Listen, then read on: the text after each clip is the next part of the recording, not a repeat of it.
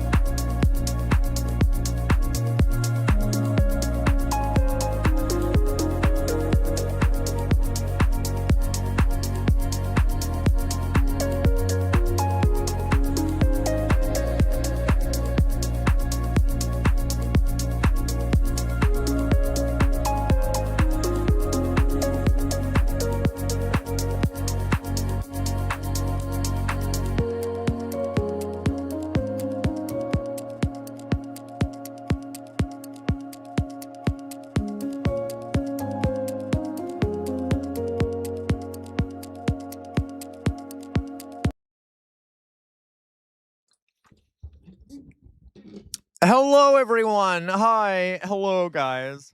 Hello, folks. Hello. How's everyone doing out there? Happy, what is it? Happy, what is it today? Tuesday? Happy Tuesday. Hello. Happy Tuesday. We do have Papa Revolt here. As you can see, standing next to me, there's Papa Revolt. After we say hello to everyone, Papa Revolt has a few words he wants to share with everyone. He was inspired to come on today to talk about something he wants to talk about. So we shall hear what he has to say here in a second. But first off, you know, I don't know if you guys can see it, but my dad actually has a hat. It's the color's kind of strange for the camera, but it says here "Destroy Fascism" on his hat. Okay, so let's see who we have here. Let's see who we have here. Chairman Bart here says "based." Okay, so which is like a comment based hat right on. That's a sick hat. Yeah. Okay. All right. So Let's who do we have here? Hello, SoCal. How are you doing? So glad you're here, SoCal. So glad you're here. Hello, James Nordoff. Always glad to see you here. SoCal, I just got back to the message you sent me on Discord, by the way. Thank you for the message. Who else we got here? Jay Will. Hello, Jay Williams. How are you doing, Jay Williams? Always so glad you're here. Everyone, check out Jay Williams' art. Join our Discord. It's linked at the top of the Twitch chat and the bottom of the YouTube chat. Go to Jay Williams art profile. Open it up. Go to his Instagram or X. You'll see his art, and you can commission art from me. He's a very good artist. Okay. Hello, Sir Bart. How are you doing, Sir Bart? Yes, Sir Bart. We're yucking it up in here. How are you doing, Sir Bart? Hello, LaCroix. LaCroix says Jay Williams is the fastest chatter in the West. That's for sure. I hope you're doing well, LaCroix. Okay, hello, Drusilla. Always glad to see you here. To my chagrin, partially, because you're sick, Drusilla. You're sick. But hello, Drusilla. Hello, elevator lady. So glad you're here, of course. Hello, Jonas. Always so glad you're here, even though you're sick, also, Jonas. Look, listen, you both of you have led me to target both of you, which then makes me look worse because, well, that doesn't exactly look good that you're the two I target, but it's not my fault that you two are the most. To make to make this equal level ground, to make this fair, is that my son has made himself a target so freaking often. The moment he was born, he made himself a target. So go for it, guys. My father has dementia, and we don't listen to what he says. He has no idea what he's talking about. Okay. So, it's an age thing, okay? That's just not true. I'm not that way. Anyway, uh, all right, let's see here. Let's see who we have here. Hello, Raccoon Boyo. How are you, Raccoon Boyo? Hope you're doing well. Hello, Virtual Violence. So glad you're here, Virtual Violence. Hello, Mayflower Kid. Roar to you too, Mayflower Kid. Roar to you too. Okay, they're all trying to encourage you, which annoys me, Dad. They're all trying to encourage. Okay. Let's see here. What else we got here? Who else do we get? Did I miss anyone? Drusilla, Raccoon Boyo, Jay Williams, Dodongo. Hello, Dodongo. So glad you're here. Hello, Dodongo. So glad you're here. It's our LaCroix says, hey, it's our favorite streamer and Sam. Yeah, okay. Yeah. Don't you smile, Dad. Repulsive. Hello, Macon. How are you doing? Yes, Macon. Tuesday, the day with no feeling. Correct. Okay. Hello. Let's see here. Hello. Who else did I miss here? Hello, Louise. Hello, Louise. So glad you're here. Speaking of our peeps in the UK, we have some lovely news. Some lovely news about, Farage, which is going to be fun to talk about. Hello, Dolly Boy. Hello, Dolly Boy. Oh, I'm sorry that you have a split shift, but hello, Dolly Boy. So glad you're here. Hello, Tater Tot. So glad you're here, of course. Even though you sent an image of Bigfoot in the Discord yesterday, and that really repulsed me, and I'm disgusted with you. But so glad you're here, Tater Tot. Hello, Matt Sci Guy. How are you doing, Matt Sci Guy? So glad you're here. Okay, we need to speed this up. This is getting insane. Hello, AMA. Hello, AMA. Hello, AMA. Hello, Oxpecker. Hello, Peck Gaunt Bad. Hello, Salam Couch Potato. Yeah, let's see here. Outer Signal. Hello, Outer Signal. Outer Signal says, "Stop being mean to Papa Revolt, or we revolt." You know what, Outer Signal? I don't give a shit. Do your worst, okay? I am the sun, the moon, and the stars. I am the all-powerful one. There's no way you can defeat me if you rise up. All right. Okay. I would willingly sacrifice 99% of you to maintain my rule. So just be aware of that. Okay, let's see. Hello, Kenny. You just hate that Papa has better facial hair. I hate you so much, Jonas. I swear to God. Okay. All right. No, I'm not, LaCroix. I'm not. Okay, but I will say hi to you always, LaCroix. Okay. We're done. So, folks, we got few things to do today. The first thing we're gonna do today is I'm gonna give my dad the mic so he can talk about something with all of you. After that, we have a few news items to talk about. Then, of course, we will continue day 2 of our fascism week presentations. That sounds so bad. And then we'll do some reactions, etc. We'll see what the day goes after that. But we'll begin by, I'm going to give the floor to Papa Revolt here. I'm not 100% sure what he's going to talk about, but it'll be relevant. And apparently it has to do something with It might have something to do with fascism. Okay, so let's listen to him, and here we go. Here, your dad. Hi, y'all. Hey, first thing I want to say is it's a rare occasion I go to my son and I say, "Can I come on?" Okay. He usually invites me first, but something I I read the last 2 days has really bothered me, and I just want to step in and um, get it off my chest, so to speak. And what it is, there is a gentleman here in the U.S. by the name of I think his name is David Striever. And after Alex Preddy was killed by ICE in Minnesota, he was so distressed about this, and he's a young father. Um, he got on and online and sent the acting director of ICE named Lyons an email about the shooting and about Lyons generically himself. And what he did was that um, on this in this email, he basically said Lyons, and by the way, Lyons is no longer the director. He quit a little while ago. Uh, he said that Lyons, who defended the shooting of Alex Preddy, um, was nothing more than a Nazi officer defending a killing, a murder that was unjustified. He also said that if Lyons had a conscience, it will always follow him what he has done defending this barbarous act. And he went on to say, "You'll never know peace.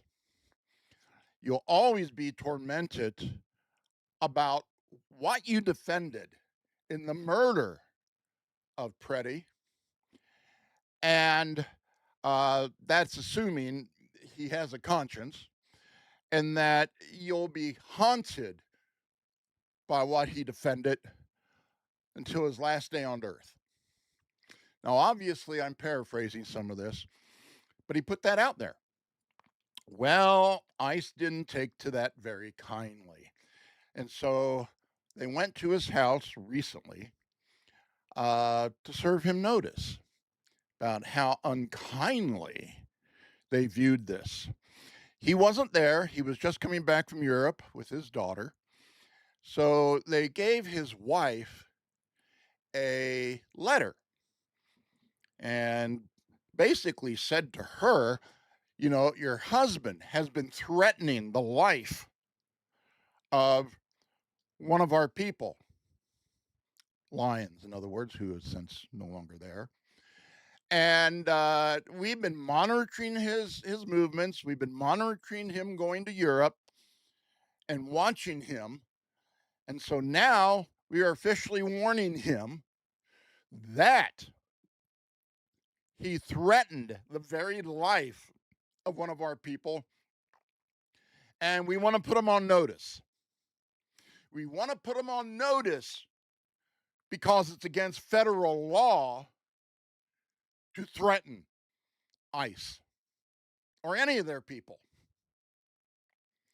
Now, not Preddy, but Striever, the one who put that email out there, when he found out about this, he got some attorneys who are, you know, very pro First Amendment rights, freedom of speech, and they're suing the government for this, for threatening him and his family, for trying to deny him his First Amendment rights. And they also said there is no threat there. There is no threat. Okay. And so I had to come on because there are several things I want to say. I'm going to start with the so-called threats, what Striever said. talking about you'll have to live with this forever for backing the murder. You'll take it with you wherever you go, assuming you have a conscience, a good conscience, and it'll be with you, that feeling, until the day you die. That's not a threat. That's probably a reality, unless this guy is a psychopath, meaning lions. Okay? Now, one of the things I want to mention is that is very typical feelings that men and women in combat get. It never leaves them. My dad, and I'm going to reference my dad, who, those of you who might be new to this, he fought in World War II across North Africa, and then landed at the beach on the beaches of Normandy on D-Day. He landed at Omaha Beach, fought his way across Europe to the Elbe River, wounded 3 times. Even though my dad viewed himself as doing the right thing because he was fighting the fascists, he also would always add into there, but they were people like me in many aspects, those that he killed. He said, he never took time to really stand and look at them, the ones he killed, partly because quite often when you're in a firefight, you don't know who you just shot. You just know you shot somebody. But he said, if we would change uniforms, he'd look just like me. Possibly had a family. Possibly mom and dad, wife, children. Possibly went about his business before the war. Possibly enjoyed things that my dad enjoyed. And he said, and I cut that short. Now, he didn't regret that he had to do this to save people. Okay? The only ones he didn't really care about, never had a hesitation on his conscience, were SS. And he told me some of that. Okay? Or when he got to Dachau. But he said, even though they were the enemy when I shot them, the common Wehrmacht soldiers, he said it bothered me. It didn't have to be this way. And he always felt that way throughout his life. What could have been, but it wasn't. He always felt that way. And you'll hear other soldiers that were in combat frequently will say the same thing. It won't leave you. It doesn't leave you. So basically, what David Striever is doing here is basically citing something that our own soldiers go through in combat and afterwards. It is typical. And so here is Lyons backing the murder of Preddy, and Steve Striever is basically saying, this is what's going to follow you now. No different, but it's going to follow you because you backed the murder of innocent people. My dad had to shoot fascists with guns shooting at him, and it still bothered him. And yet, what did Preddy do deserve to be killed? Protested. Went to help a person who seemed to be in distress because of ICE. So he's basically just saying, look, this is what you set yourself up for. It's not a threat. It's citing, assuming that Lyons has a conscience, it's citing most likely the fact. No threat. So what the hell is going on here? If anything, they're saying, oh, you're threatening us. Well, what about ICE? What did they do when it came to Pretty and Good and others. You know, ICE was threatening them, really threatening them. And yet they're threatening Strieber now because they say you are threatening one of our people. Wah, wah, wah. What a big ass Trump he is. Baby, AKA. I normally don't talk like this. You can ask my son. What a big fucking baby. Okay? And believe me, Trump knows what it's like to be a fucking baby. He's a baby. And all those underage people, well, you can fill in the blank on that one. And yet, here he is. What the hell is going on here? And ICE had said they monitor people who threaten them. Ooh. You know, King George III, we just celebrated the 4th of July, said similar things about some of these colonists, arrested some of them for criticizing the king in Parliament. And we had a revolution to stop that, plus a whole list of other things that we were upset about back then. And we celebrated, woo! But when you say one bad thing about our present government, especially ICE, you're the bad guy. So much for American tradition of stepping up and being the thorn in the side of fascist thought and deeds. What the hell? You know, I just had to come online because this really bothered me. And to be honest, and I never said this to my son, I hope somebody in ICE listens to this and hears me. I'm not threatening ICE. I'm telling it like it is. You don't like the freaking truth? So shove it up your ass. Smile. So I just had to get this off my chest, and I thought you might be a good audience for that. And so there you go. My 4th of July message. You can tell they're all loving it. And also some fireworks. Wow, great. That's great. Thank you. Okay, thank you, Dad. You can do this because you're gonna get stuck. Have a good day. All right, thank you, Dad. They loved it. Come get me ice. God. All right, thank you, Dad. You're welcome. Okay. So that's my father's message to all of you. I can see you all enjoyed that. Yeah, no, keep going. They're like screaming, keep going. We need more fireworks.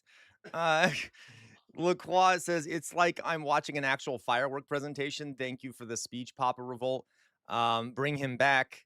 If you go away, we want Papa. Yeah. All right. Thank you, Dad. Mm-hmm. I'm sorry, just real quick. I would go on, but this hurts me to say this. My son is really good at talking about some of this stuff too, and about fascism. And number 2, that doesn't sound good. Do you hear that? I guess I'm good at talking about fascism. Just kidding, it's joking. From this point of view. Yeah, okay. And I got to get my heart rate down. Okay, thank you, Dad. Yes. Okay. Woo. Mwah. Okay, guys. All right. Thank you, SoCal, for the kiss. Really. Okay. Okay. So where did I put my by the way, that was my dad's request. He saw me about to stream and he goes, "Can I come on? I really just need to vent." I'm like, "Of course you can vent. My community's perfect for that. They love to hear you vent." So yeah, that was his that's what he wanted to say. Totally like that, okay? Totally love it. Okay. Of course I did raccoon boil. I ate like a fat ass. Well, nothing wrong with being large, by the way. I'm just making a joke.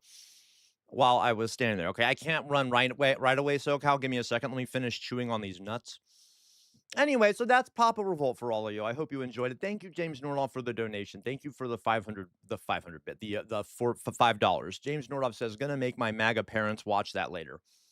Please do, James Nordoff. James Nordoff. Okay. The community demands more frequent Papa Revolt rants. Well, that's up to him. Okay. He should have a column in the street, maybe. Okay. So I know, man, if I could, right? Jonas, kind of jealous. You've got an incredible fight. Oh, thank you, Jonas. Love hearing how mad Dad is, especially since a fair amount of his generation are hogs. Yeah, yeah. My parents don't necessarily have a lot of friends. It's kind of sad, partially because they are not in line with a lot of other people their age.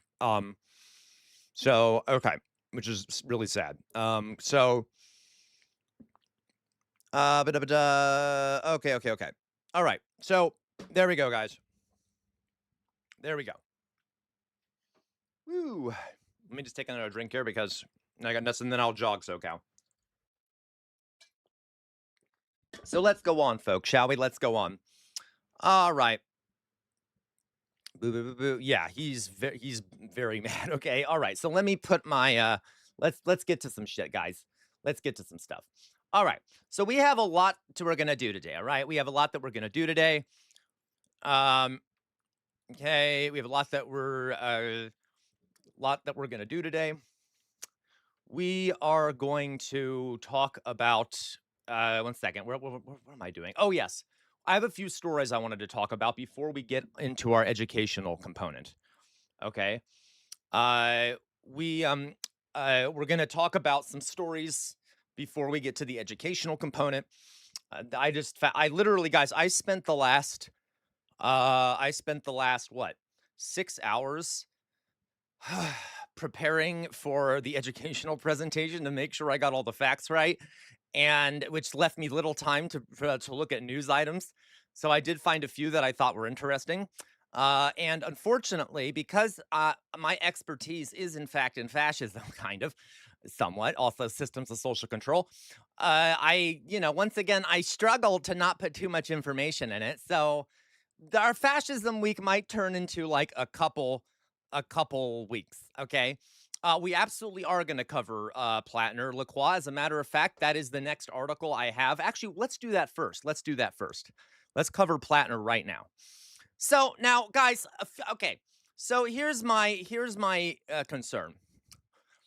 Well, not my concern. I'm done with Platner. I am done. I am completely done with him. I mean, I was already kind of uncertain, didn't really have a set view, and now I'm just done. Obviously, I think most of us should be done. And then listen. I have heard people make the argument, well, the Republicans don't care when one of theirs people are sexual offenders or whatever. I'm sorry, I can't. I'm not a Republican though. I just can't. I just don't. I don't care. And I know that might be okay. Well, so there have been allegations that have come. Yeah, I know, right, Lacroix? Yeah. Yeah, weird amorphous blah. But listen, I don't blame you though. Like, listen, this is a very complex issue. And it's not just because I'm done. I could still see why there are others who are not done. And I know that sounds bad, but people are desperate. And like, okay. Regardless, let's read about the allegations that have been brought out against him. Okay. Let's read about the allegations that were brought against him. Okay.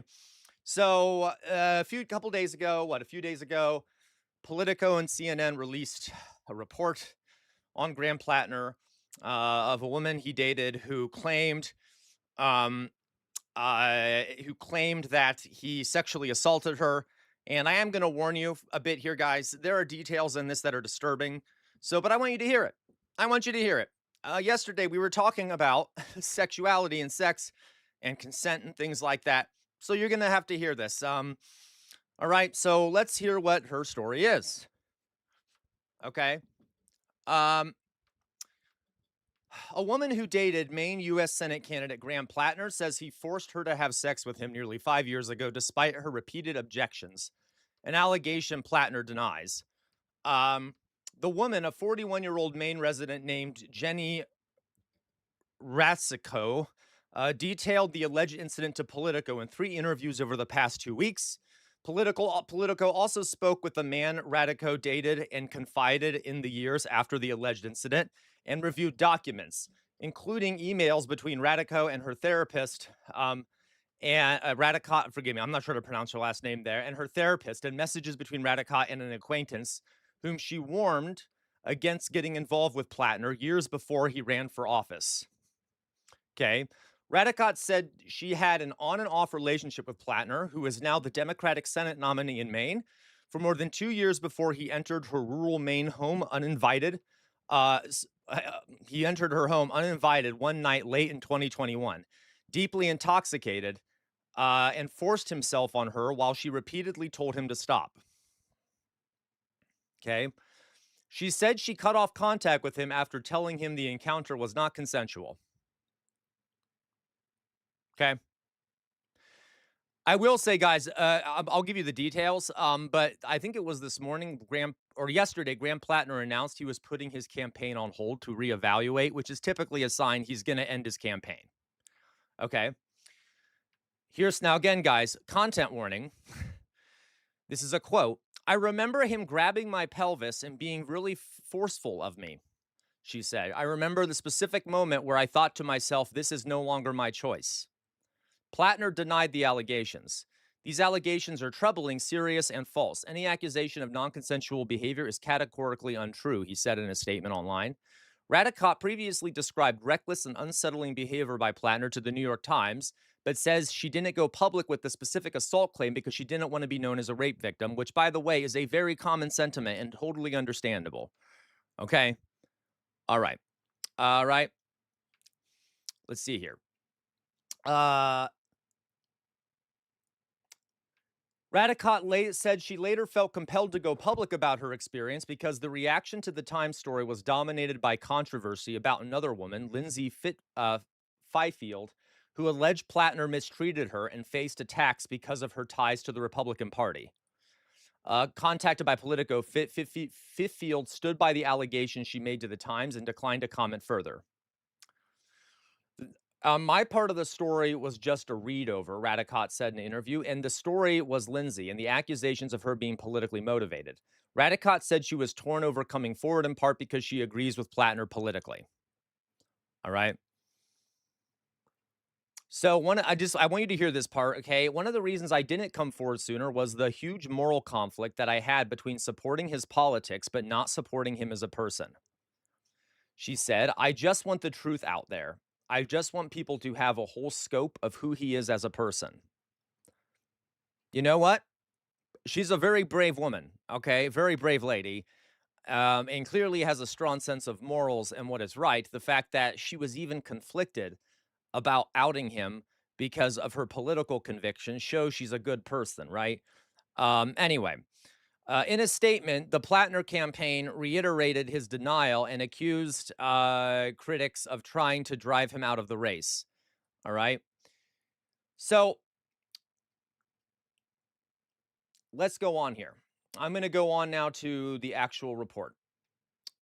That night in late 2021, she said she had exchanged text messages with him and told him not to come over, saying she wasn't in the mood for company.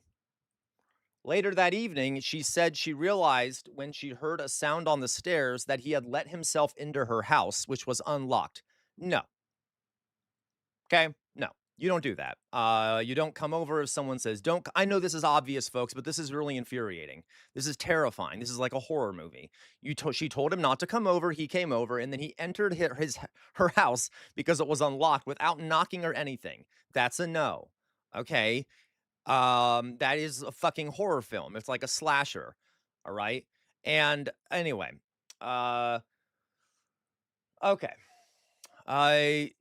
Which was unlocked. Platner came up the stairs, Radicott said, to where she was on the couch, on a couch. He got on top of her and began grabbing her. she said, while she repeatedly told him to stop and that she wasn't interested. Radicott said she smelled alcohol in his breath and believed he was almost blackout drunk because Platner ignored her protests and continued to grab her after knocking over an antique sewing kit, spilling small needles everywhere. I had been telling him these words like, no, don't, she recalled. And the look on his face and realizing what was happening, I just realized that, like, I am in a situation where there's no consent here. Radicott said she tried to separate herself from Platner by telling him she couldn't be in that room anymore, after which he followed her to her bedroom and had sex with her against her will. She said he also ejaculated inside of her despite her telling him not to, as she was not using birth control at the time. She went to clean herself. This is gross. I apologize. I'm having trouble getting through it. Okay. This is like torture. This is literally like we're witnessing torture, essentially. She went to clean herself up, she said, and when she returned, Platner had fallen asleep. She contemplated waking him up to kick him out, but worried he could hurt someone driving in the state he was in. The following morning, she said, Platner tried to put his arm around her and she pushed him away. She said she asked him whether he remembered what happened the previous night. According to Radicott, Platner said he didn't remember. Radicott said she told him to leave and never contact her again. Radicott said that she waited several weeks until she got her period to ensure she wasn't pregnant, then sent Platner a private message on Instagram saying that the encounter was not consensual and that she did not want to hear from him ever again. Radicott had no further contact with him after that, she said. Radicott said she later deleted all her texts and social media correspondence with Platner as she tried to move on from the assault. And said she had not been able to recover the Instagram messages she sent him about the incident. In the weeks after the alleged assault, Radicott said she considered going to the police but struggled with shock and confusion about what had happened to her and did not file a police report. Even as the time passed, she said she felt uncomfortable potentially telling a police officer about such a personal experience and feared retaliation from Platner. At first, she confided only in her therapist, who she continues to see. Radicott showed Politico emails with her therapist in which Radicott explained she was talking to the media about her relationship with Platner and the sexual assault, using an abbreviation for sexual assault. In the message, Radicott was not ready to go public and was seeking help corroborating her account in conversations she was having with reporters on condition of anonymity. Her therapist responded that Radicott shouldn't have to speak publicly about a traumatic incident in order to be believed, without referencing details of any particular incident. The therapist, who Politico agreed not to name at her request, declined to comment when reached on Monday. Good, because she shouldn't comment. That's a relationship. Okay. Another man who she dated after Platner, who was granted anonymity out of concern for his privacy, told Politico that Radicott had told him in bits and pieces about a bad experience with Platner before confiding the full details of what had happened in 2023. His account of what Radicott told him about the incident matched with what Radicott told Politico.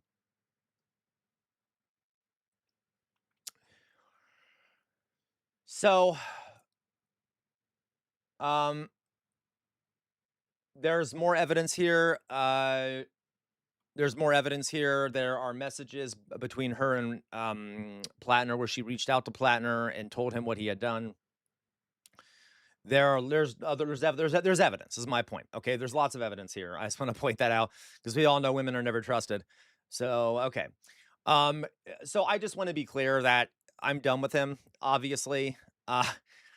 Yeah, I know, Couch Potato. I know. There will always be people that say that it is that's why I'm saying that there's tons of evidence of this, okay?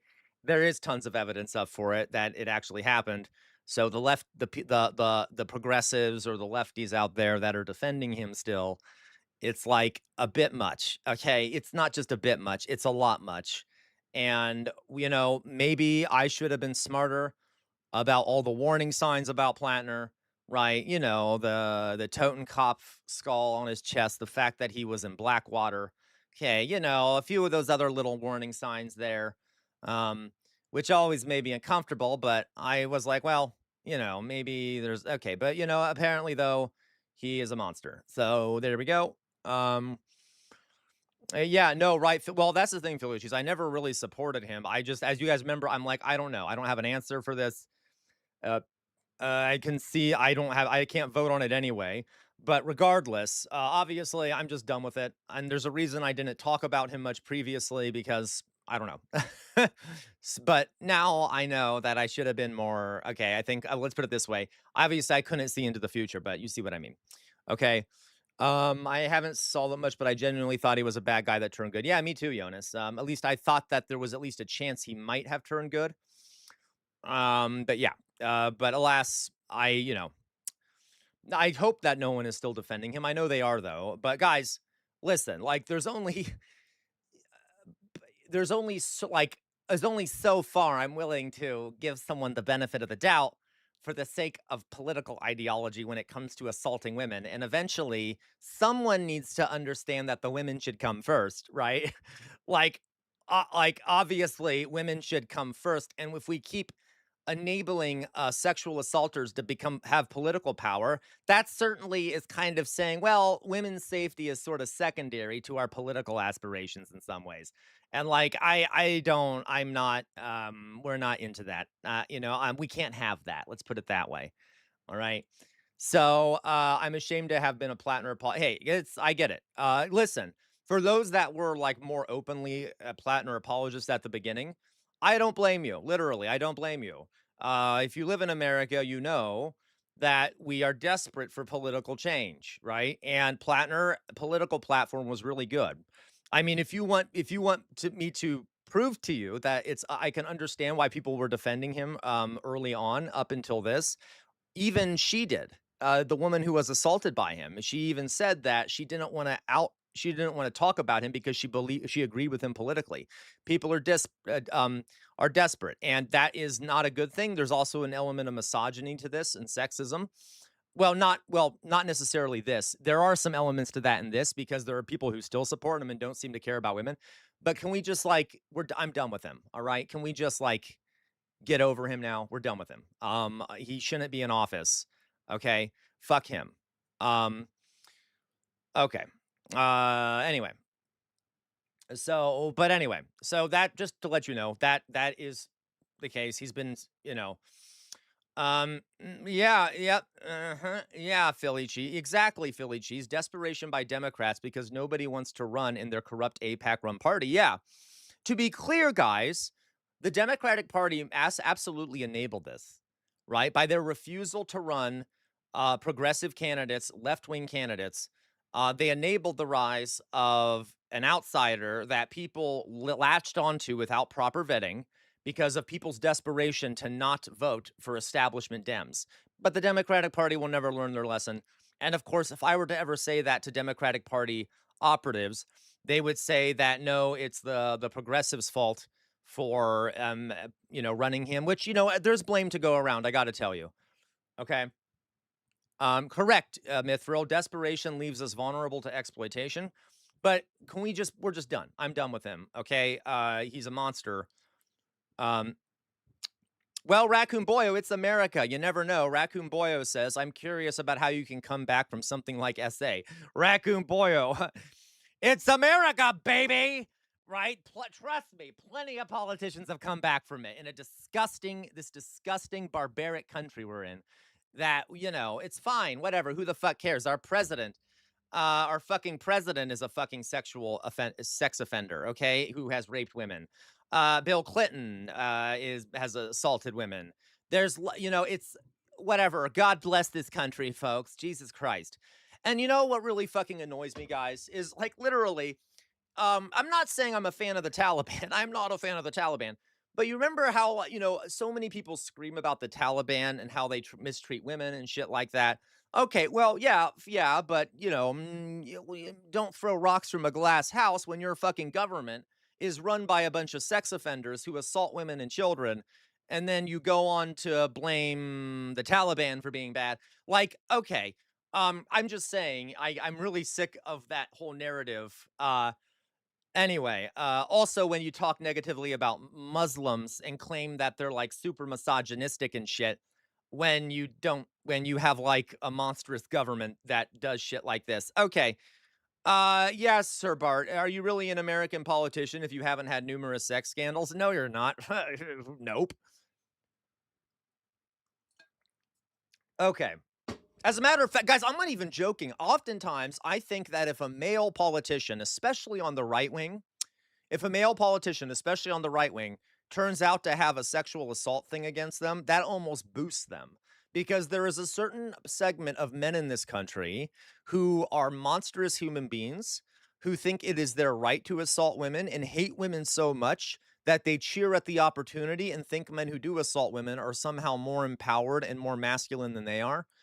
Um, you know what I mean? You know? Philly cheese. The vote on the bill would have revealed who was in. Yep. Of course, Philly cheese. Isn't that funny? Philly cheese. Philly cheese said the vote. The vote on the bill that would have revealed who in Congress paid settlements to sexual assault victims failed. Yeah, because we live in a fucking clown show. Yeah, it does. Oh, absolutely, Lacroix. Correct. Lacroix shows the personality type that political office seems to attract. Not only just political office, folks. The police departments, who we know have a disproportionate number of people in them who abuse their spouses. I mean, like our government our government is run and the police are controlled by a bunch of people who attack women and children. Like it's not I don't know what to tell you. It's really fucking crazy. What about the military? How often do we hear about women in the military being assaulted by men in the like? Okay, anyway.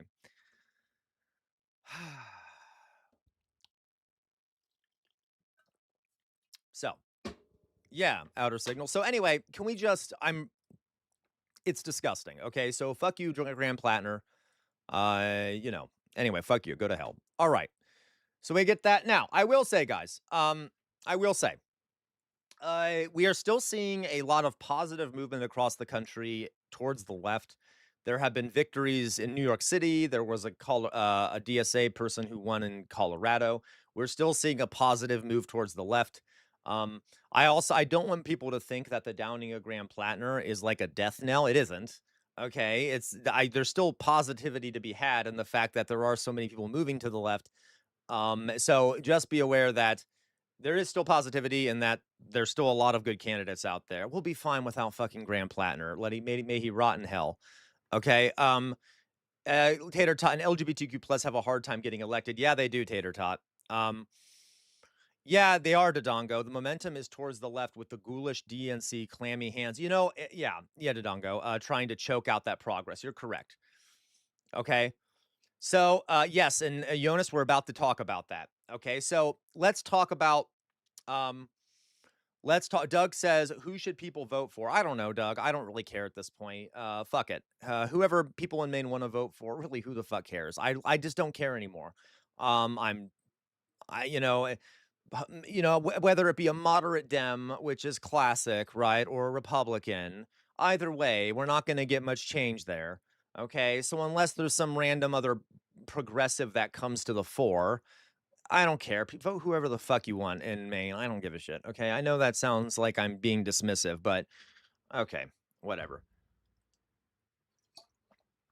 Okay, so let's go on here, guys.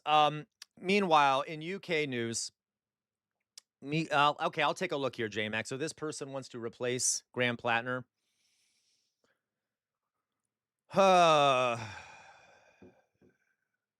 Democrats. Okay, so just a corpo dem. Okay, well, all right. I don't give a fuck. He's just a corpo dem. Fuck him. Yeah, I really don't give a fuck. Okay, vote who we want to vote for. I really don't care. Okay. Anyway, former Republican. No, hey, Oxpecker. Oxpecker says I didn't go out on my way to defend him, but I didn't condemn him. Yeah, no, I totally get it, Oxpecker. It should have been 40-60, but I was hung up on the flawed motivations. Listen, Oxpecker, I agree with you. Like, don't blame people who defended him originally. Okay, I really don't. I actually get it. There was also an assassination, like a character assassination campaign going around about him. And it was hard to tell whether this was actually the establishment trying to stop him or a lot of it was real. But finally, we have something so fucking concrete and that doesn't have any plausible deniability, right? But so yeah, no problem there, Oxpecker. Like I get it, okay. Former Republican turned Democrat and Bernie supporter, big time. Is that true, J Mac? Okay. All right. So let's go on here. Troy Jackson would be a way better option than Janet Mills. Okay, then good. Troy Jackson, good. Let's go, Troy Jackson. I don't know. I'll look into it. I don't care right now. I really don't care right now. I'll look into it. Okay, so let's go on here. Luckily, I'm a very small voice on the internet too, so me not caring at the moment isn't gonna change much. Okay, maybe I'll look into it. Okay, but right now I don't give a shit. Okay, so let's go on here. Next story. Next story. Yeah, let's see here. Trump ally and hard right leader Nigel Farage from the UK triggers a vote in a bid to clear his name amid a financial scandal. So Farage, there are a bunch of information has been coming out about Farage and how his reform movement was majorly financed by crypto billionaires and the one guy, what's his name again? The guy who has tons of illegality in his past and breaks the does has done financial crimes and shit, who came out, who turns out was supporting Farage. Okay. Um okay. Let's see here. Let's see here. What's his name? I can't remember his name. Hello, Matty Holmes. Okay. Posh George. Thank you. Posh George. So in order to so Farage is now saying that he is going to resign his seat. Okay, resign his political seat in the UK, and then prompt another election in an effort to show that he still has the support of his electorate. Okay, and this is so he is literally holding a new election. Now this is at both times a brilliant move. Unfortunately, it's a brilliant move. Okay, it's a brilliant move. He is avoiding being investigated and is trying his best to resecure his legitimacy after these scandals. Okay. It is absolutely a bit of a Hail Mary pass, Matty Holmes, but unfortunately, Farage is proved to be kind of a clever political operator, and I don't mean that as a compliment. He's a monster. Unfortunately, it's a by-election. What does that mean, Mithril? What does that mean in the context of the UK? I'm legitimately asking. I am not quite sure what even office he held previously, and again, and the articles I read were kind of unclear about it. Maybe I'm all right. So Farage has faced growing political pressure to step down and is being investigated by a parliamentary standards committee over donations received before he was elected, more than 6 million from a crypto billionaire. His decision to stand for re-election in the same seat appeared to be a defiant attempt to move past the political drama and cement his popularity. It's a local election. He's MP. Got you, Louise. So it's a by-election for to be a minister of parliament. Okay, got you. Yes, I thought exactly, Mithril. So he's having a new election, a by-election in his local area. Okay, all right. So he so and there's a chance, guys. Let's see here. Making money is not a crime, he told the media on Tuesday. I've done nothing wrong. That's so Trumpian. I've not broken the law. I've not misused public money. Flanked by British flags, Farage said that he was angry and that he would likely need funds for security for the rest of my life. Oh my God. Oh, poor Farage. Oh, I'm so sad. He needs security for the rest of his life. Oh God. Okay, I don't give a fuck. And I will say, so does that true, Jonas? It's in an area he's barely been in and completely neglected. Oh, okay. So he might actually lose, which would be nice. Stating he was among the most attacked politician in recent decades. You piece of shit. I hate him. For many years, Farage, yeah, me too, right? I'd rather he didn't have security, right? Weird Amorphous Blob. For many years, Farage had been a provocateur from political sidelines. But in 2024, he was finally elected as a member of parliament, receiving Clacton, a deprived area of Essex in southeast England. It was a job, he said Tuesday, that he had really enjoyed. Oh, great. Okay. In that role, he faced media criticism over his poor attendance in parliament and claims that he spent more time in the United States or on the airways, which he has denied. So listen, one of the, yeah, Louise, okay. One of the things, guys, you have to remember is that fascism, almost always the fascist, like fascist politicians, leaders are lawbreakers, are under investigation, and should not be in office to begin with. But they use the popular will to override the legal processes of parliamentary democracy. What do I mean? They try to make themselves so popular that they're unprosecuted. They can't be prosecuted, or at least they can't be found guilty.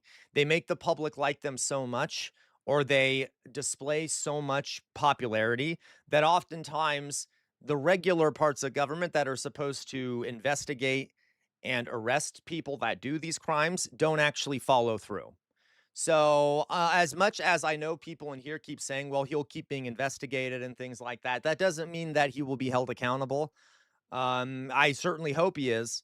But if he does win, that will put a lot of political pressure on the government to not to cease the investigation, because they will view it as sort of a democratic um, response to the investigation. So we will see. Okay. Jonas, this is a short of Nigel being asked about Posh George. Okay, we'll take a look here, Jonas. Let's see what he had to say about Posh George. So this is a well, the reason I think this is important, guys, is that this will show us a lot. Okay, if the UK, if let's say he does win this election and the UK is unable to continue investigating him, that's a really bad sign. That means he's gotten so popular and influential that he's outside the law. So we will see what happens. Okay. Or at the very least, outside of public scrutiny over his donors. And, okay, so let's see here. I've got to ask you a question. So this is, I guess, Farage being asked about the rich donor, Posh George. About this £5 million gift from this crypto billionaire. You know better than most politicians how LBC works. I'm getting comments as you and I are speaking. This man needs to tell us what is he... Go ahead, Jonas. What part seriously, what part do you think I'm getting wrong there, Jonas? As you know, I am not as much as an expert on UK politics. So what part do you feel I'm getting wrong? Done with the £5 million. Get him to be truthful. Nigel Farage, please, what has happened to this £5 million gift? With all due respect, what's it got to do with you? Well, because it speaks to the position of you hold in office. Initially, we were told that it was because of your personal security and it would pay for... Jonas, he chose to resign so that he can't be investigated on the money. That's fair, Jonas. But that's my point, right? If he gets reelected and then still doesn't get investigated because he's been reelected, that's a really bad sign, right? Do you see what I mean? So if he gets reelected... and they're able to start an investigation and they don't, or they do, and then they find mismanagement or whatever, and nothing happens, that's a really bad thing. Do you see what I mean? But you're right, I should clarify. That for the rest of your life. Then apparently it was some kind of reward for campaigning for Brexit. I am told we have two different stories. Which is the truth? Well, I think you're contradicting yourself there, aren't you? Well, if you tell me what happened with the £5 million, then we're solved. It's an unconditional gift. I can spend it on Ferraris if I want.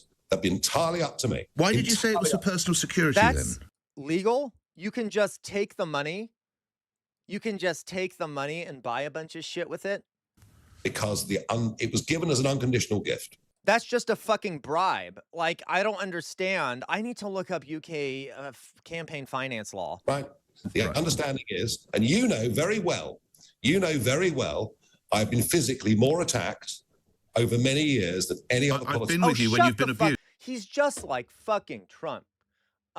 He's just like fucking Trump. Jesus Christ. Like I'm the most attacked. I'm the most attacked. Okay. Jesus. Yeah, Mithril, but what did he get the money for? It was during it was while he was a politician, right? He wasn't in office, but he was while he was a politician, right? He was like he was running reform and things like that. Seen that, but my listeners want to know, Mr. Farage, how much has been spent? Nick, I can deal with it as I want. I can do what I want with it. I can put it on the horses. Yes, you are under review, though, by the Parliamentary Standards Commissioner. Well, and maybe we shouldn't be discussing it in that case. But what I will say to you is, that's why he never declared. Oh, he never declared it. Okay. He also claimed he wasn't a politician when he received it, as he was the owner of Reform. Oh, okay. Yeah. See, he was the owner of Reform LLC, and he receives a massive bribe, and then he hides that bribe. Okay, so that's good. I know that I will need protection until I die. Right. I've no idea how long that will be. None of us do. But I know that it's oh no, I know, Mithra. I'm just upset at him, not at you. damn Okay? expensive. And I now don't have to worry or even think about that, because repeatedly over the years, when I've asked for help from the state, I've been refused. So it was a reward Oh, shut the fuck up. for personal security. Yeah, Louise. Sorry, Nick, you're confusing two things. One is the money comes in, the other is where it goes, right? I can do with it as I wish, but I know myself what it's for. How much has been spent? Oh, great. That makes us feel better. I bought a cup of coffee this morning. Was that from that money or from what I earned from GB News? Or these are ridiculous questions. Nick, but as I See, that implies that he just put it into his personal bank account. He's like, can't even tell the difference between the bribe money and the money he earned through his business or whatever. say, this is ridiculous, because you can ask me this for the next 10 years. You know, as I say, you bought a round of drinks. Where did that money come from? It isn't like that, is it? Well, no, but I mean, if you just came out and said, you're saying now that there's nothing to see here as regards purchase of houses, renovations of houses, we can finally put this to bed. And even if there was, it would be irrelevant. But you did have two stories. Jesus. No, there are not two stories. One is I was given the money unconditionally. I believe it was a reward for giving up a quarter of a century of my life, giving up a huge income in the City of London, putting up with lots of abuse. I believe that was the motive. Whether it was or not, that is that side of the equation. The other side of the equation is what I intend to do with it. I've made that perfectly clear. Can I be clear? It's really dark to see like the Americanization of UK politics. Now, listen, I'm not saying UK politics wasn't corrupt before, but I feel at home watching this, right? Like the blatant corruption. I'm like, oh, I feel so American watching this, right? Right, Louise? Jesus. Oh my goodness. This is horrific. Okay. I'm not surprised at all. He's a fucking scumbag. And listen, guys, when we start learning more about fascism today, you will see some limited similarities. One of the components of fascist politicians that a lot of historians consider to be vital to a fascist regime is corruption.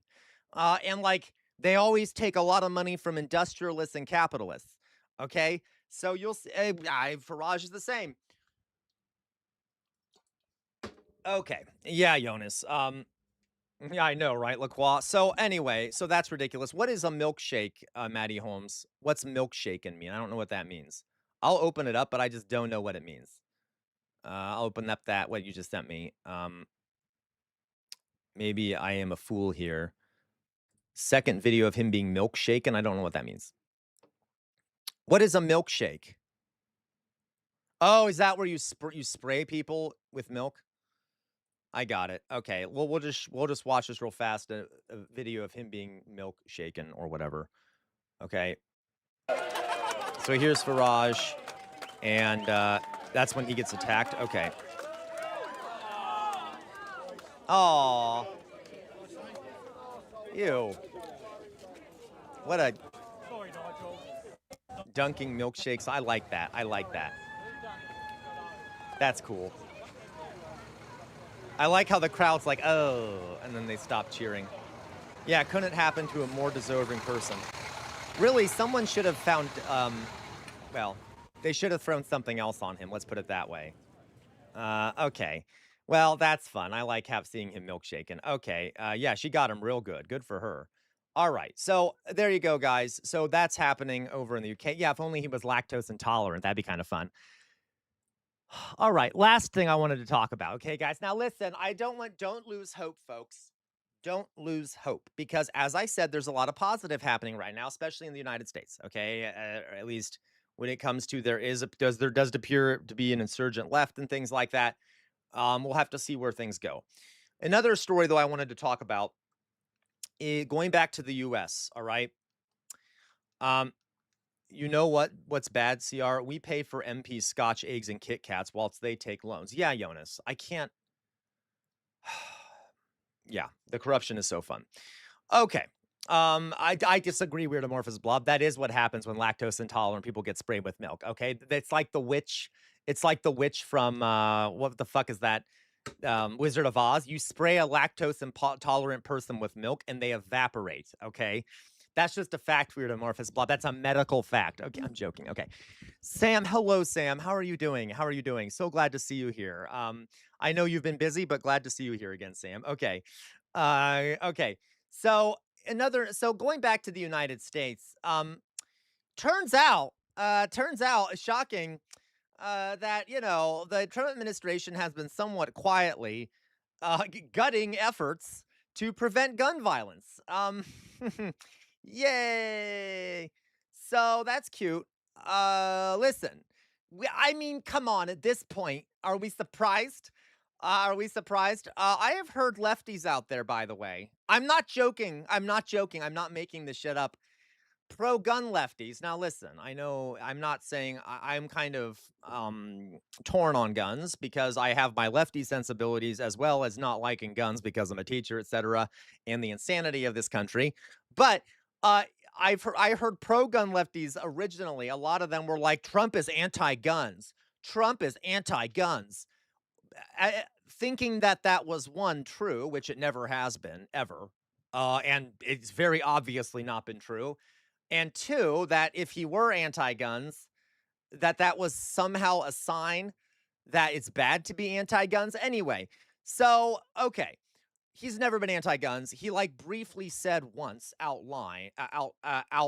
he briefly said once, like in an interview, that like they shouldn't have guns or someone shouldn't have guns. Okay, anyway.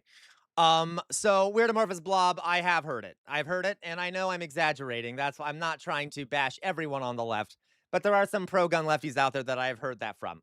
Okay, and it's not okay. Whatever, it's fine. So he has been massively trying to gut. He has been massively trying to gut any any regulations on guns or anything. As a matter of fact, he's been trying to expand gun rights, and he is cutting off funding. He is cutting off funding to hospitals and community groups that track gun deaths. You know, because not only do we need more guns, we're not even allowed to study how bad the violence is. Okay. As a reminder, it was until very recently, Congress had passed a law that made it illegal for government money to be spent on anything to do with researching gun deaths. Literally, they made it illegal for the federal government to research the number of gun deaths. And until very recently, that was the case. And now we're going back to that because the Trump administration is doing everything he can to prevent collecting any kind of information on gun deaths in the country. All right. So that's good. That's good. So, okay. It's obviously like dumb.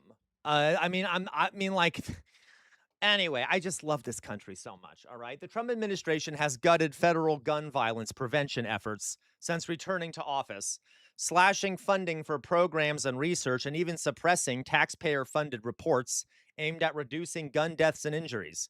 The cutbacks, which span agencies throughout the federal government, represent a shift in philosophy about how to address gun violence, away from a public health-oriented approach focused on prevention to a law and order approach focused on beefing up police departments and seizing illegal weapons while also systematically rolling back firearm regulations. That makes perfect sense. Okay, the move away from prevention and regulation aimed at saving lives is playing out in other areas of public health too, including illegal drugs and smoking. I just love this. I'm sorry. I can't. You guys know I have a big issue with guns. I have a big fucking issue with guns in this country, and it's very triggering for me. to even fucking talk about it because it infuriates me. Because we're a lunatic fucking country.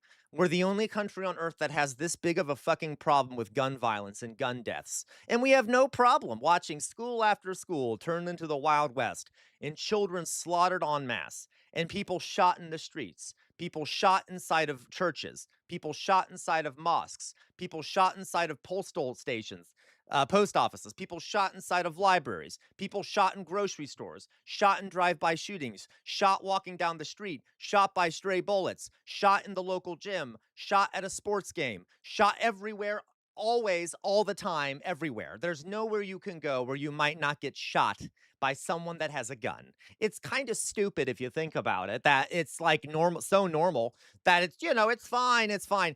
Who cares? We can't have a functioning society, I guess. We can just be massacred all the fucking time and no one gives a shit. Let the most insane people imaginable who have deep mental health issues or have deeply racist and violent ideologies own guns. Yay! That'll go well. Great, great, great, great. Not only that, guys, one of the biggest sources of gun deaths is suicide. Okay? People kill themselves with guns all the fucking time, and apparently we're okay with that too. Thank you, Jonas. I will calm down. I will calm down. Okay. And yet we still like, guys, it is, I don't know how to frame this.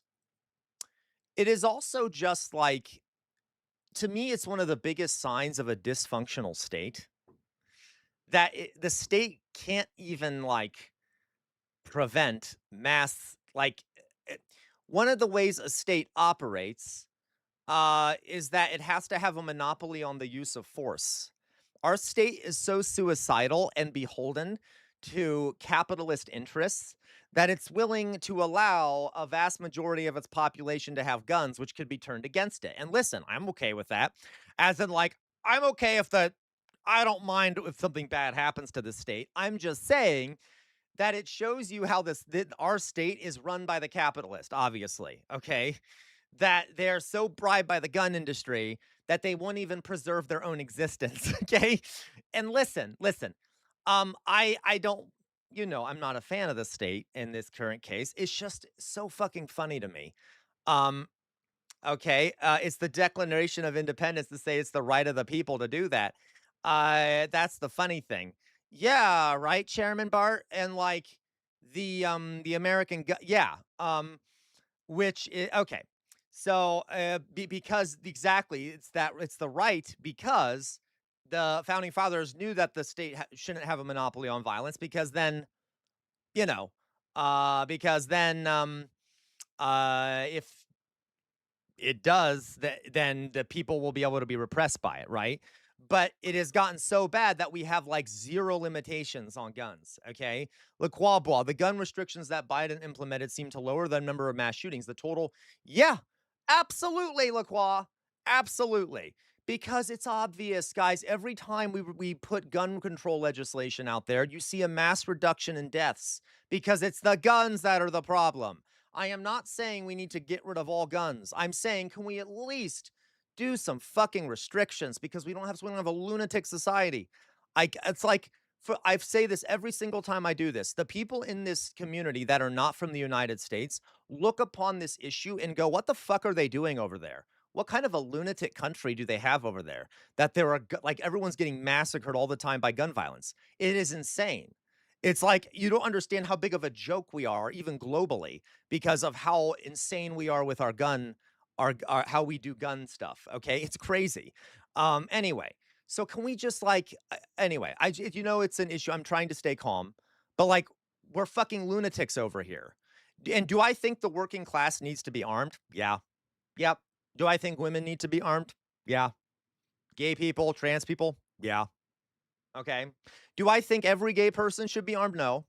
If there's a gay person out there that has a deep mental health issue or is a Nazi or wants to do violence against their black neighbor, I don't think they should be armed. I don't give a fuck if they're gay. If there's a woman out there who wants to, which by the way almost never happens, it's almost always men.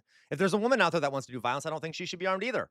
Okay, we need nuance. If there's a member of the working class that thinks it's okay to go into a school and murder a bunch of people, I don't want that member of the working class armed. Oh my God, I hope I'm not a bad lefty for saying that. There are plenty of other There are plenty of other members of the working class out there that can operate guns in a safe way and not go into a school and massacre everyone, okay? Jonas, is it the NRA or the government process? It's both, Jonas. It's both. Our government is corrupt.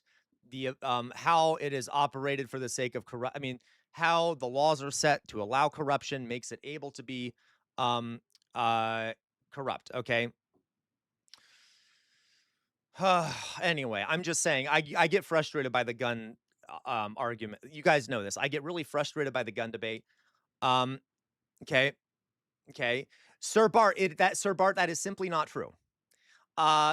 Sir Bart, yes, but that does not mean, Sir Bart, that the more guns you have, the more likely death from guns happens because of societal issues. Okay, if you have like gun restrictions reduce gun deaths. It has been shown every single time.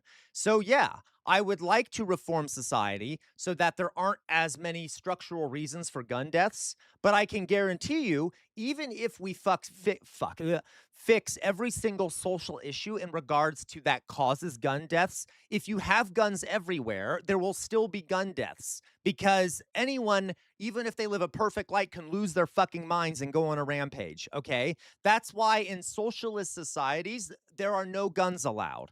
Literally, in every socialist society on earth, guns have not been allowed. And like, and yes, to get there, we need, okay. I'm sorry. I know I'm lashing out at everyone. I'm just very, this is a tough issue for me, and I don't understand why. Okay. Anyway, we got, okay.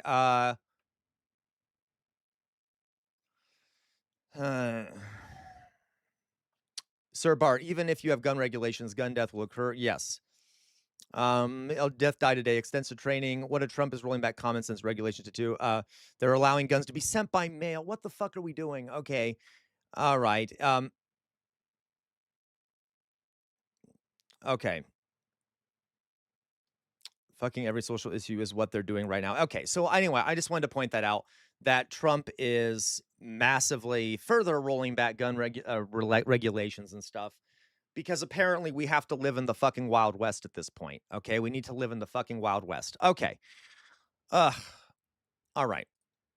You know what I think would be a really good way, and I think a good lefty way to approach the gun issue? I think that groups of workers should own guns collectively. They should be kept somewhere in a safe house or in some kind of location, and can be trained with together and owned collectively by workers, okay, as a community, but then locked up and kept safe when they're not being used for, like, as a militia purpose. Do you see what I mean? Like, it's just not, um, okay, I don't know. There are ways to approach this that can balance out these two concerns, okay? Anyway, so let's go on. That's the last story, and I'm done yelling at all of you. Okay, forgive me. You know I get triggered. I'm sorry, Sir Bart, for yelling at you. I'm sorry. I'm sorry, everyone. You all know it's a sensitive issue for me. Okay. So we got this.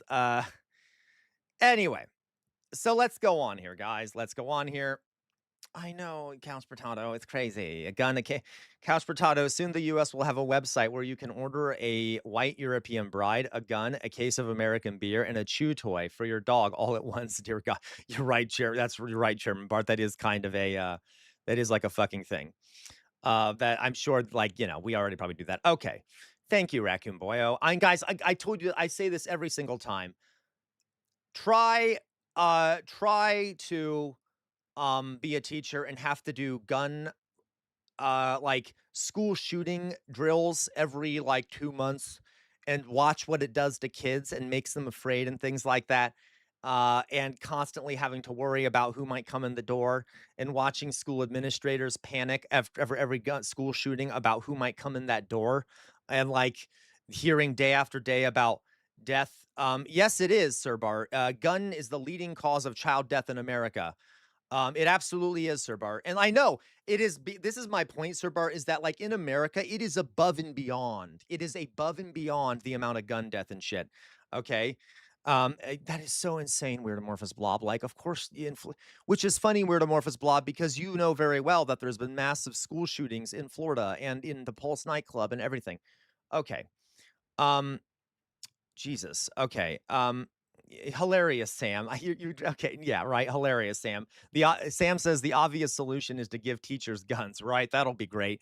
Let's, at least then we can have an open shootout in fucking schools where the teachers can fire back, I guess. Okay. Um, yeah, Jonas, I saw a vid of a kid explaining how he got in trouble for running out of the school because he thought a drill was real. Yeah, Jonas, it is traumatizing. Raccoon Boyo, having a school closed because of eyelash curlers is the downfall of society. Okay, there you go. It is, okay. Drusilla, so they'll start kidnapping European women. Good luck. They'll start kidnapped. What? What do you mean? I'm sorry, Drusilla. Okay. Anyway, I'm done with that. It's just, I'm kind of yeah, a Mexican standoff after math class. All right, let's go on. Let's go on.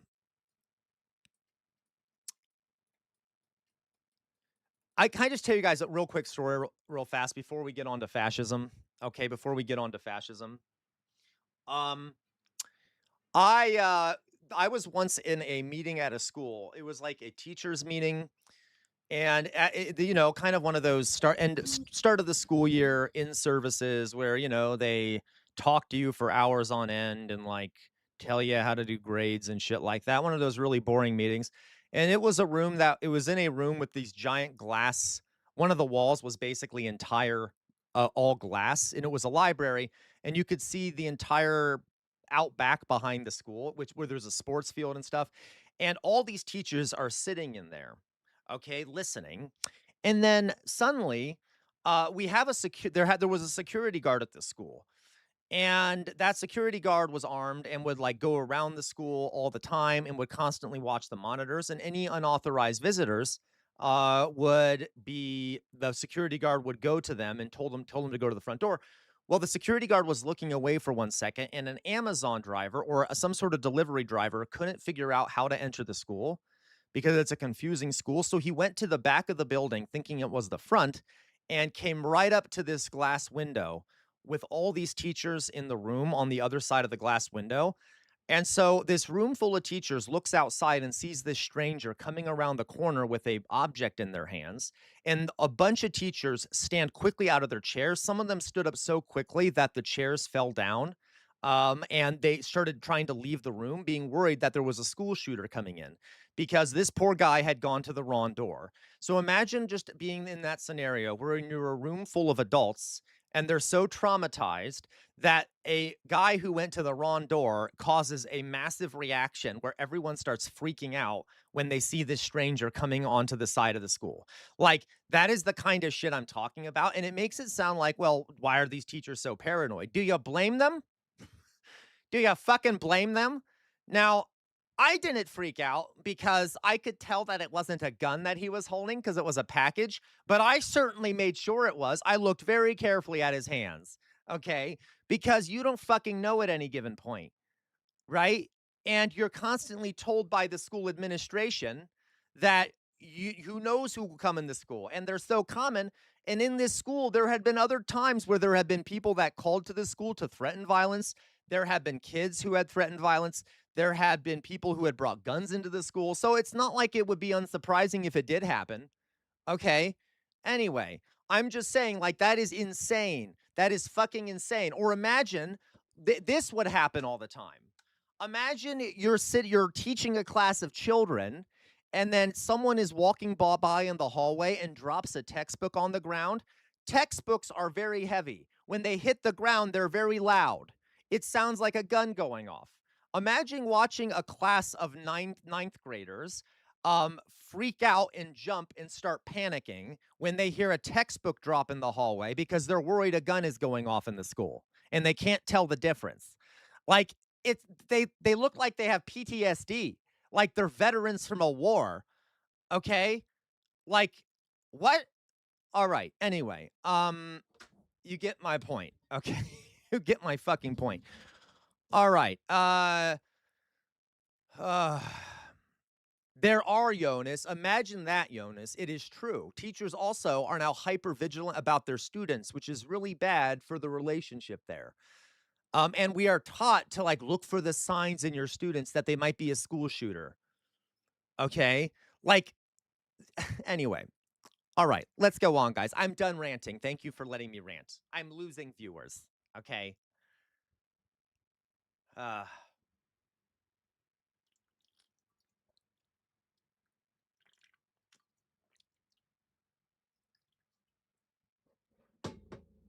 All right. So, guys, let's continue now, right? So, again, I love all of you. It's so great. Everyone ready to talk more about fascism? Okay. Everyone talk about, yeah, Doug, I get it. And I don't blame you, Doug, because it's also bad for people who want to go to the fucking schools. Like, because you're going to, especially if you're a person of color, imagine having to walk into a school these days knowing that they're afraid of school shooters. It's also bad for people who visit the schools, to be honest with you. Okay. All right, guys. So let's go on here. So, guys, this week we've been doing our, this has been Fascism Week. We've been talking about the intellectual origins of fascism, the practice, the ideological origins of fascism. So let's continue this. And I think I told you at the beginning of the day today that I spent a lot of time preparing this today, and I made it too long. I went into too much detail. So our fascist week might go into 2 weeks a little bit. We'll find out. Okay. So yesterday we talked about how some of the intellectual origins of fascism, right? We talked about the counter-enlightenment, romanticism, ultranationalism, idealism, and social Darwinism, how these things kind of came together, these currents of thought. And this is when we're talking about the ideology of fascism, the thought behind fascism, not exactly how it is in practice, okay? So we will, fascist fortnight. That sounds so proper, Couch Potato. All right. What was the name of the guy who wrote The Doctrine of Fascism, who was sort of the intellectual philosopher, thinker of early fascism? What was his name? Okay. What was his name? There you go, Jonas. Giovanni Gentile, okay? Giovanni Gentile. And what was his sort of idea here about, to him, how does one, not the Doctrine of Fascism. You're right, Weird Amorphous Blob. I meant his other work. He wrote Doctrine of Fascism with Mussolini. He wrote a work before that that I'm having a mind blank on. The Philosophy and Practice of Fascism, whatever it is. But he wrote a different one that I was actually quoting. That was just him that wrote it. So there is okay. What, according to him, how does one achieve ultimate freedom in a society? How does one achieve ultimate freedom in society? Okay. How does one? Yes, Jonas, right? Nationalism is very important in this. So but what is the ultimate expression of nationalism, Jonas, according to Gentile? There you go, Death Died Today, the state, right? Submitting to the state. Ultimate freedom is achieved by submitting oneself to the national idea, the kind of spirit of the nation, and things like that, which is embodied by the state, okay, which the state represents, the government represents, okay? Weird Amorphous Blob, you got it. Weird Amorphous Blob said complete subordination to the national spirit as embodied in the state, okay? So what is the national spirit? Where do you find the national spirit? Because what the fuck is that? Where do you find that according to Gentile, okay? How do you know what the national spirit is of a nation or a people? All right. What do we think here?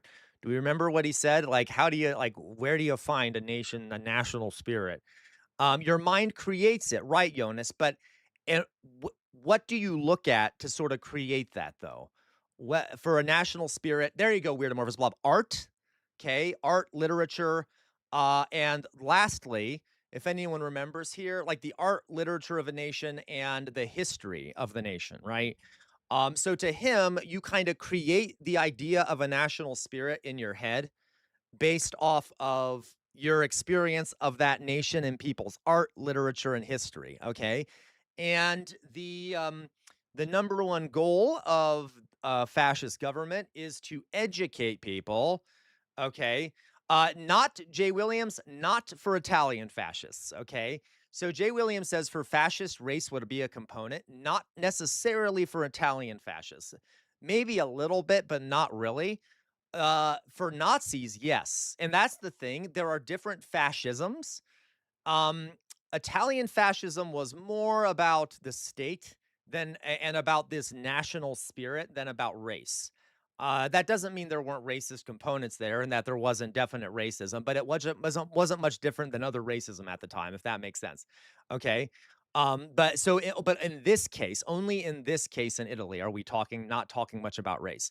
Okay. Yes, Lacroix, and that the small group that controls the state dictates the national spirit, um, and that they sort of represent the true democratic will, and that you need like a dictatorial leader or a small group, almost like a vanguard. And I use that phrase on purpose because he did kind of steal some Leninist kind of ways of thinking, I guess you could say, about like a vanguard, but it's not really the same thing, to be clear. Because he felt parliament was like prevented the national spirit from having. Okay, you guys get the idea. So he had these ideas about fascism. Now, today, we are going to talk about how this played out in Italy. Because, guys, the first real fascist movement that came to power was Italy. And Gentile would end up being a part of that. And so this is the first fascism that we are talking about, and it is the original fascism. Okay. Nazi fascism was different, had similar components, but was different because it came from a different national spirit, if you want to put it that way, okay? If you want to use fascist language. So we'll talk about Nazism later. So today we're going to start talking about, yesterday we talked about ideology. And I didn't even go into all the details there. Today we're going to talk about how did the fascism rise to power in Italy and what did it actually look like in its rise to power? And that'll be the first part because I put in so many details. We'll have to finish that conversation tomorrow or Thursday or Friday. Okay. So today we're going to talk about the rise of Mussolini, how fascism kind of got off the ground, and what it actually looks like in practice. Okay.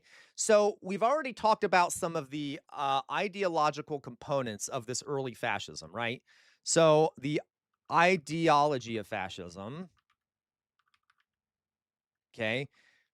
And we're going to be going back and forth here. So ideology, at least during these presentations. So we've talked about the ID. Why does that look wrong to me? Oh, yes. The ideology, but there's also the practice. Like, what does it actually look like on the ground? Okay. And you're going to see that one of the things I want you guys to be aware of here is how much of fascism is ideological and how much is it that the ideology is kind of made up, and is just there to reinforce what's actually happening on the ground. Okay. And this is debated by historians. There are some historians who say that fascism is ideologically void. Okay. And it's just kind of the ideology that is invented to reinforce it isn't really the motivating factor. It's kind of used after the fact to reinforce the fascist ways of thinking, okay? Or the fascist ways of behaving. Does that make sense? Other historians say it is ideological, and it plays out in practice. Does this make sense? So I'm going to try and not give away my perspective on this. I want you guys to kind of think about it yourselves. Um, okay. And some things in particular, while we're looking at how this worked in practice. So today we're going to look at how does fascism rise to power? At least how did it rise to power in Italy? So uh, how do fascists gain political power? Okay. And when it comes to that, we're going to especially look at the role of a few things, okay? One is violence. What role does violence play? Okay, in the rise to power of fascism. Another thing that you should keep an eye out on. So violence, um, capitalism. I should say capital. What role does capital, so business owners and elites, play in the rise of fascism? All right, and what role does war and humiliation and national humiliation play? Or I should put it this way, not war and national humiliation. What role does, like, yeah, I guess war, uh, war, yeah, war. We'll put humiliation, national humiliation. Okay, national humiliation play.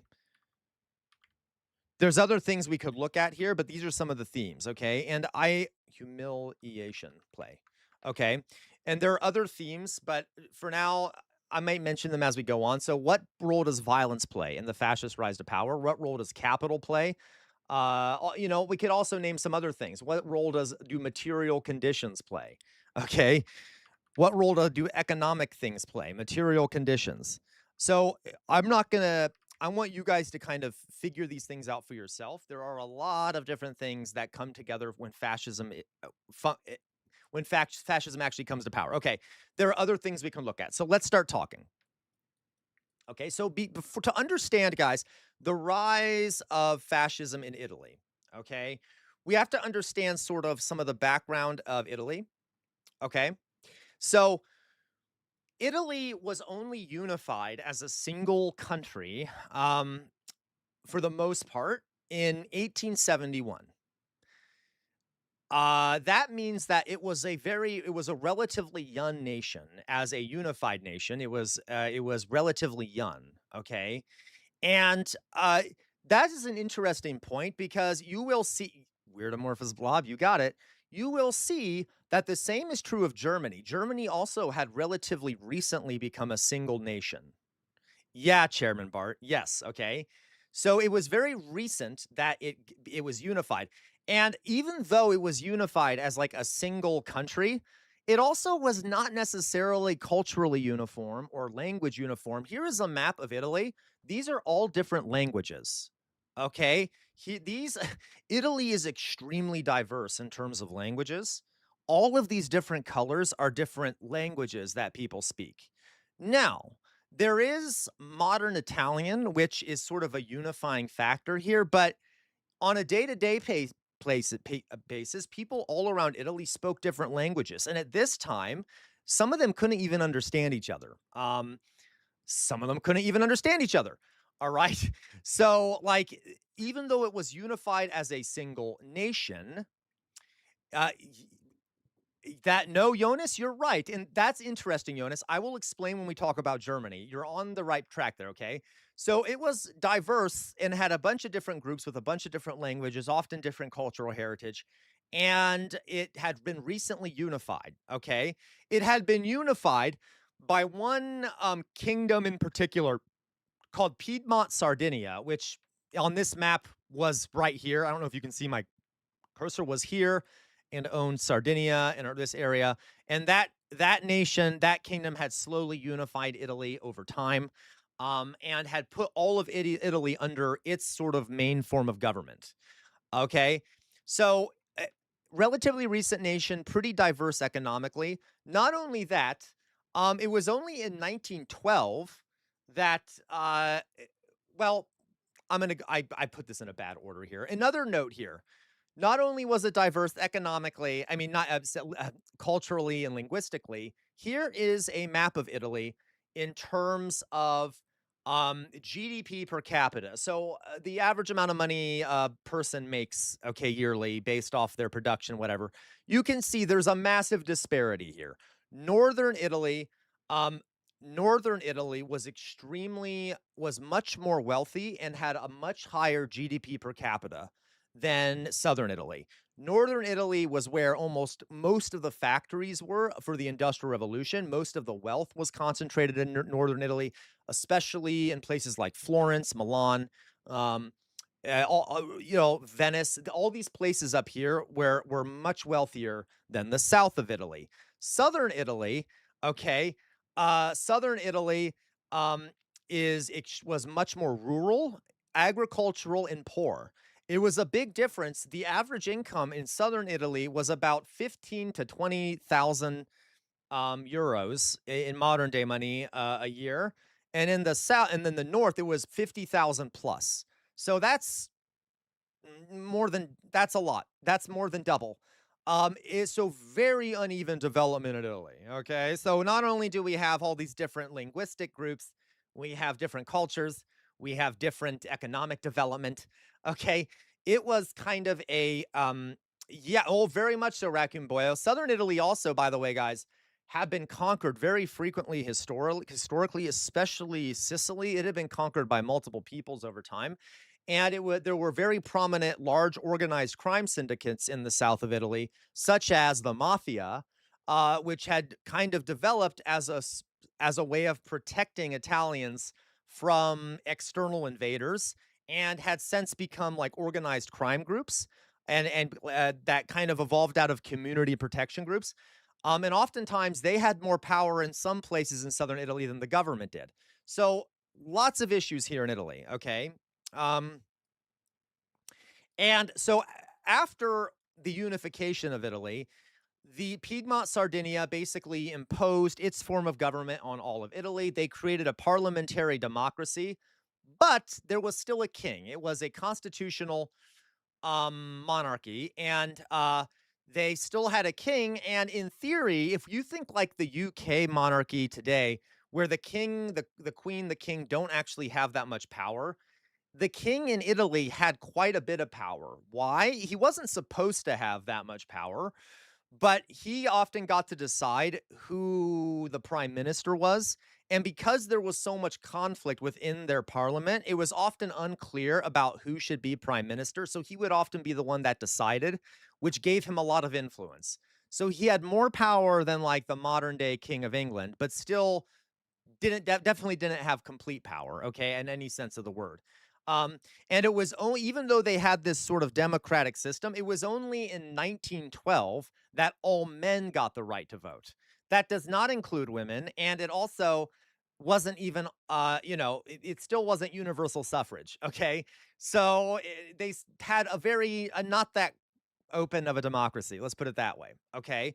So that is where we are starting in this story of Italy. Okay. By the way, one last thing here.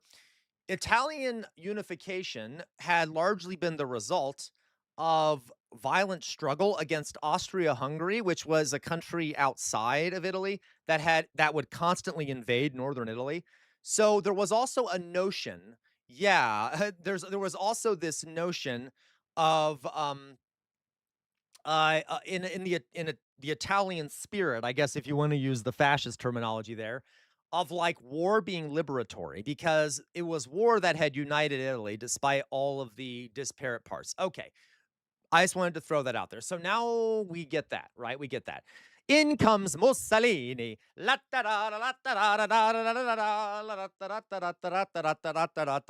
sorry, that was racist. All right. So here we have an image of Mussolini, who I swear to God, in every one of his photos poses like this, like, look at me. Hey.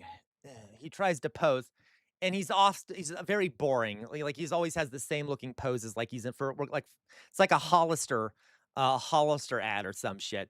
So that's him in his military garb posing for the camera, like, oh, look at me, okay? Because he was kind of very gay in that way. He wasn't gay, but okay. Anyway, so Mussolini was born in northern Italy to a family that was socialist. Okay, very socialist. All right.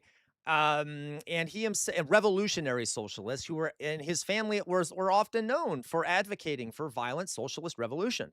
As a matter of fact, he himself was a socialist, and he often advocated, early on, I should say, advocated for socialist revolution. And yeah, Marx is hilarious, okay? And however, I will say a lot of right wingers, especially, Yeah, a lot of right wingers, especially modern day, will make it seem like, well, the root of Italian fascism is socialism. Look at Mussolini; he was a socialist. Even at the time, guys, contemporary socialists, and I've read these accounts, would often say that, yeah, Mussolini was one of us, but he was very clearly obsessed with power and was really only in it to gain political power. And he was much more about personal gain than the ideology of socialism. And if you go back and read some of his early stuff, um, it really appears that, like, yeah, he was mainly in it for himself. Okay, he didn't really have, um, he didn't necessarily care about the ideology. He rode the waves at the time. Now, that is oversimplification. He did early on seem to somewhat believe in socialism, but he was in it more as a way to gain power than he was as a form of social change. Regardless, he was very good at writing and speaking. Okay, very good at writing and speaking, and he just was good at it. And he became of uh, the editor of the sort of main socialist magazine that was called Avanti. And was a very popular writer of it. He was the director of it, the editor, and was very influential in the Italian Socialist Party. Okay, early on. All right. So think about that, right? Now then, this changed. Okay, this changed. World War One. Now, I really ought to do a whole entire separate presentation on World War One because it is so important for understanding the rise of fascist movements early on that it seems almost inappropriate that I don't cover it entirely before I do this, because you're going to see World War One was one of the biggest sparks for both the Nazis' rise to power, the fascist rise to power. What happened in um, Spain and things like. There's lots of, like, World War One had a big impact. So in World War One broke out in 1914 with the assassination of Archduke Franz Ferdinand. And Italy maintained neutrality at the beginning. Okay, the government's official stance uh was essentially neutrality. The Italian Socialist Party definitely maintain neutrality. They said that Italy should remain neutral. And they also said, though, that Italy shouldn't support the war, but we also shouldn't hijack the war. Okay. So we should just stay back and not get involved. It is bad for the working class. The war is just a war of capitalist imperial expansion. It is not good for the working class. And if anything, the war may end up helping us because it might help spark revolution. So we should, like, sit back and let things go, and Italy shouldn't get involved. Okay. So Mussolini at this point ran into conflict with the socialists. And listen, I this is debated endlessly by historians. Okay? I think it's obvious, but it's debated endlessly by historians. Suddenly, Mussolini says, "No, we need to intervene in the war." And he started writing in Avanti that, no, we need to get involved in the war. This is the spirit of Italy. This is the great historical moment for Italy. The spirit of Italy is pushing it towards war. We can use the war for the betterment of Italians. And he openly disagreed with the Socialist Party. And it got to the point where he could not convince the Socialist Party to side with him, and they started putting pressure on him to resign. And he ended up saying to them, you either change your position to meet what I want to say, or I will resign from the newspaper. The next day, he resigned from the newspaper because they weren't going to listen to him. So this was a big event. This marked the split between Mussolini, yeah, Jonas, and the socialists. Now, I think it's obvious why he did this. There are several reasons for this. One, romantic nationalism, he was into romantic nationalism, and there was a fervor that was going across Italy at this point of this sort of masculine nationalist notion of war as this great unifying thing. There was sort of this passion going across the country for war because of years of nationalist propaganda, because of romanticism, because of propaganda being put out by the government and elites and things like that, because of norms of masculinity that really placed militancy at the top of the ladder there. There was a lot of people in Italy pushing for interventionism in the war. And in my opinion, Mussolini, one, liked that because he was about emotion and passion because he was an idealist, right? He was about emotion and passion and things like that. And he saw that it would be popular to do this. Okay. To me, this was once again just him trying to ride the wave, okay, of popular public sentiment, while also himself being a brute who was very like about masculinity and machismo, and war was sort of a big thing for him. And not only that, he ended up volunteering and went and fought. Okay. Now, after he left Avanti, he formed his own newspaper called Il Popolo d'Italia, okay, which originally, by the way, had socialist in the title, but he removed that. And this was a magazine, apparently for socialists, that was pro-war. A little note here, by the way, and this goes back to one of the themes I want to mention, okay? One of the so everyone here, name some well-known like Italian car companies. Name them in the chat. Let's see if someone can guess what car company I'm about to talk about. What are some famous Italian car companies that still exist today? Okay. Ferrari, very good. What else? What else? What else? Anyone else? Fiat. Jonas, correct. Maserati. Jonas just named it. Interestingly enough, we now know that one of the ways Mussolini was able to start this newspaper was was because of a generous donation from the Fiat car company. From the Fiat company. Interesting. So even this early on, there was a major industrialist organization that was donating and helping Mussolini gain power by funding this newspaper. And he was an avowed socialist. Why might Fiat have wanted there to be a socialist pro-war newspaper? You got it, Sam. They were war profiteering.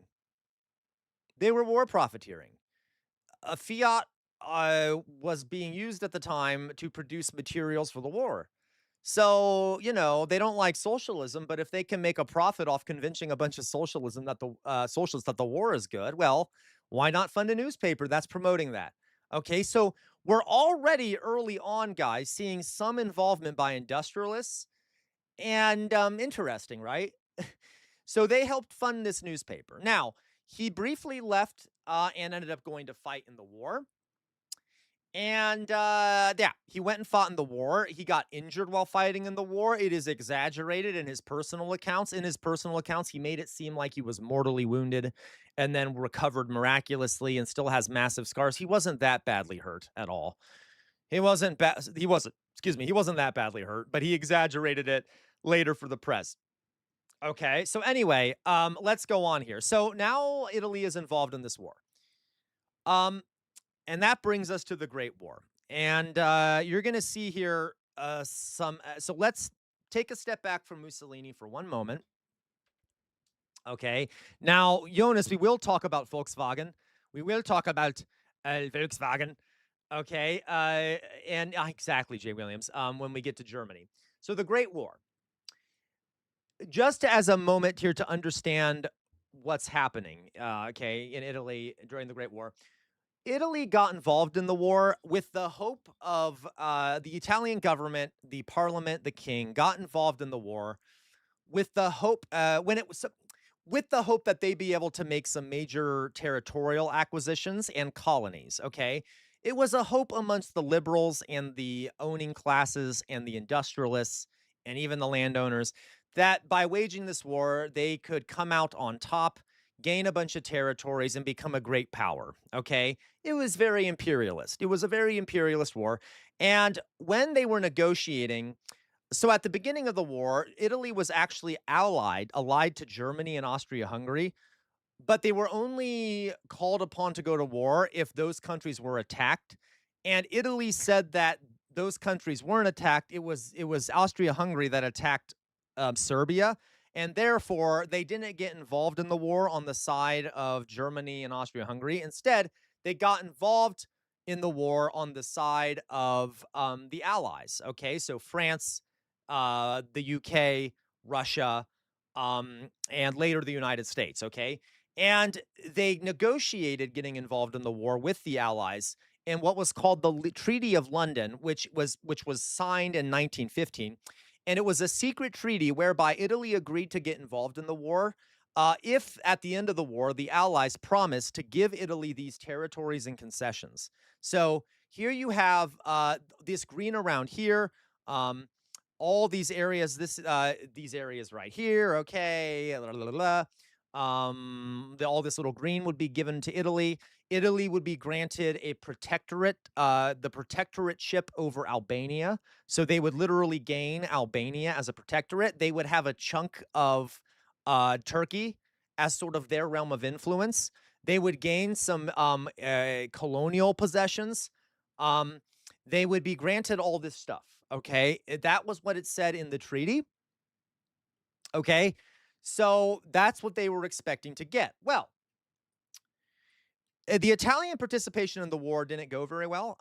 They weren't very, again, part of Italy was very poor. They weren't nearly as industrialized as other nations, and they struggled tremendously. Not only that, most of the fighting they did was through mountains, which didn't work too well for them. They only had a major victory near the end of the war against Austria-Hungary. Regardless, they didn't do very well. And the result was about 600,000 Italians died in the war, which at the time was a pretty low number when you consider how many other people died in other countries, but was still a apocalyptic number of dead. And that is the story of World War One: massive death for little gain. So it became a meat grinder. 600,000 Italians died. Um, in what can be only like in disastrous, absolute disastrous results there. And at the end of the war, the America demanded that some countries be granted sovereignty if they want their independence. So some of the territories that were promised to Italy ended up not being given to Italy and were instead given to countries like Yugoslavia that were created after the war. Um, and so Italy did not get all the territories it was promised. And because of this, after all this death, and also, by the way, the people who have been fighting on the front lines have been told throughout the entire war that they were winning the war. And then suddenly one day they're told, by the way, we're going back home. We've won, but we're not going to get much from it, even though 600,000 of you died. Immediately, when the war ended, the right wing press, the nationalists, the fascists, went in a media frenzy. And they proclaimed one guy in particular named D'Annunzio, which we partially saw in that series we started watching, called it a mutilated victory, that Italy had sacrificed 600,000 Italian men and had then been backstabbed by the Allies, by liberals, and by socialists. Okay. So this myth started forming that Italy had been betrayed by the parliamentary democracy, that that the Italian military had been betrayed by socialists, liberals, and foreign powers, and was not granted the position of great power that they so desired. And immediately at the end of the war, this became a sticking point so much that one group of Italian soldiers occupied one of the a city called Fiume that had been promised to Italy, but then not given to them. So these Italian troops are like, "That's our city," and they went and occupied it because they're like, well, you promised it to us, we get to keep it, to the point where the Italian military had to go and dislodge them from the city by bombarding it. So a lot of fucking veterans were very upset about this, what they called the mutilated victory. This got worse, folks, okay? Not only did that happen, which, by the way, I don't give a shit. What do I mean by that? This was a myth. Okay, remember though, fascism is about myths. Italy barely like they still got territories, okay? They got a bunch of territories and their desire for land grabbing was imperialist bullshit anyway, okay? So fuck them. So what, they didn't get all their territories, and to call yourself the victims after your government went to war for the sake of acquiring more imperial territories is really funny to me.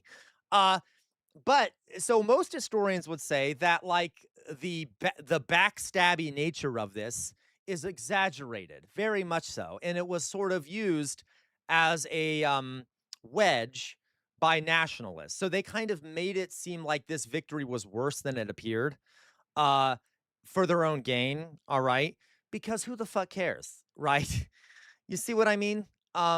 So anyway, regardless, that upset a lot of veterans. And then, as happened in a lot of places, Italy collapsed economically at the end of the war. Because as these soldiers start coming home, a lot of these guys are now unemployed. Uh, Sam, correct. There was the stab in the back myth in Germany too. Okay. A lot of these Italian men who had been fighting on the front came back home and had no jobs. So now you have a situation, and not only that, a bunch of the industries like Fiat, who had gotten really rich during the war producing weapons and stuff, suddenly lost their government contracts to produce arms. So suddenly the bottom drops out of the Italian economy, because of war reparations and stuff. The Italian because of war debts, the inflation spikes and the economy crashes in Italy. So you have now a bunch, and this is a way of framing it, guys. You now have on the streets of Italy a bunch of armed veterans who feel that they've been betrayed at the front by a mutilated victory, and who are now unemployed, armed, and are going through an economic collapse. Okay, this is a ripe ground for fascism, is it not? All right. And now you will see what happens, okay? You will see what happens. But okay. So that sort of sets the stage. Now, not all the soldiers who came back went right wing. A lot of them turned to the socialists, which makes sense because they said, okay, our economic struggles are obviously the result of capitalism. We should join the socialists. And a lot of them had been traumatized by the war and had actually learned that war was shitty and thought that it had been unjust that they had been sent to die for a meaningless cause. And a lot of these soldiers ended up joining the socialists. But a lot of soldiers also viewed the socialists as traitors because a lot of socialists have been anti-war. So you start seeing a radicalization of these veterans to both sides of the political spectrum. Okay. We got that? Okay. Let's go on. And listen, guys, I notice we don't have as many people in here listening to the educational segment today. Is everyone following along? I always like to do a check once in a while. I'm making sure I'm not being unclear. Are we all kind of following along with the story where it's going so far? Yep, you got it, elevator lady. Okay, I'm listening and following. Excellent, excellent. Anyone not following? Everyone good? Okay, let's go on then. Sorry, I'm doing my teacher thing. I'll stop. Okay. All right. So, again, many veterans, thank you, Alyssa. Many veterans returned home to a fractured society. Okay. Many veterans believe that they have been lied to. Oh, that's okay, LaQuad. Just making sure. Okay. Sam, okay, had lied to and betrayed by socialists and liberals. One quote that I found in the midst of my research that I thought was really good by a veteran, an Italian veteran, said the following. Okay, um, okay. When I returned from the war, I like so many. So this is an Italian veteran. I like so many hated politics and politicians. To come home after struggling and fighting to the country of Prime Minister Giolitti, who offered every ideal as an object of sale. No, better to deny everything, to destroy everything, so to rebuild everything from scratch. Okay, that's pretty apocalyptic, and that was the feeling of a lot of veterans. They had been trained to kill, they had engaged in mass violence. When the war had started, they have been caught up in this kind of glorious nationalist fervor, this idea of like Italian heroism and greatness, an aesthetic thing, right? which goes back to the aestheticism of fascism. And so when they returned to find, the bickering of politicians and a society that was suffering economically, they viewed that as like a letdown and as a betrayal of their great Italian sacrifice and the great spirit of Italian nationalism. Okay. Do we kind of see how this is like fascist adjacent already? Okay. And a lot of them just wanted to destroy everything to purify the country because they felt that it had fallen into chaos and disrepute and humiliation. Okay. So Mussolini, in his defense, exploited this very brilliantly. Okay. He, using this newspaper that had been socialist pro-war, he started recruiting a lot of these guys into his movement. He actually called for a new kind of government that he called a government of elite veterans that he called a trenchocracy. He said that veterans were Italians that had the true Italian spirit within them. So, guys, think about Gentile, that the Italian veteran soldiers had the true Italian spirit. They understood Italy's spirit, and they ought to be the state that leads Italy. Okay. Okay. I know, Jonas, right? Seriously. They need to be the state that leads Italy. And he called for a trenchocracy, a government by ex soldiers. Yeah. Who represented the Italian spirit and who led all of Italy towards its spiritual destiny. Okay, whatever the fuck that means. Now, listen, if you're a veteran who has just felt like you were disrespected after struggling for a country that you feel disrespected you, this sounds great and makes you feel real good about yourself, right? That you're an elite class, that you represent the spirit of Italy. And it worked because a lot of veterans ended up flocking to Mussolini's cause. Okay. Ultimately, these veterans that flocked to Mussolini kind of became part of um, his political group. And oftentimes they started engaging in violence where they would attack people who were viewed as traitors to the spirit of Italy. And that includes socialists, liberals, and things like that, mainly socialists. The fascists, these group of armed former soldiers would go around beating up socialists and things like that.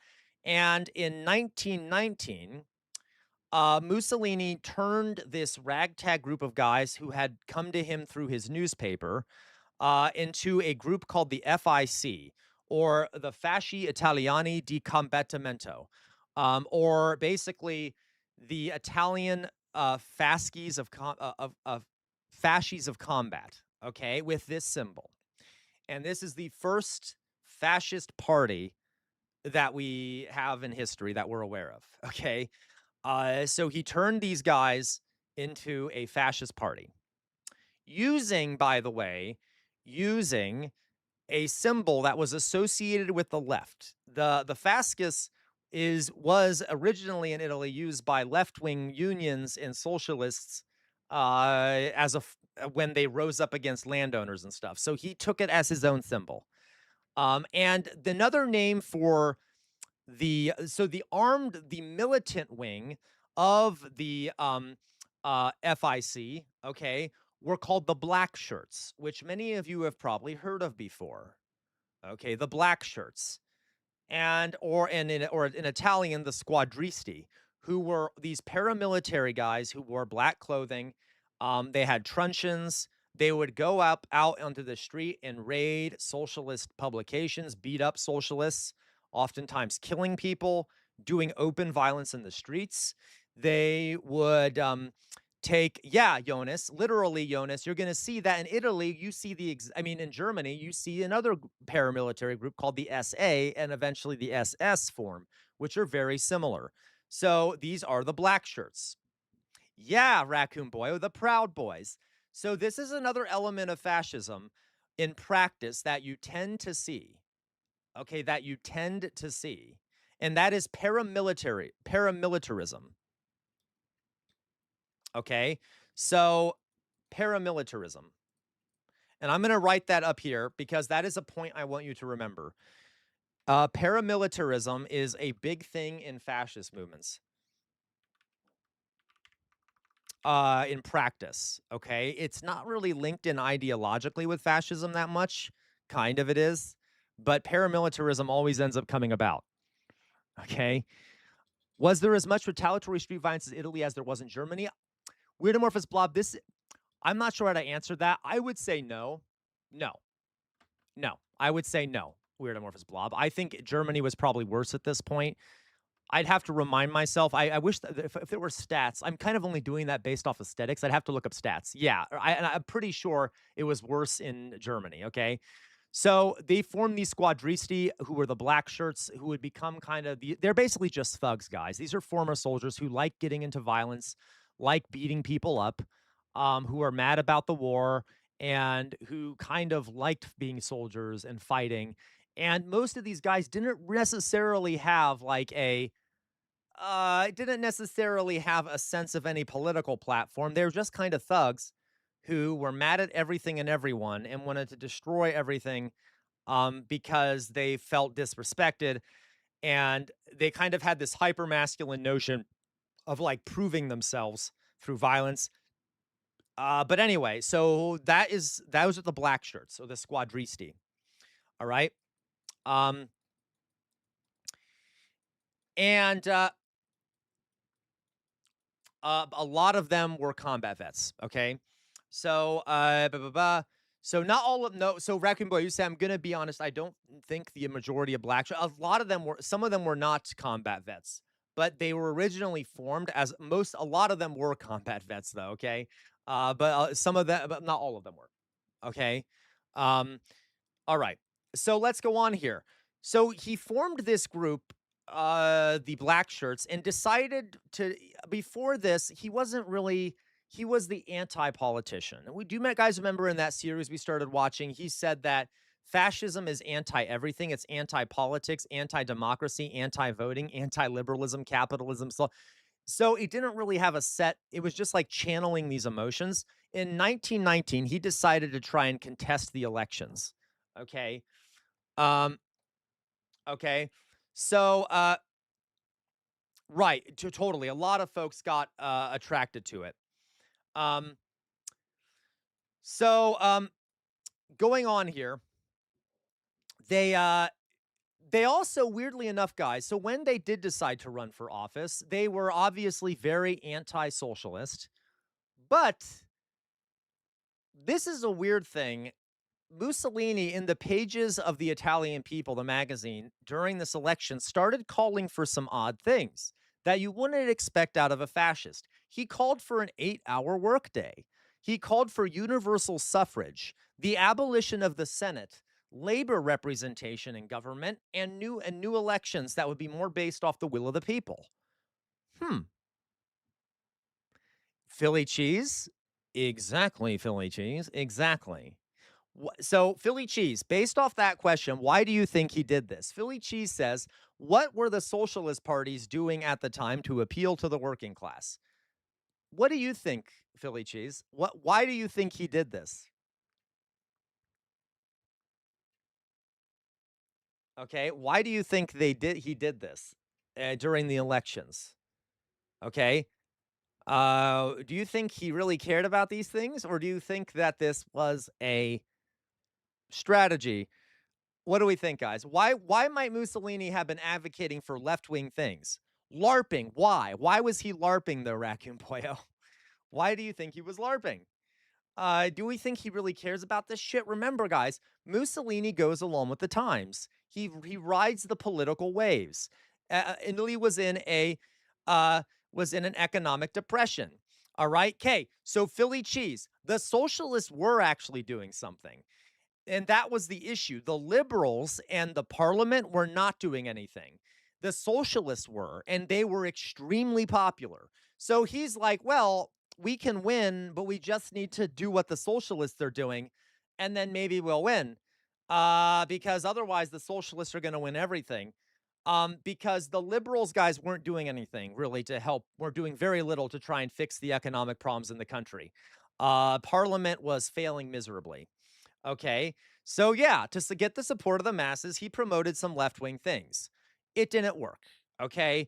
The socialists during the election, The Mussolini got something like 30,000 votes nationwide. I put 3,000. I think it was 30,000.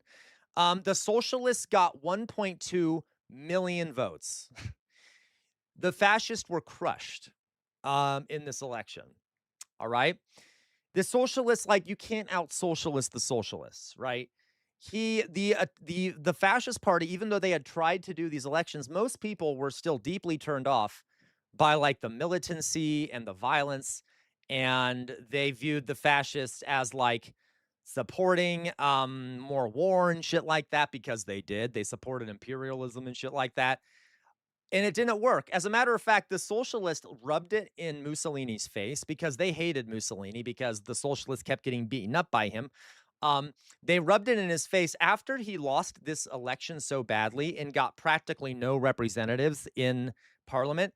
The socialists had a parade where they had a giant coffin with Mussolini in it, and they had it on a contraption where Mussolini, this like paper mache Mussolini head would pop up in the coffin and look like shocked, and then go back in the coffin, and then its head would pop up and go back down to kind of represent that, you know, Mussolini is politically dead. And they paraded it in the streets around the offices of his newspaper, which I thought was really funny. I love the socialists for doing that. So this was a big defeat for him. So then the question becomes, how do we get from this failed fascist party who is failing? I couldn't find one, Sam. I literally couldn't find one. I looked everywhere for an image of that coffin, and I couldn't find one. I don't know. I've seen them before, though, but I couldn't find it. Okay, I can show you if you guys want to see what this thing looked like. Yeah, YouTube. I'm gonna try. There is the show we were watching, guys. Mussolini, Son of a Century.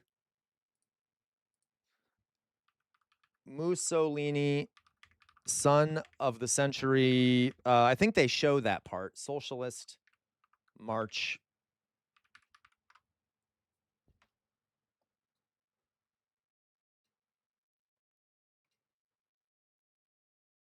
I might not be able to find it, but you can actually.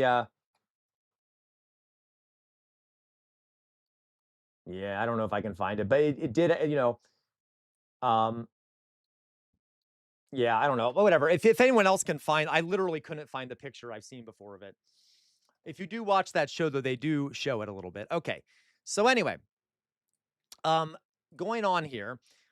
So they lost. Now, you're going to see here a change in what happened. So how the heck do they go from this losing? What are we talking about in the chat, guys? We're going to talk about Germany next week, folks. How dare you? How dare you? Don't steal my thunder. I hate all of you. We're talking about Italy right now. Fuck all of you. Okay, fuck all of you. How dare you? All right, focus. Focus. We'll talk about Germany next week. How dare you? All right, I'm kidding. I love you all. You're fine. Okay. So, the socialists won. And practically immediately upon the, I know I'm joking. I don't care. I get it. Okay. Pretty much immediately after the socialist won, something called the Biennio Rosso happened in Italy, which means, what is it? The red years. Okay. And poor peasants and workers all across the country were overjoyed that the socialists had won, and they believed that the revolution was imminent. Okay, that the revolution was imminent. So, with this massive victory of the socialists, peasants started rising up all across the south of Italy and seizing unused land from their landowners and occupying it. There were labor unions who started seizing factories and putting them under worker control. They actually, in northern Italy, there were peasants, there were workers who actually started creating Soviets. Okay, kind of like what happened in the Soviet Union early on, created basically worker-run Soviets.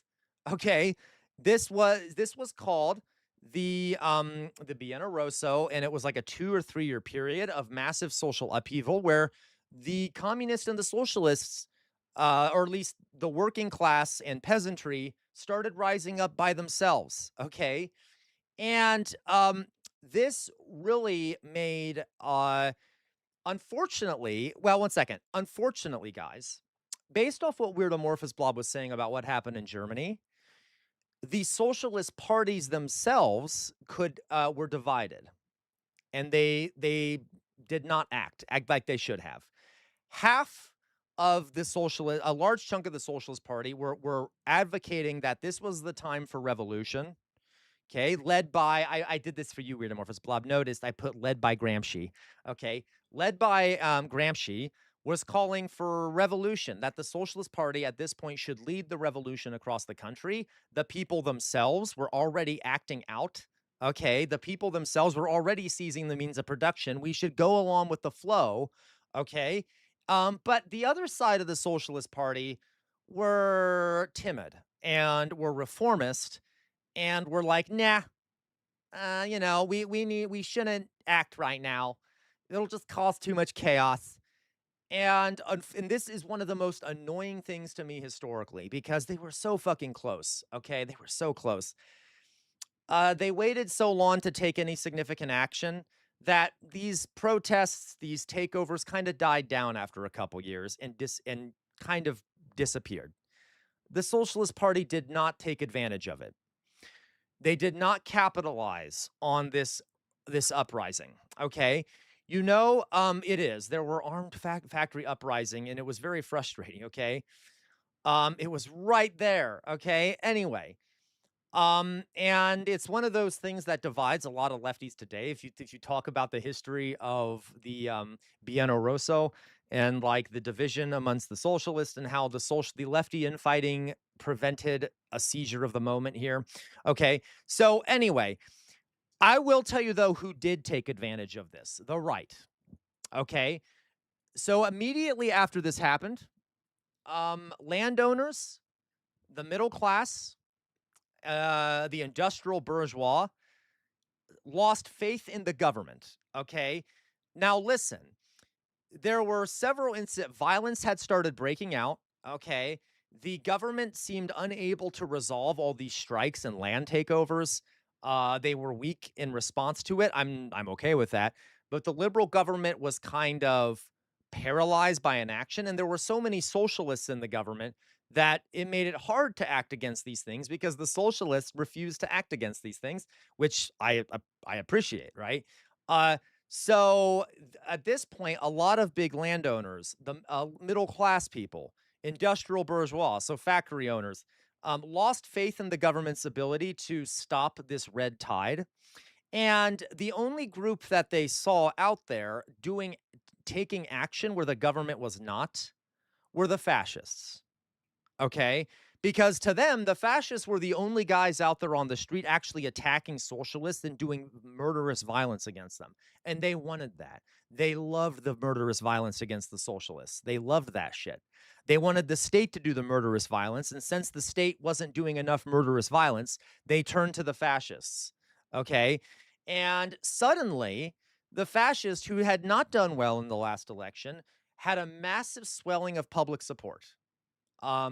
Literally, groups of industrialists showed up at Mussolini's headquarters and started handing him bags of cash. I'm not even joking. Massively increased his reach nationally, massively increased the amount of money he could spend on political propaganda. A lot of middle class people who were disenchanted by the liberal democracy started turning to Mussolini to protect them from the Reds. Okay, landowners, industrialists, all started turning to the fascists, who they viewed as the only people that were taking action against the socialists. Okay, and with the socialists in action and their inability to capitalize on revolution, it was bad. There you go, Weird Amorphous Blob. I forgot to mention that British intelligence actually actually helped support the Mussolini's movement, by the way. Okay, because they didn't want the communists to take over, right? And with this mass public support, the government started taking the fascists more seriously. The liberal government who couldn't deal with the issue, started, as always, guys. What do liberals do when they're faced with the choice between fascism and socialism? Which way are they always going to go? Which way are they always going to go? Guys, it happens every single time. And that's why I'm not, of course, they're going to side with the fascists. And they did. The liberal government started turning a blind eye to, so with all this public support, Mussolini launched a campaign of terror. They started attacking trade unions and socialists, oftentimes murdering whole groups and families of socialists. Literally, they would go into the countryside and massacre peasants who were doing land grabs. They would massacre groups of socialists, shoot them, kill them. There were tons of mysterious murders in this period. And the Italian police were essentially directed by the state to look the other way. Okay. And in this way, the liberal government could have plausible deniability and say, no, we weren't suppressing them. It was Mussolini, even though they were supporting that suppression. Okay. And so because of this, the agents of the state looked the other way. And over time, this campaign of terror reduced the number of workers willing to resist. Okay, like they did. Fewer and fewer workers were willing to go on strike because they were scared. Fewer people began supporting the socialists because they were afraid of retribution. It was a campaign of terror and it worked. Okay. And ultimately, it became very clear that the fascists, and I know I'm going through this fast, guys, but the fascists were extremely popular because they at least looked like they were taking action. And this is another point that I want people to remember for tomorrow. An aspect of fascism, paramilitarism, another aspect of fascism, okay, that often it is often used by fascists. Action for action's sake.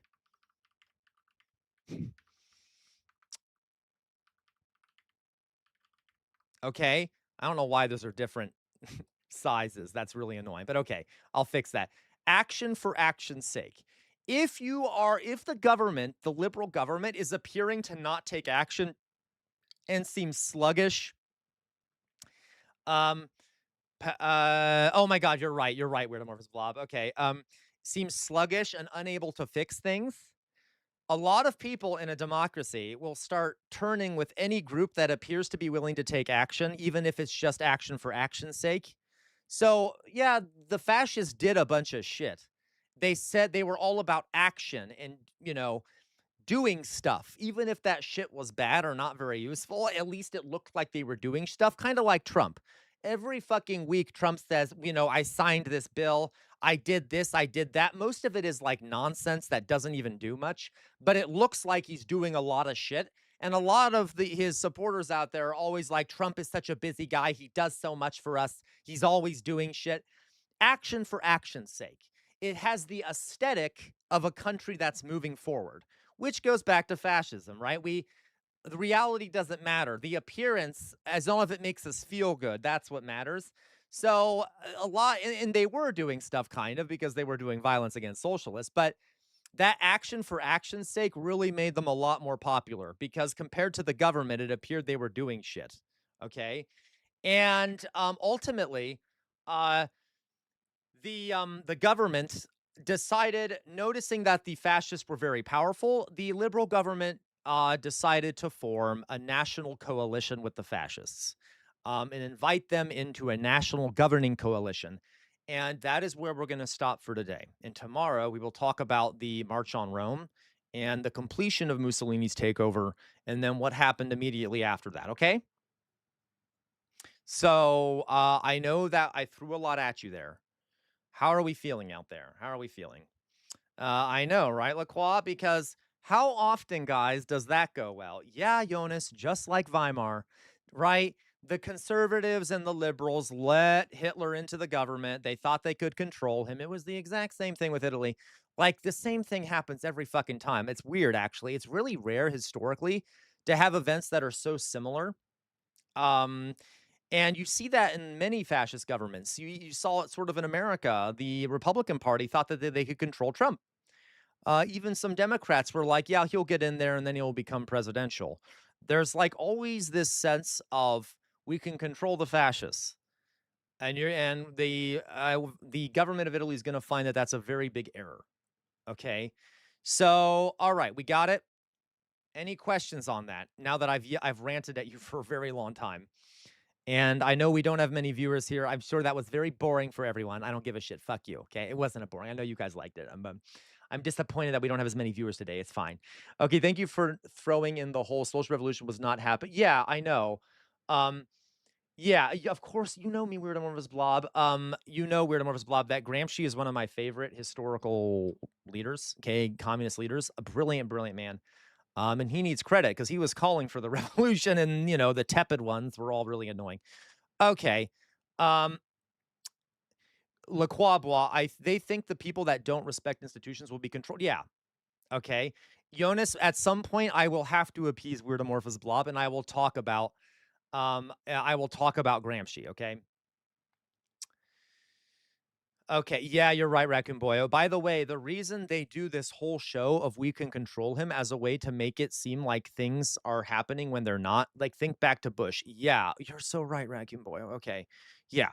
Okay. To be honest, guys, I also oftentimes think that people who do let fascists into power do kind of like them there. And then I think a lot of times they later say, oops, we shouldn't have let them in the power, but like in that it was a mistake when I think they wanted them to do what they did sometimes. I don't know how to frame that. Okay. But anyway, all right, you guys. So that's what we'll pause today.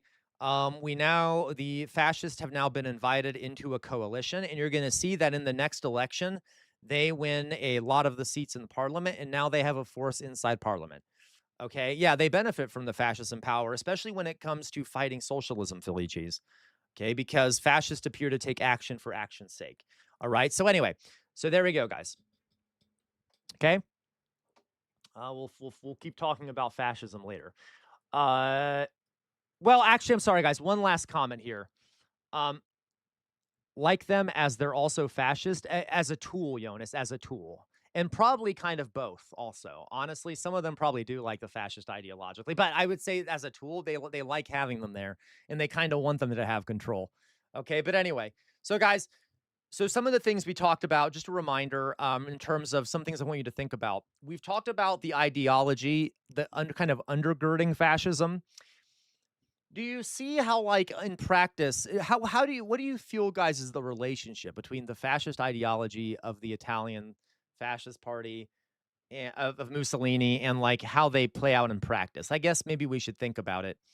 We should learn more about it first. Okay, but do we see how like violence plays a role? Fascists are very violent. They have to enforce their political ideology through force, and it allows capitalists to do violence with plausible deniability. You let the fascists do the violence for you, and then the liberals and the capitalists can say that it wasn't them who were doing it. Okay. Capital plays a role in this. Even from the very beginning, we saw that the newspaper Mussolini started was funded by fiat. Okay. There was a sense of national humiliation after the war. Material conditions had deteriorated, and the government was no longer trusted. What do I say at the end of every stream, guys? Fascism thrives in an environment where people have lost faith in their democratic institutions and they're suffering economically, so they turn to more radical ends of the political spectrum. Okay. So yes, we got that. So a lot of these factors factoring in. Okay. All right. We're done. Okay, guys. Oh my God, my back. Oh my goodness. Okay. So yes, exactly. So then they can blame them if they're discovered, right? All right. Let's get out of this. I'm gonna put my face up.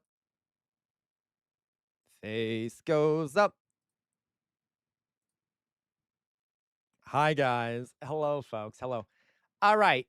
First of all, I will need to use the restroom here for a second. Oh, Druzilla, I'm sorry. I didn't jog. I'll jog. Okay. I'll need to use the restroom here in a second. I'm going to jog a little bit first. How's everyone doing? Let me hand out some boops. Okay. Let me hand out some boops. All right. Mayflower Kid gets a boop. Boop. Philly Cheese gets a boop. Boop. Raccoon Boyo gets a boop. Boop. Jonas gets a boop from a distance. Boop. Elevator Lady gets a boop. Boop. Sam gets a boop. Boop. Jay Williams gets a boop. Boop. Weirdomorphous Blob gets a boop. Boop. Maybe you already did. I don't know. Couch Potato gets a boop. Boop. SoCal gets a boop. Boop. You've all been very good today. Death Died Today gets a boop. Boop. Thank you all. Thank you all. Go piss girl. Philly Cheese, how dare you? You get a boop. Boop. I think I already booped you though. Louise gets a boop. Boop. Did I miss anyone? Dolly Boy gets a boop. Boop. LaCroix gets a boop. Boop. Paleontology Dog gets a boop. Boop.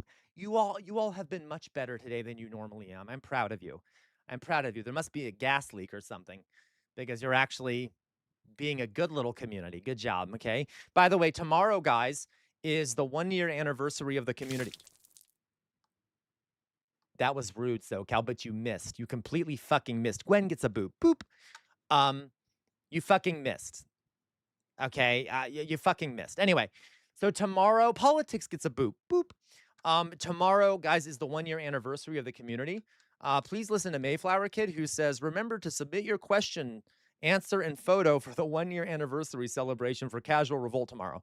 Normally, I take Wednesdays off, guys, but I will do like a 5 p.m. stream tomorrow to celebrate the anniversary. I might even do an earlier stream, too, since it's our anniversary as a community, okay? Oh, thank you, Jonas. Okay. Oh, I got you, SoCal. What the fuck is this, Jonas?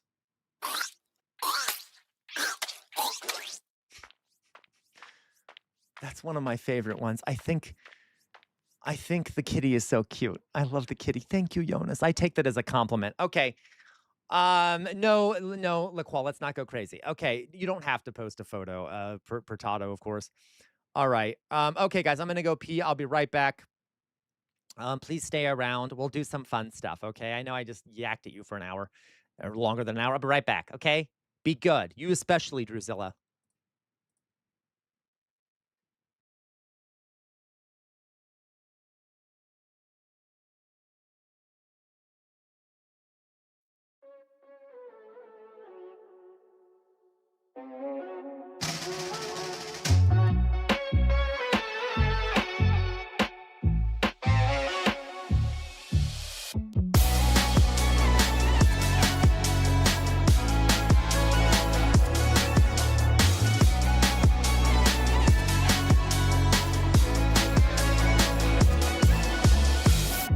I'm walking on a tightrope, and I wish I could touch the ground.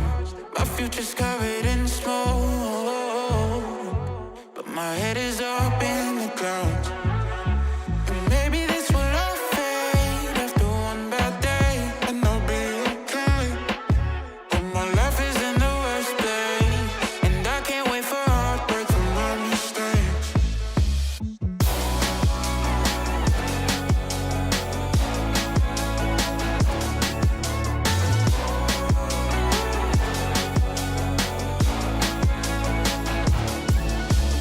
I don't wanna burn these bridges anymore.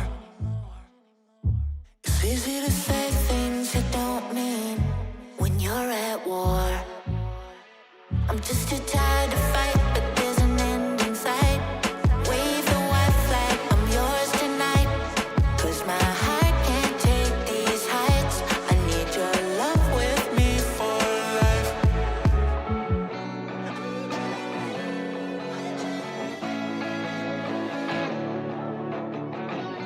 I need your love, I need your love with me for life.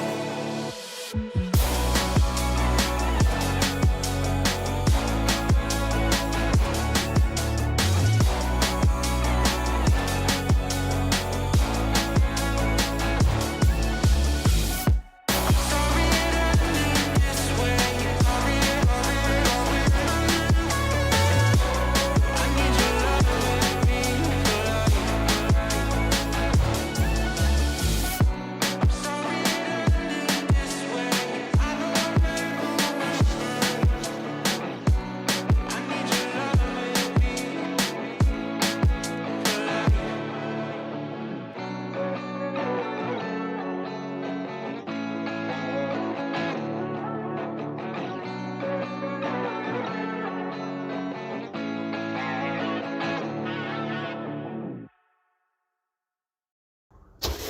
Police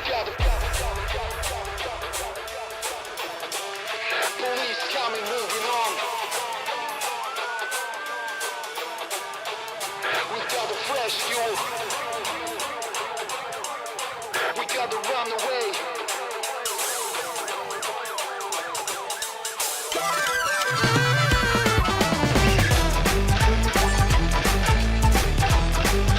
Police coming, moving on. We got the fresh fuel. We got to run away. Flashing through the red lights.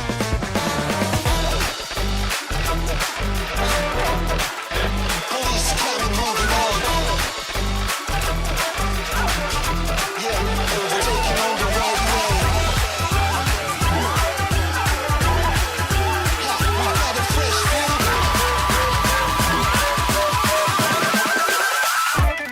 Police.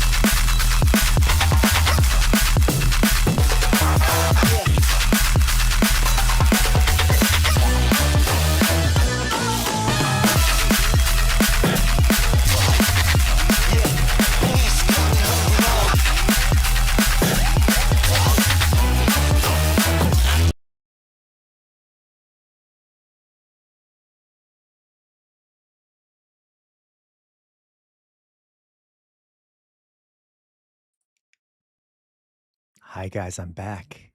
I'm back. Okay. All right. Let's see what we got, guys. Let's see what we got. How's everyone doing out there? So as I was saying, guys, tomorrow is like we decided to make like I guess tomorrow the 1 year anniversary. How did we come to that date, by the way, Mayflower Kid? How did we decide that tomorrow's the 1 year anniversary? I can't even remember. I'm okay with setting it as the 1 year anniversary, but I don't know if the community was created then or that's when I posted the first video to YouTube. I don't know. Fuck it. Um, so regardless, it doesn't matter to me. No, it's not random, Oxpecker. I can't remember if the date tomorrow is like the first time I posted a video to YouTube or it's the first like when we created the Discord. Since the first YouTube video. Okay, that's fine. That works for me, right? That works for me. Okay. So let's go on here.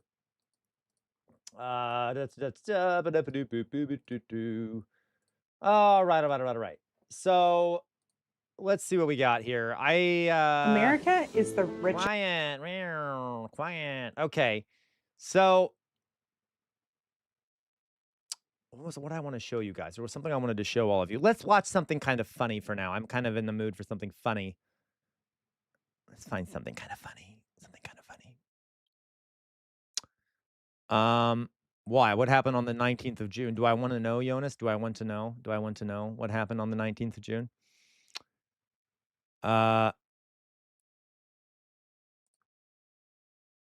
Okay. Sorry, guys. I'm trying to find a. Okay. So, ooh, what is this? This is weird funness. Okay.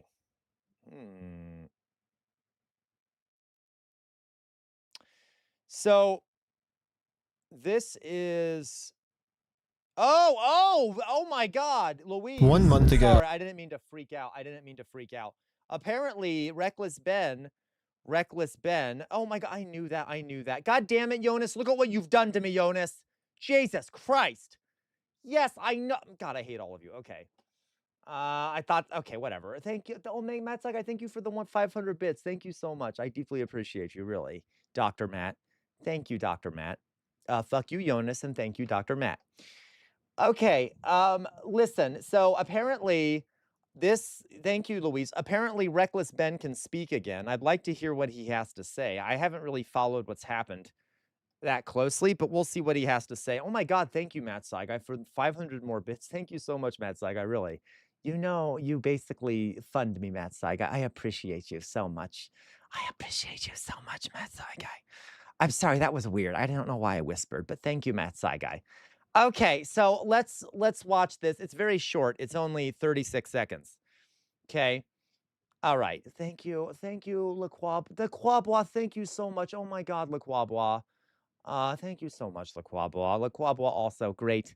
Thank you for the contribution, really. I deeply appreciate you. I appreciate all of you. Jonas, thank you. Oh my God, what the fuck is wrong with you people? I mean, thank you guys. Thank you. Really, thank you for that contribution there, Jonas. I really do appreciate it, guys. For those who are new to the community, I basically survive off your donations. But what if my attention span is only 35 seconds? Well, I don't know. Try harder, Couch Potato. All right. Oh my God, Matt Saigai, thank you so much. Matt Saigai just gifted 1, 2, 3, 5 tier 1 subs. Thank you so much, Matt Saigai. Really, oh my God, guys. Okay, thank you. Really, thank you, Matt Saigai. I deeply appreciate it. I survive off your guys' donations, essentially. I get practically no funding. I get like maybe 50 cents to $1 a day on advertising. So like, or not even a day, a week, okay, on advertising. So I mainly just I survive off your donations. I deeply appreciate all of you. I did recently post my earnings from last month. I posted those in the Discord. If you go to the announcements channel, you can see my earnings from last month. I'm transparent about how much money I'm making. I deeply appreciate your donations. You guys are what keep me going. When Matt's like a bunch of streamers in those gifted twos. Oh, you're right. That's really good. Thank you, Matt Saigai. Seriously. Thank you.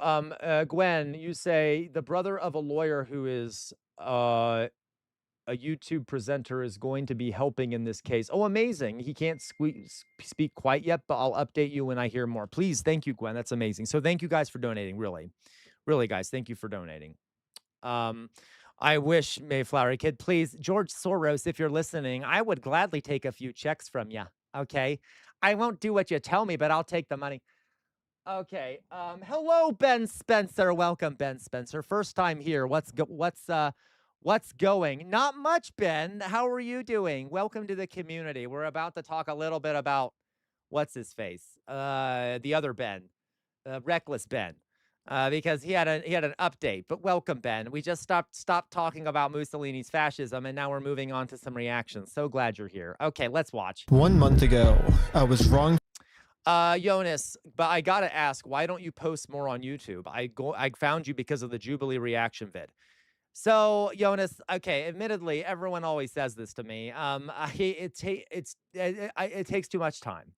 I can either live stream or I can do YouTube videos, but it takes so much work to fucking prepare for the live streams 5 out of 7 days a week that I practically have no time to like make YouTube videos. And whenever I have posted YouTube videos that are clipped from my live streams, they don't do well because they're part of a live stream. So I also am not, I know I did really well with my biggest YouTube video was that reaction video I did with my dad.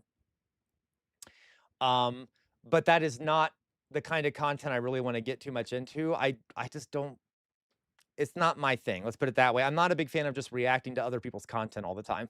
But I regardless, I could do more of that. I could do more of that. I should. Eventually I will. But it just takes so much fucking time. Do you the clips or shorts? I mean, that's the thing, Drusilla. I wish I had the time. And like people will say, well, just find the time. It is not that easy to find the time. Trust me.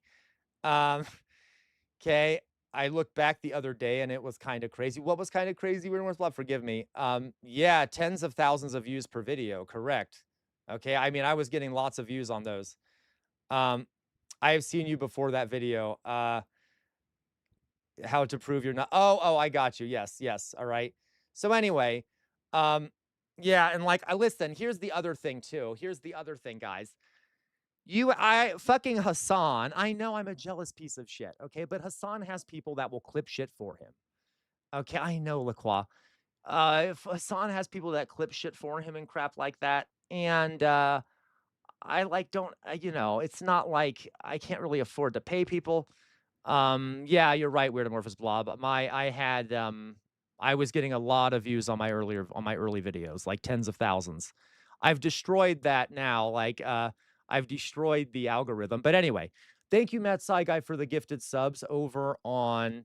Oh, thank you for the gifted sub over on YouTube. Me too, Ben Spencer. I'm just jealous. I want to be as big as Hassan. Okay, anyway, guys, so let's see what Reckless Ben has to say. Silenced. I am no longer allowed to even mention this mystery company. But today, I got my freedom of speech back. I have my freedom of speech back, baby. I can say whatever I want. I can say bricks and minifigs sucks. I can say bricks and minifigs still support people. And look, I just said it. I'm not in jail, which is sick. We got our First Amendment right back. Yeah. Episode 3 is live right now on Patreon, so check it out. If you don't want to subscribe to Patreon, then you can always just wait until it's on YouTube in a couple days, but it's live. And also, you can check out episode 4 coming very soon. I love peasant. Okay, so I guess Reckless Ben will be speaking soon, etc. Okay, I'm gonna sit down, folks. Let me just move. I'm sorry, this is gonna be obnoxious, but I'm gonna move this, so it might be kind of obnoxious. But all right, you guys are gonna have to live with it. You're gonna hear a big sound here, or kind of a. There we go. We're gonna move this back a bit. All right. Oh my god. All right. There we go. Oh my god. Now I have to 1 second, folks. And whenever I do this, it becomes detached. See, this is why I'm not a bigger streamer. Look at this shit. Okay.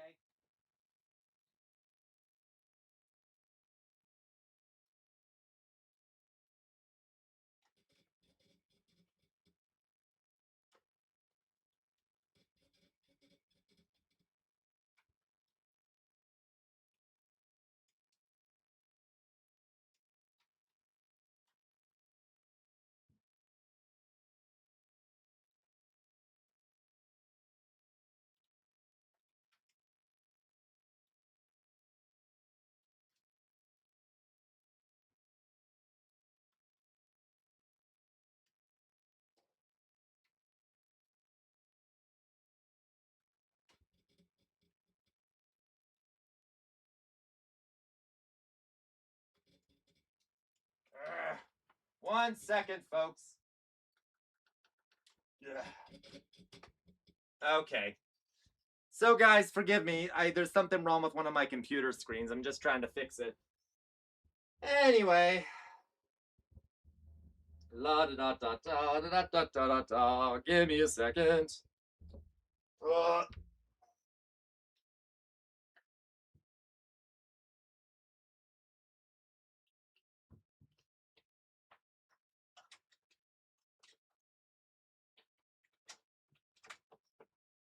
All right. There we go. Oh my god, problem solved. Problem solved. Okay, we're good. All right. Let's see here. I'm back. Nothing is wrong. All right. Okay. So, guys, let's continue. Let's go on here. Okay. All right. That's better. All right. Let's go on. Okay, let's go on here. So I think there's some people sent me some stuff. Is this the Trump rally? Yes, let's watch this real fast. This is the Trump rally from a couple days from yesterday. These are people at that rally. I know I love watching these folks. I love watching what the fucking Trumpists are up to. Fucking lunatics. Okay. Okay, so let's watch this. President Trump, and anything he says to do, I do. Anything he says to do, you will do. I will. Wow. Literally anything. Him and Jesus, yes. Okay. Those are my two top guys. Yes, Matt Saigo, we already discussed that.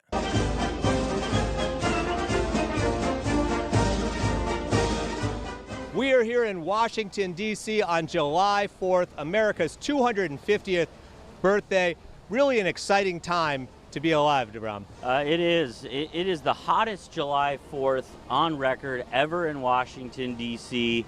But here we are. People are showing up. Yeah, I looked on my phone. The heat index was, I think, 118, 120 degrees. It's hot. It's very, very, very, very hot.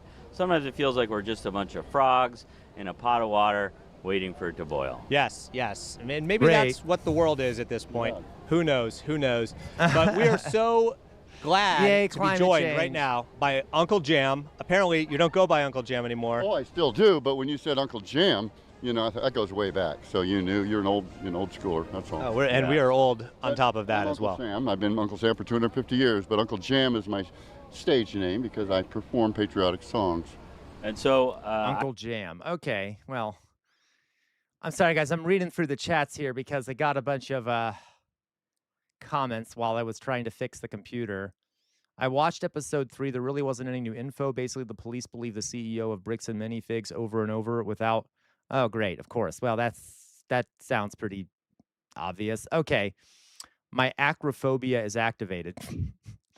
Live streams are fun, but you should make time to make content. Yeah, but yeah, I could, but so Gwen, that's the thing, Gwen. I can't spend the time. So thank you for offering, Gwen. Gwen says, I offered to volunteer to clip, but you won't tell me what you want clipped. That's the thing, Gwen. It takes time for me to tell you what I'd want clipped. The Mayflower Kid has been posting timestamps on all the videos on YouTube, and it's okay if you don't do that, Mayflower Kid. But if anyone wants to clip the videos for me, you can. Just find the parts you think are good and clip them. I don't give a shit. Heck, I would love that. But again, I know I can't make people do labor for me if I don't if you know, but yeah, it takes so much fucking time. So CRS Height Source Checks, first time here. Fair. I'm trying to see here. No, so Raccoon Boyo, so guys, I'm sorry, I know I'm going back here. The educational sections would make for great YouTube videos. They don't. As a matter of fact, Raccoon Boyo, the educational segments of my videos do the worst on YouTube. I get like 200, 300 views for those. No one cares about the educational segments when I've posted them before. Weird Amorphous Blob, I can always cut videos from the streams if I'm called on to do so. I mean, go ahead, Weird Amorphous Blob. I could give you, if anyone wants to, listen, to be clear, guys, I also have some reservations about having people do labor for me if you don't end up getting financial benefits for that labor, okay? If you want to do that, you can let me know. I will give you access to my account so you can literally go in there and take videos, download my videos and clip them and things like that. But it's not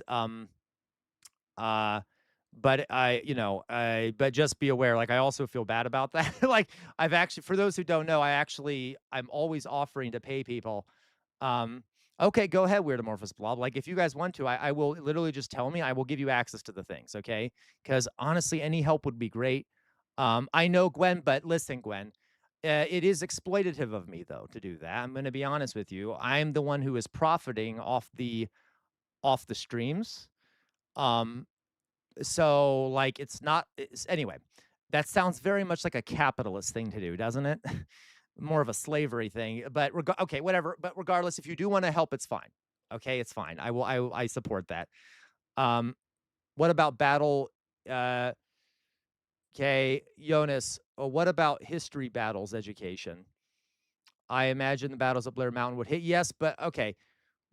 I know, Lacroix. Okay, we do labor for the community. Yes, Raccoon Boy. Listen, okay, guys, one sec. I'm gonna put my face up since we're on this topic. Okay. No, but that's the point, Raccoon Boyo. Okay. So listen. Eventually, I am going to I'm going to make this a co-op. Right now, as in I'm going to make the community a co-op. Anyone who puts in labor to the production of materials will be a part of the co-op, and then we can vote on where the money goes and things like that. I have said this before. It's a promise I make.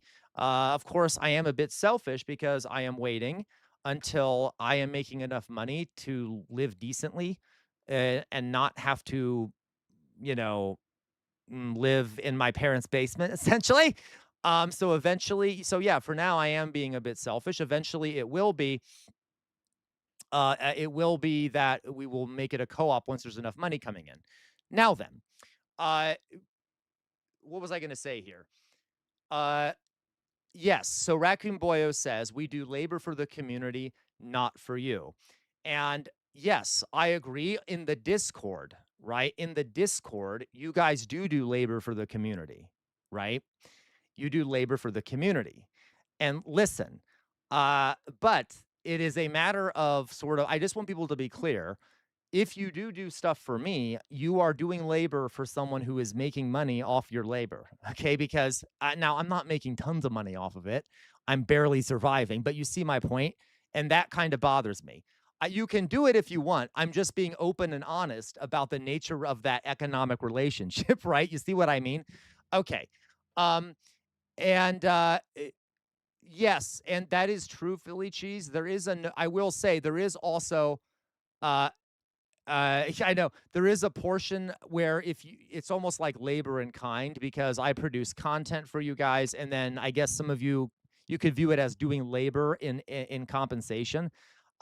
So there's different ways to look at this, but I'm just saying. Okay, I don't know what I'm saying, but yes, please, I would appreciate the help. I really would. Okay, but I don't want to push it on anyone because. Okay, all right. Okay.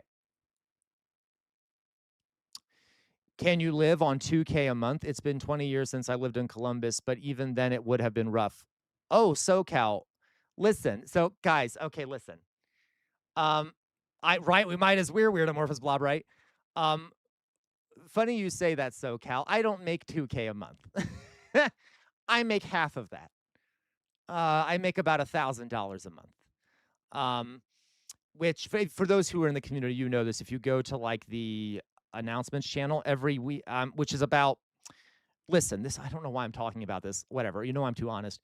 Right now in what I'm currently doing, I'm making about $12,000 a year, which is significantly less than minimum wage. Yeah, that's why I'm saying like, but I feel like I'm also, I know I'm being too honest. Maybe we should wait till tomorrow to talk about this stuff. I do a lot of labor where I like create the presentations and do the education and things like that. I just need better ways to monetize all the labor I'm doing. And one of the big things is getting more people in here because then because you guys, this community shouldn't be expected to financially support me when it's this small of a community. So if we get a larger community, there'll be a more chance for me to raise funds from people supporting me. Does that make sense? Okay. I specifically remember. Sorry, let's go back to this. I'm getting off track. I'm just distracted by this conversation. Thank you so much, Matt Saigai, for the more gifted tier 1 subs. Okay.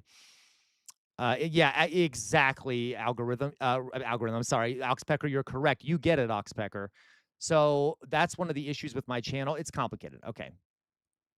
All right, guys, I'm going to put my face up. All right. So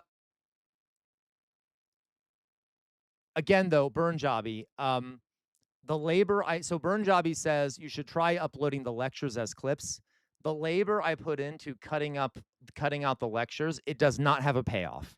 Whenever I've uploaded lectures to my channel from these streams, they do terribly, and I make practically nothing on them. Because, as Oxpecker said, my channel started off as a reaction channel, so the algorithm does not favor. There's more that goes into this than y'all think, just to let you know. So it's complicated. All right, guys, let's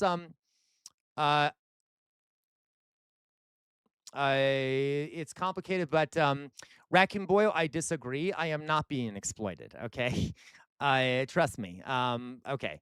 All right. So Raccoon, this is let's watch more of this. I love President Trump, and anything he says to do, I do. Anything he says to do, you will do. I will. Literally anything. Him and Jesus, yes. Okay. Those are my two top guys. Oh my God! What the fuck, guys? Remember, it's Outer Signal here. Outer Signal, who's a real great expert, who's a real great expert on like radicalization and like how to de-radicalize people and stuff. Has pointed out how there's kind of an overlap between the like people who are super religious, who are super religious in terms of what is it called? Like their belief in things, and people who can be drawn into these fascist cult ideologies. It is so true.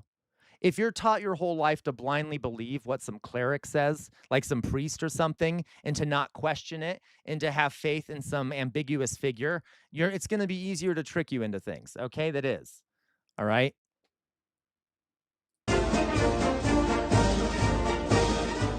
We are here in Washington, D.C. Raccoon Boyle, I absolutely do have a realistic view of what my channel's performance is like. And unfortunately, the number of views doesn't matter when I'm relying on it for money. So 300 views does not make me anything. It does not support me. Okay? See, on July 4th, America's 250th birthday. Really an exciting time to be alive, DeBram.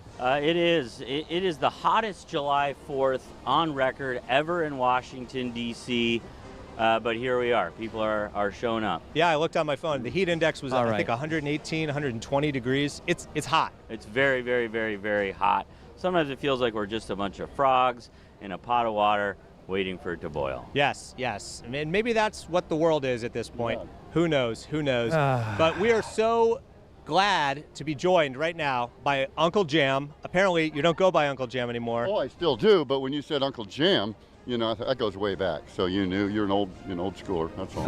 We are old on top of that as well. Sam. I've been Uncle Sam for 250 years, but Uncle Jam is my stage name because I perform patriotic songs. And so I specifically remember one of my favorites about voting again. Do you remember that? Let's all vote again. Just can't wait till we all vote again. With pen and paper, voter ID in our hands. I can't wait till we all vote again. So you do remember that one? Voter ID in our hands. Wow. Okay. Okay.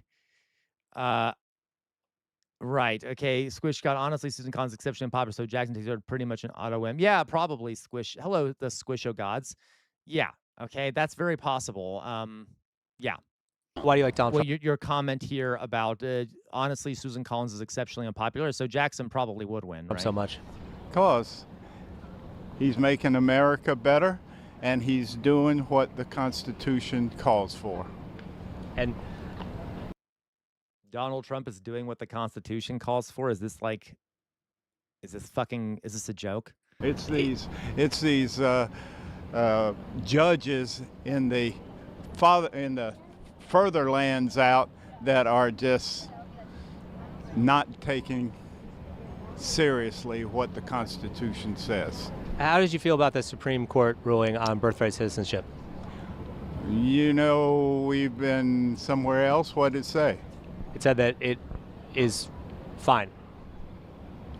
Birthright citizenship is legal. Yeah, that's true, because that was done right after the Civil War for the blacks. But of course, weird amorphous blob, right? It is an amendment of the Constitution. Thank you very much. Right? Okay. All right. Like your onesie. Thank you. Welcome. You going this way? Going this way? That's good. Oh no, I'm sorry. I'm sorry. I didn't want to cause any trouble here. This truck, I'm pissing people off left and right.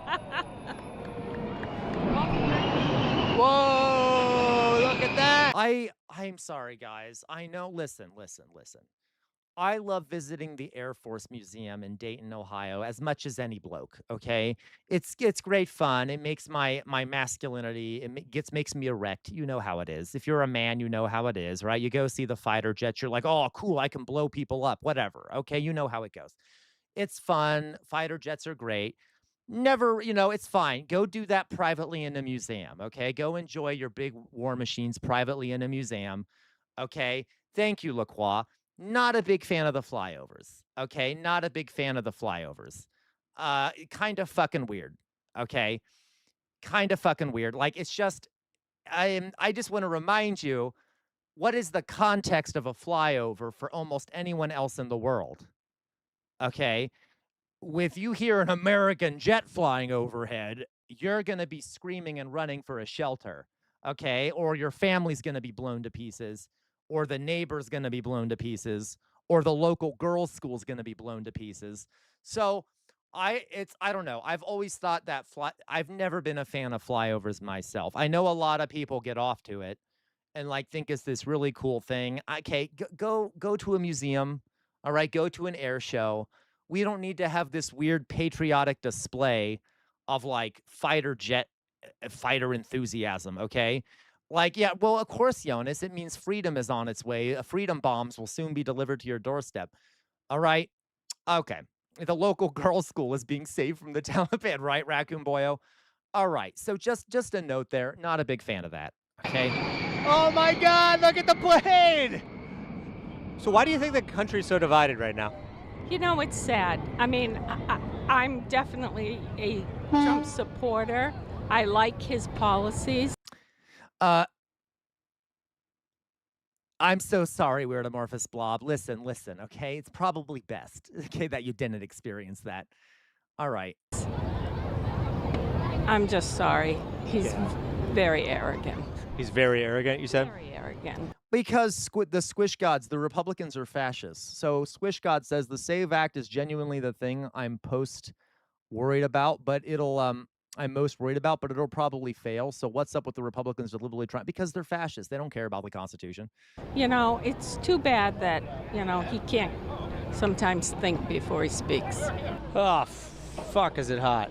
It's the hottest July 4th on record in Washington, D.C. She is always at these things. What are your thoughts on the climate? It has nothing to do with climate change, I'll tell you that. She needs a psychiatrist. I'm sorry. Literally, I'm sorry. Maybe that's mean of me, but she needs a fucking psychiatrist. Want to know about yeah, Sir Bart. Mental illness is a real thing. CERN, you know about how they can manipulate the weather? Who's they? Can you imagine being a family member of hers? She'd be the one that would call at random times of the day to scream about like the black couple living next door, all right. Yeah. The cabal, the evil ones. Not the U.S. government? The shadow government. The shadow government.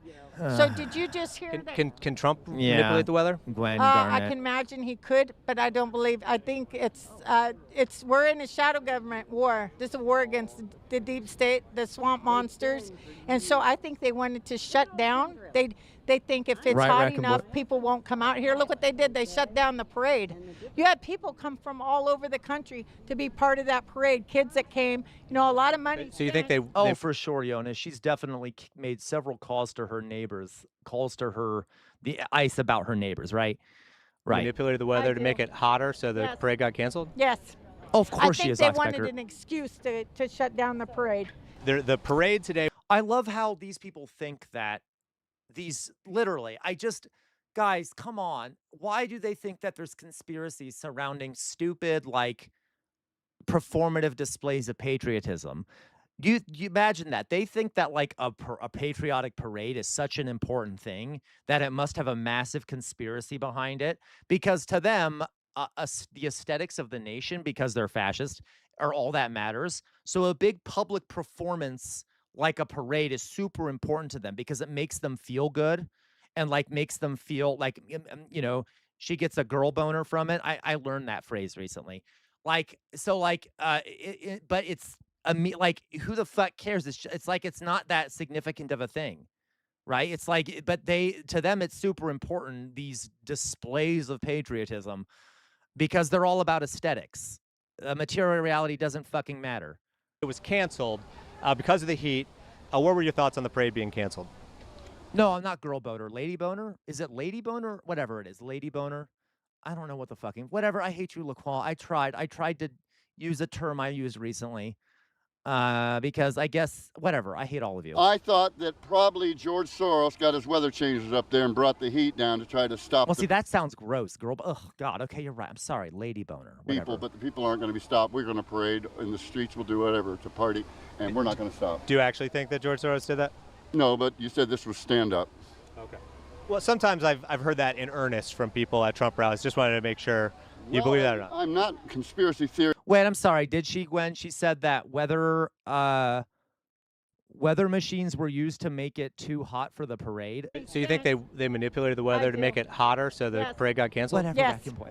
I think they wanted an excuse Wow. to shut down the Wow. parade.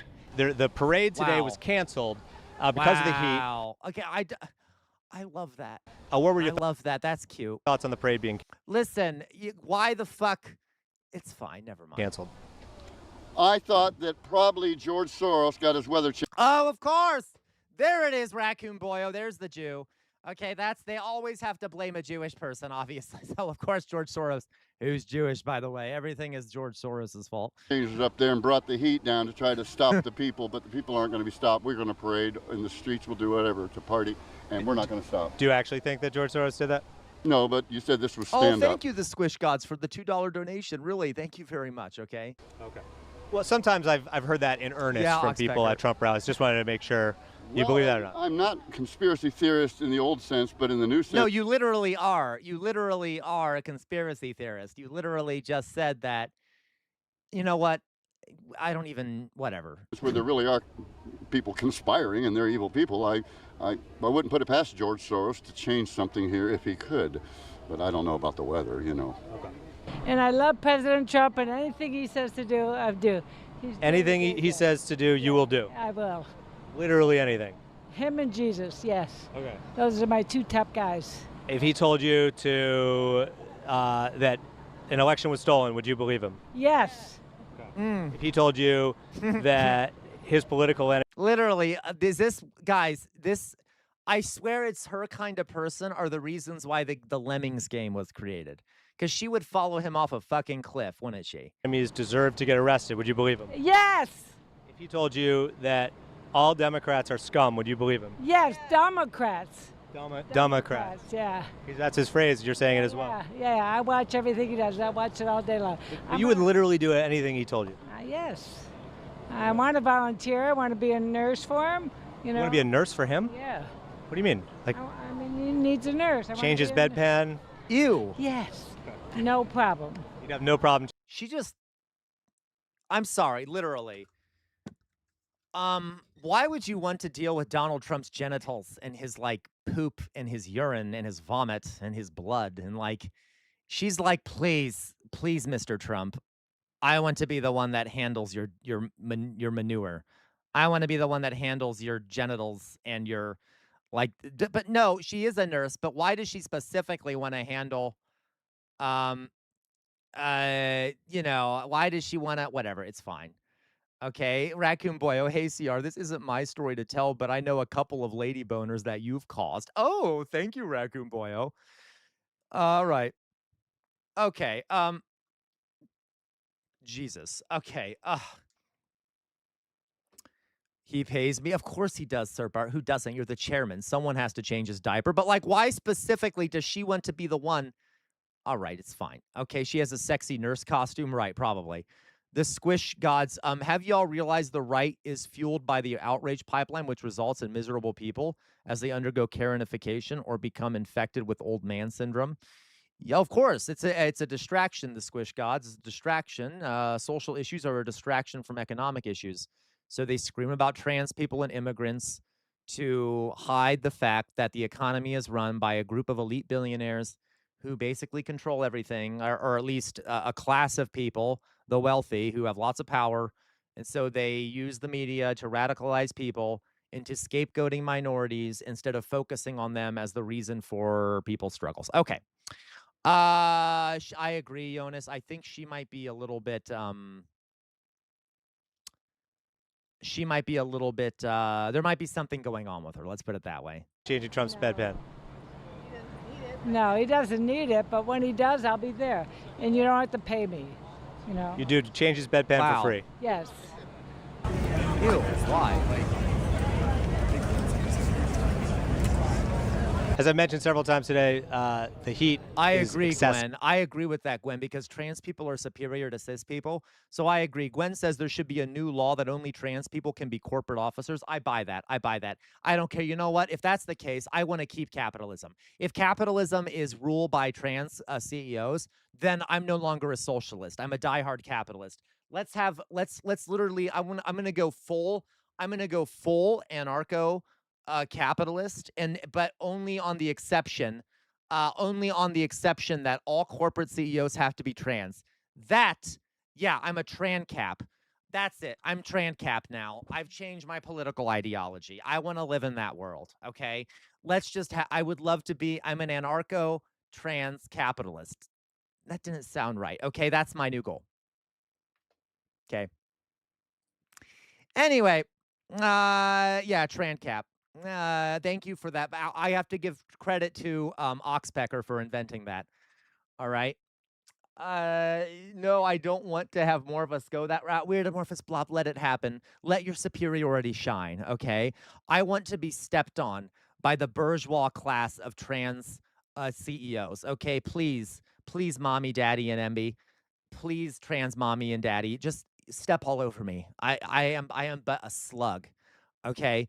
Anyway, that's my new political ideology. I'm a tran cap. Today, someone just passed out over here. There's medics who were just rushed over. We hope everybody's okay. You tell Mr. Trump. Okay. I flew in here from Washington, the other side of Washington. Yeah. I'm a truck driver. Okay. I spent my money to get down here. All right. And I have to wait to go to see him to watch fireworks. And I'll tell him that. And that's just plain out wrong. If he cares about the American people, he needs to stand up for them. And how do you feel about the job he's doing as president? All right. Were you okay? Really? I wish he would finish Iran the way he should. What does that mean? Finish Iran the way that he should? Are you calling for exterminationism? I mean, I wouldn't be surprised. He hasn't ended it yet. It keeps going on and on and on. I think they're just building up. I know. You're right, Philly Cheese. That was a rhetorical question. I know what he wants. He wants genocide. He wants to wipe it off the map. We're going to cause a bigger problem. If you're going to go to war, go to war. Finish the goddamn thing, and let's go home. And then anything else that you don't give 100% on so far? Guys, I love is that how war works?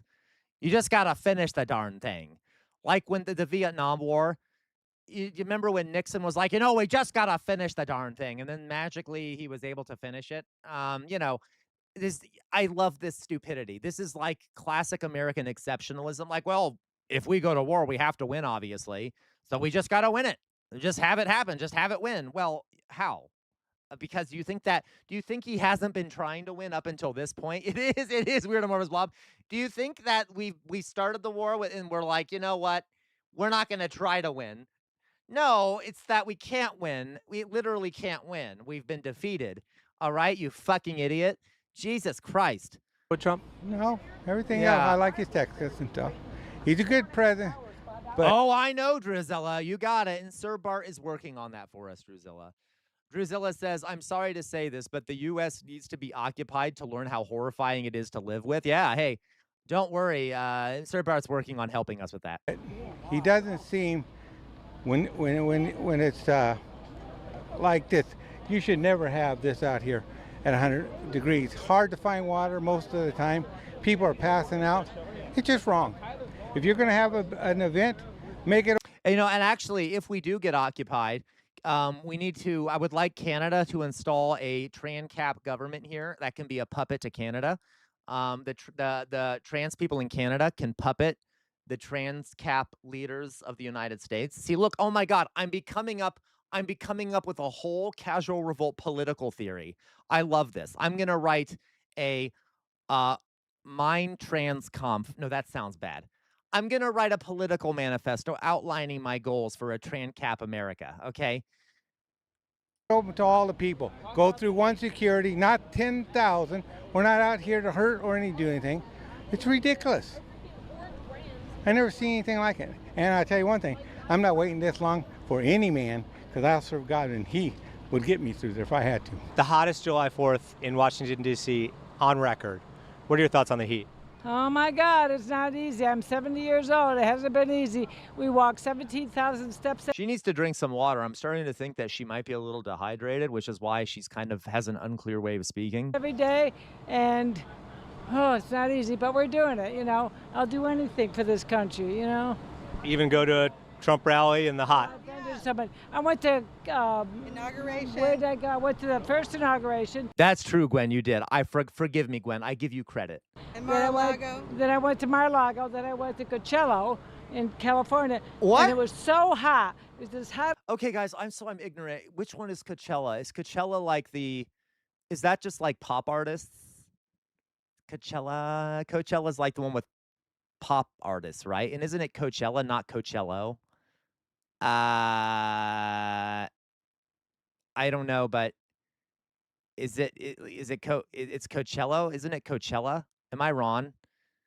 Am I getting it? It wasn't originally. Oh, so now it is Coachella? I'm very confused. It's Coachella or Coachello?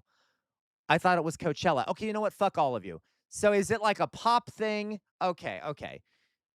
But is it weird for someone her to go to Coachella? All right. Thanks, Philly cheese. God. Okay, so that's weird then. Why the fuck is she? Okay, whatever. I don't know. It's weird. Now it is. Ew. Okay, gross. What is this? And we stood in line for 4 hours, and I got up. I wanted to sit behind the president, and the lady said, "Oh, the line's back there." I go, "Thank you." I whipped out my nursing stethoscope. I went to the front of the line. I said, "Secret Service, I'm MAGA Mag. I need to sit behind my president in case I need to serve." You know what they did? They took me by the arm, and they brought us bags of ice every half hour because everybody around us was fainting. And then I think she's drunk a bit much. Trump come out and he went. Honestly, I would not want her to be my nurse. And he pointed at me. He pointed at you? Was that one of the best moments of your life? No, best, one of the best. Oh God! Oh my God! Honestly, if Trump pointed at me, I'd immediately. I don't know what I would do. I would pull out my assault whistle or whatever. Okay. What is it about Trump that is so special? He's so smart. So smart. He's funny. He's so funny. And he's just common sense. You know? What's the funniest thing Trump does? Oh, Jesus. YMCA. Going to the YMCA. Because that guy that did. Oh, guys. We have. Now, you guys are going to enjoy this. We have in the YouTube chat, I'm not going to release the message, but we have in the YouTube chat someone who said the following. I just think this is so fucking funny. Okay, someone who has calling themselves, you got to love this troll. Someone who called themselves Big John Lovell says the following. Out of nowhere, sexual activity before marriage, with or without a partner, will send the culprits hurtling towards hell, where red-tailed demons with giant purple penises will sodomize them for eternity. Honestly, that sounds like a good time to me. So thank you, Big John Low. You can stay in the community because that sounds like a party. Okay? Thank you. All right? Please don't ban that person because I would really, is that a promise? Please, don't ban that person because I want more, things that excite me sexually to be said in the YouTube chat. Okay, let's go on. Died the other day. That's true. That's true, Weird Amorphous Blah. But, they might take breaks. It doesn't say that they don't take breaks. Yeah. So sad, the village people. Should we do a moment of silence? Yeah. Okay. Thank you. Thank you for the village people. Thank you, Lord. Thank you for President Trump. Thank you for you, Jesus. We're all about you. Show us how to serve. How would you rate the job Donald Trump's doing thus far? I love it. 110%. No, it really had 110%. nothing to do with Best it. in the better way. Oh my God, these people are mentally ill. I swear to God. I swear to God, they're mentally ill. Okay, well, that's probably Weird and Marvelous Blob. Kid, All right. when life was fun. Life was fun. What year was that? I was born in 65. 65. Yep. Okay, so right before civil rights? What's that? Right before civil rights? Right. Yeah, I mean, 65 I don't remember, but 70s, things were a lot better. I'm here in Washington, D.C. Of course, yeah. on July 4th, and I'm reflecting on what makes America truly a special place to be. We are not living in a place like North Korea, someplace where the leader will plaster their face all over government buildings, on currency. We live in the United States of America. We don't have a king, and I'm grateful for that. I say that as someone with a mental illness, Drusilla. And there's Donald Trump's picture on the Department of Justice. What do you think about Trump putting his face on the Department of Justice? I love Donald Trump. He can put his face anywhere in any building, and I'm grateful for him as a president. The sitting president putting his own face on the Department of Justice, I don't know that he decided to do that. Do you know that he decided, or did... Wait, she really did, Gwen? She just prayed for the recent Village People death? I must have missed it. I'm so unfocused right now. Okay, she prayed for the recent Village People death. Oh, that's good. You know, I'm sorry. Maybe I just missed it.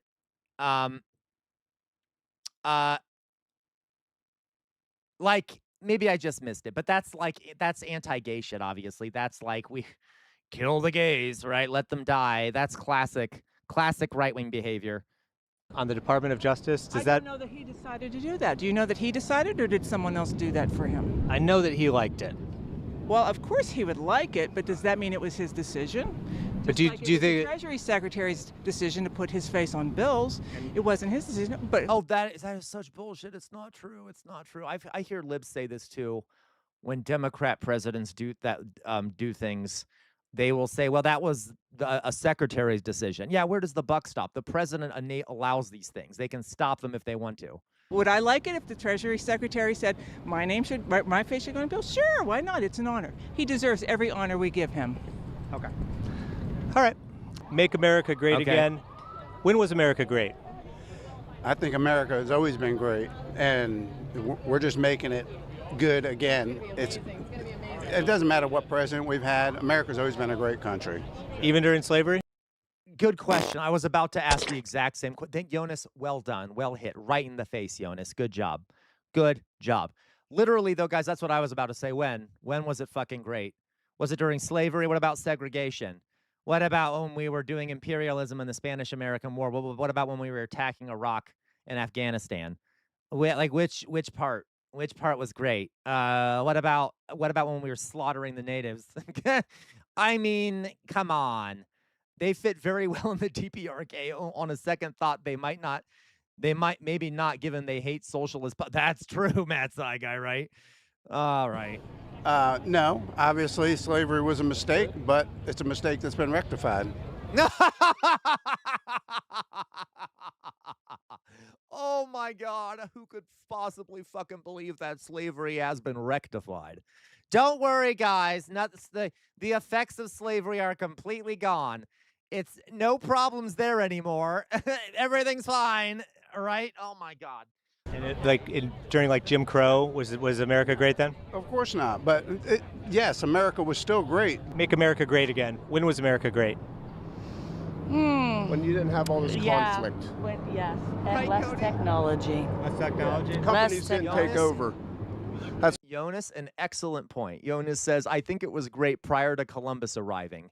Excellent point. It was great. It was definitely great then. That's what I feel. Yeah. Companies. We're like a big corporation, this country?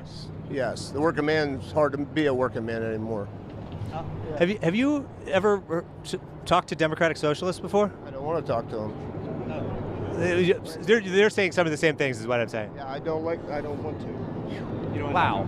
I don't want to talk to them. No, because I try and I get in arguments and I don't like the big ideas. It sounds like you see eye to eye on. Get rid of the corporates the way it is, as far as taking everything from us. Give back to the workers.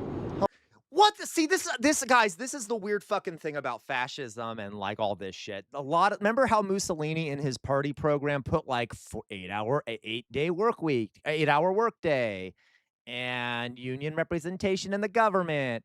Like, it's so fucking annoying. So many of these folks, if you ask them, they say things that sound very, very fucking left wing. Okay, they even talk about how the elites are ruining the country. Donald Trump did. But this is because fascists will co-opt left-wing language, knowing that people want to change those things, but then they will refocus the energy to making people go for social issues, right? So he wants a lot of the same shit that socialists want, but you know that he is hyper fixated on migrants and trans people being the reason why he can't have those things, right? So that's what's really fucking annoying is that, like, it's those that identity politics stuff is used to divide, and the scapegoating is used as a distraction. Okay. Yeah, Raccoon Boyo. Help us all out. Make sure everybody can have a living wage. America first. America first. Maybe everyone should have health care. Yes. I think that, but I don't think the government should pay for it. I don't think we should have government health care. I don't. It just somebody needs to take control of it so it's more affordable for everybody. It's crazy what they do. Transgenders. Right, weird amorphous blob, right? Who should take control if not the government? That ain't my job. I love when they use the phrase, "Oh, they're a transgender." That is not. Anyway, okay. I'm a maintenance. There's the rub. That's all I can tell you. I'm a maintenance manager. 2021, we took a little trip to Washington, D.C. We went on January 6th. We took a lot of MAGA hats to honor Donald Trump. A million loyal patriots were there to drain the swamp. All right, Couch Dog. They fired tear gas. We the people kept coming. To peacefully meet on the lawn we did go. They opened the gates and they let us all come in. We came to stop the steal and get rid of Sleepy Joe. Why do you like Trump so much? He has brought so much together. Freedom, taxes, everything. I mean, he's just a wonderful man. That was an awful song, by the way. How did you feel about him making $2.1 billion last year from his crypto ventures and quoting some foreign governments that... Okay, you know what? No, weird amorphous blob. No, Jay Williams. We are not going to do Uncle Jam defensism here. Okay? We're not going to defend Uncle Jam in here. I hate you, Jay Williams. I hate you, weird amorphous blob. No, I refuse. We're not going to do Uncle Jam apologia in this community, okay? He was not spitting bars. Okay? It was garbage. Philly cheese, don't you participate in this, okay? I refuse to allow this insanity in my fucking community. I just think he has a right to exist. Weird amorphous blob, I hate you so fucking much, weird amorphous blob. I hate you so fucking much. Okay. Raccoon Boyo, I swear to God. Okay. I'm calm. Invested in it? Well, he was already, Raccoon Boyo, I hate you so much. That was a well-timed calm down, okay? Well-timed calm down. Aaron, he donates his money, so... His salary, the $400,000, but $2.1 billion is a lot more than $400,000. Yeah, but that's his business. As long as he's doing great, I'm with him. But if the government, if he's using the office of the president to get rich, is that a good thing or a bad thing? I think it's a good thing. It's a good. Oh my fucking God. Okay, like literally.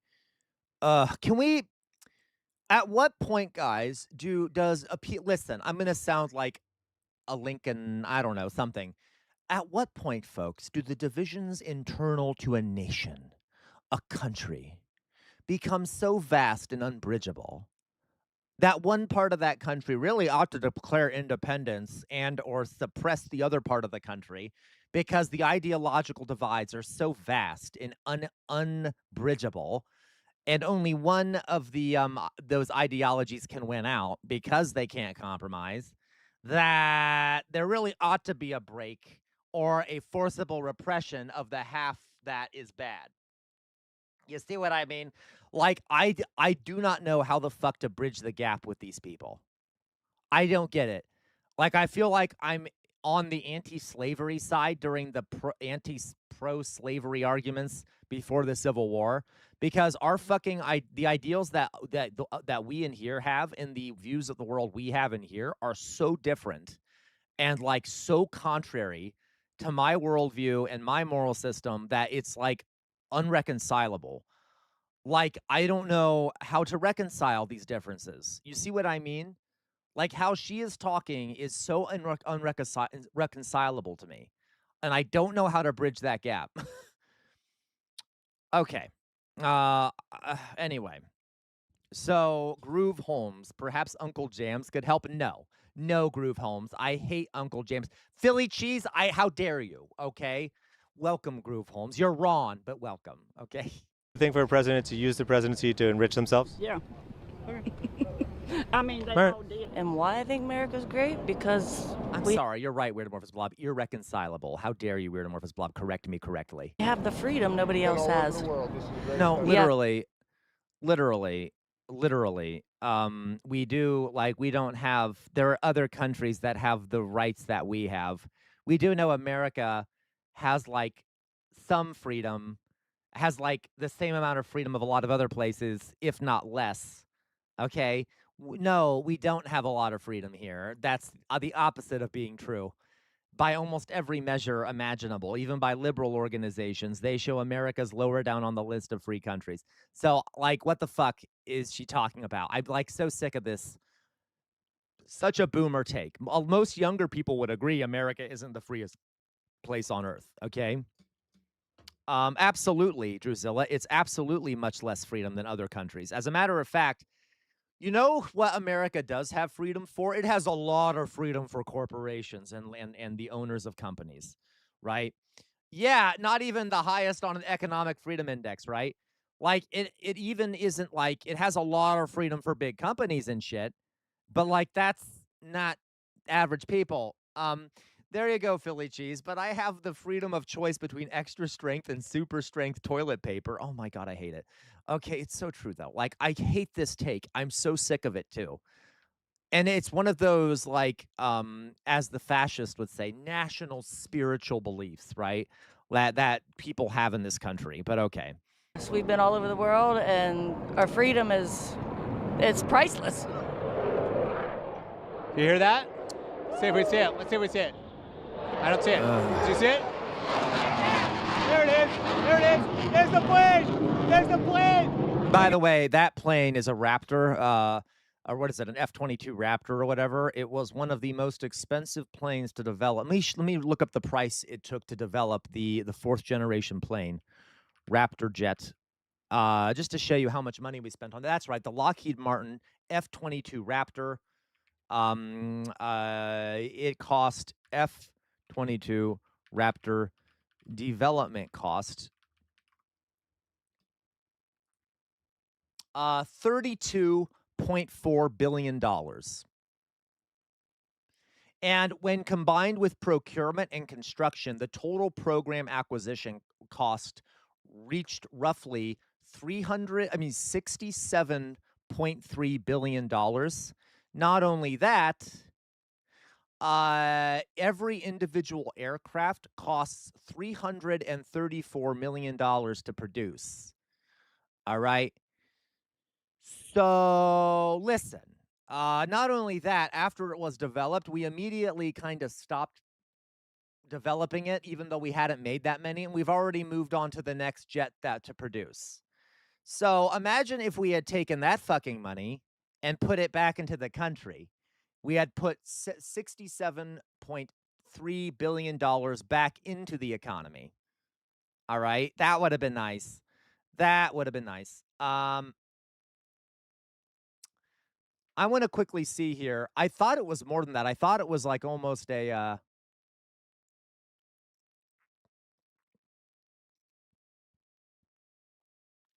And by the way, it also cost about $1 billion to operate and upkeep during its lifetime.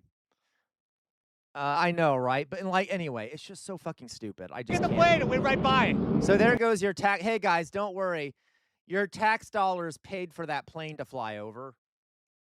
All right. Yeah, right, Groove Holmes. I have Black Hawks for sale. Price is falling rapid. There you go. Went right by. That was so cool. That was awesome. That makes America great. So it's because we have the freedom that others don't. Yes.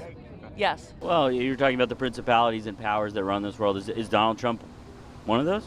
Who knows? I mean, you may be one of them. You know, you Really? might be a reptilian. You know, I don't believe all that. But my point is, it's not necessary. Right, he believes that. He believes that. Yeah. See there?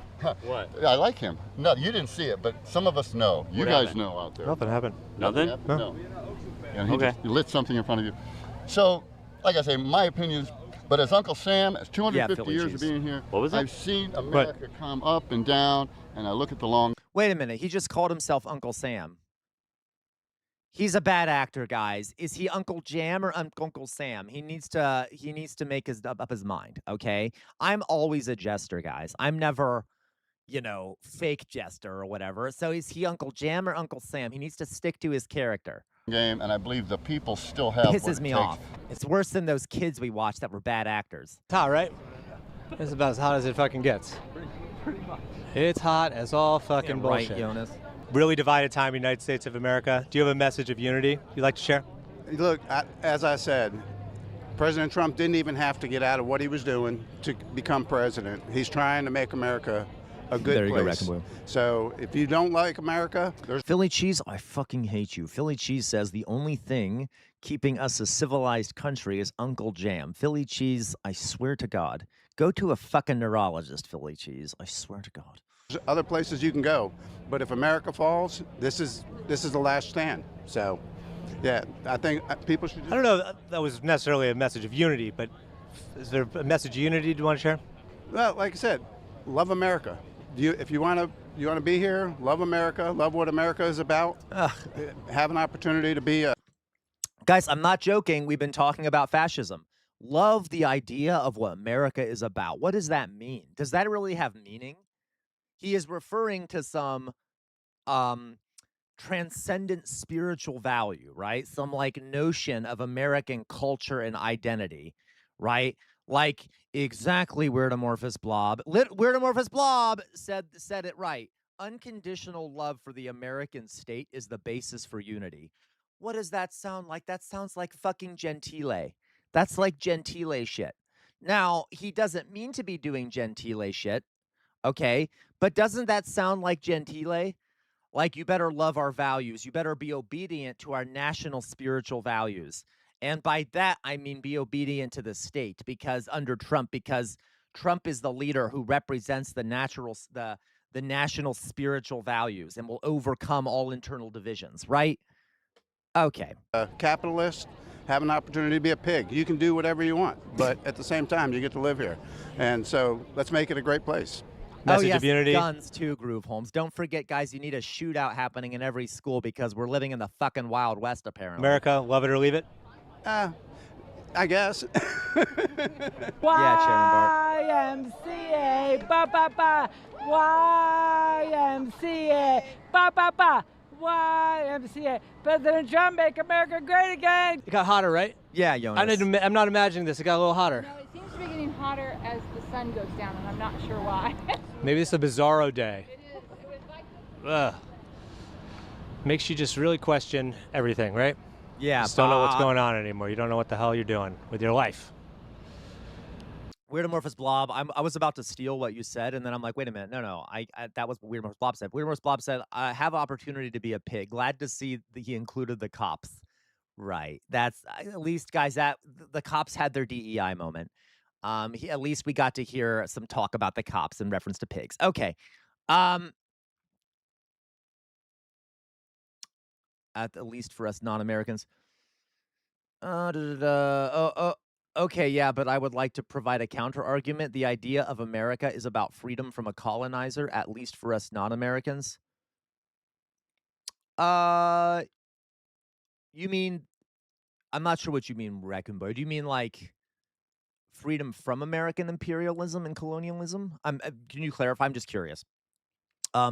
Peck on Bad, America is a shining city on a hill, guiding light for all other countries. Yeah, like, and what does that fucking mean, right? It's not true. It's a myth. So, like, it's like this, again, it's like a Gentilian kind of thing. All right. Anyway, let's keep going. They packed Joe's bags last night, campaign flight, gave him his meds at 9 a.m., and he's gonna be high as a kite by then. Forgets his words so much, forgets his wife, in Lonely Joe's headspace. All right, thank you for joining us here. Yeah. July 4th, Trump rally in Washington, D.C., the hottest July 4th on record DeVrom, you've got the last word. It is so hot. I want you. What? I want you. I feel concerned for my bodily autonomy after him pointing at me and saying that.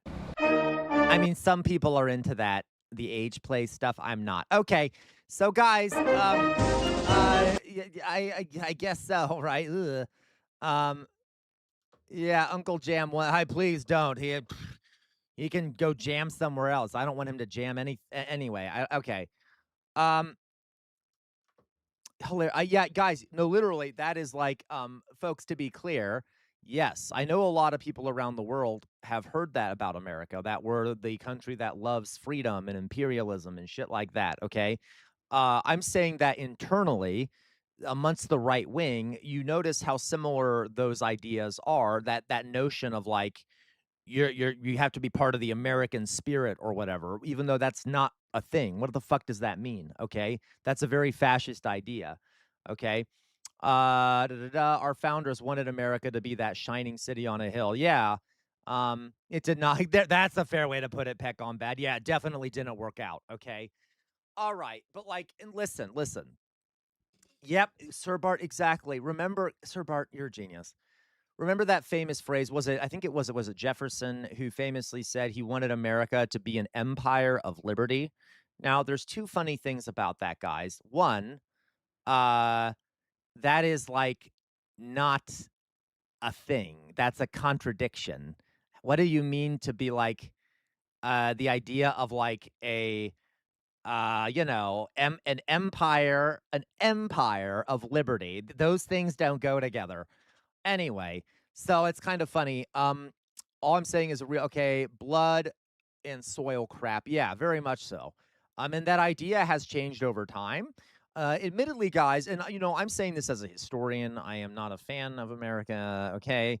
Yeah, for a lot of migrants who were coming from Europe, especially, America was a place where that allowed them to survive in the face of big struggles back in Europe, for example. Also, in other parts of the world, there are people who have migrated to America because their lives were better in America because of the situations they were coming from.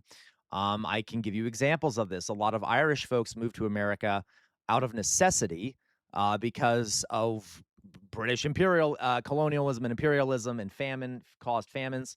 Okay.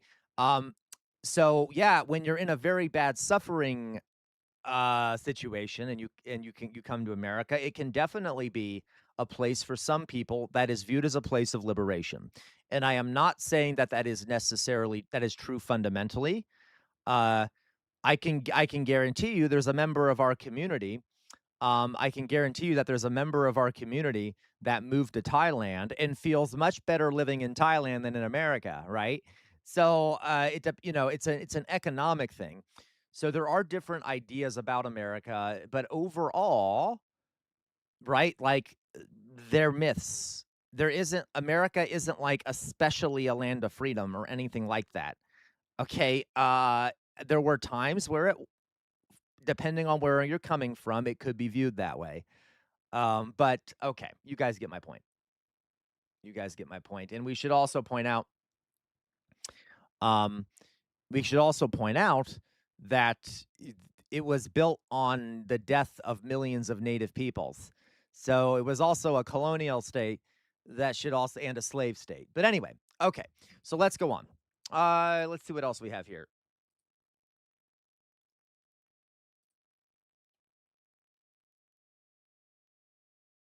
Oh, Jesus Christ. God damn it. Okay, so we have something here from our good friend Jay Williams, who surely will send us something perfectly normal and not creepy and weird at all. All right. So this is from Jay Williams.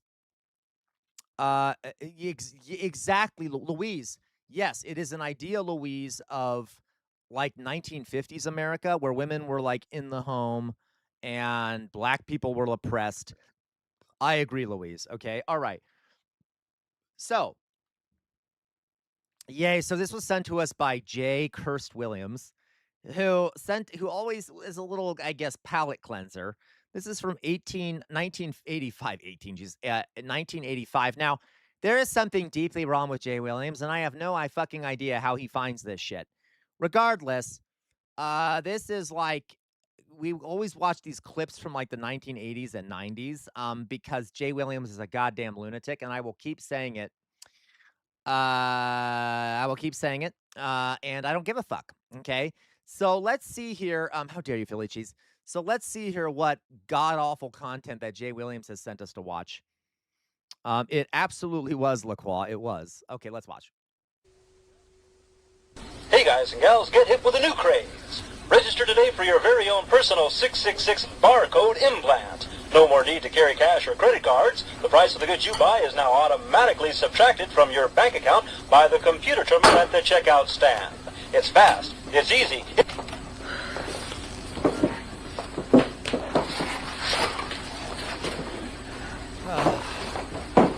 This is Pet Gone Bad's favorite segment of whenever we do this segment stuff, because Pet Gone Bad loves outdated videos. Don't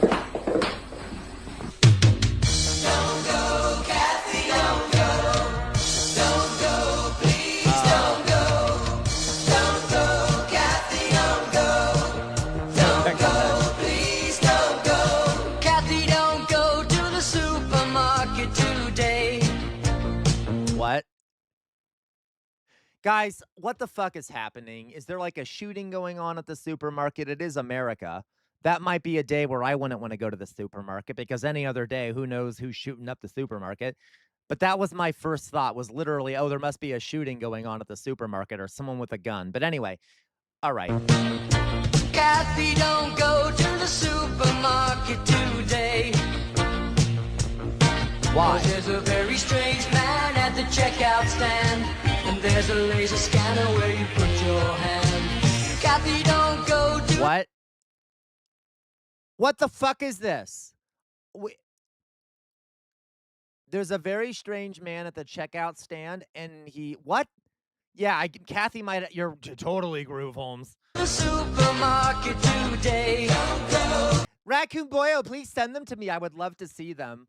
Pep Gone Bad really wants to see them too, right? Pep Gone Bad? Kathy, don't go. Without a computer ID, there's no way to pay. Don't go, please, don't go. I know there's a sale and a special on rice, and you can buy beans at a giveaway price. But that's just their way to get you down there. What you don't know is that they're everywhere. Kathy, don't go to the supermarket today. What the I'm so confused. Kathy, don't go to the supermarket today. Honestly, I gotta tell you, like, this is kind of anti-capitalist shit. It's kind of like you could view this as representing the eventual commodification of human bodies under capitalism. Okay, you eventually you will be sold. You will be sold as an item. Your labor is already sold, but I'm choosing to protect my mental state and view this as a clever critique of capitalism and the commodification of human bodies under capitalism, okay? So let's view it that way, and this will become a lot better. They had a special program on the TV last night, explaining calmly why these things must be done right. They say their new computer is the way to control, but what they didn't say is that it costs your soul. Kathy, don't go to the supermarket today. Don't go, Kathy, don't go. Without a computer ID, there's no way to pay. Don't go, please, don't go. 'Cause there's a very strange man at the checkout stand, and there's a laser scanner where you put your hand. Kathy, don't go to... Oh yeah, this whole conspiracy theory with the 666 and the devil. No, LaCroix, listen, LaCroix. I believe that how I view the world changes the world's reality because I'm an idealist, okay? So I am perceiving this as an anti-capitalism thing, all right? So that is the truth, regardless of whether it's true or not. It's also helping me get over the fact that it's about a weird conspiracy in the Bible, about the number 666 and shit. We can ignore that shit. Let's just say it's anti-capitalist, right? And so that at least I can become sort of like, I can find some value in it, okay? The supermarket today. Oh, Kathy, can't you see what they're trying to do? Oh my God, look. This is Okay, well, the obvious 666 symbol kind of ruins it. just a new craze. They want to make us their slaves. Wait, is this the devil that's gonna sodomize me in hell, according to the person that came in here? Yeah.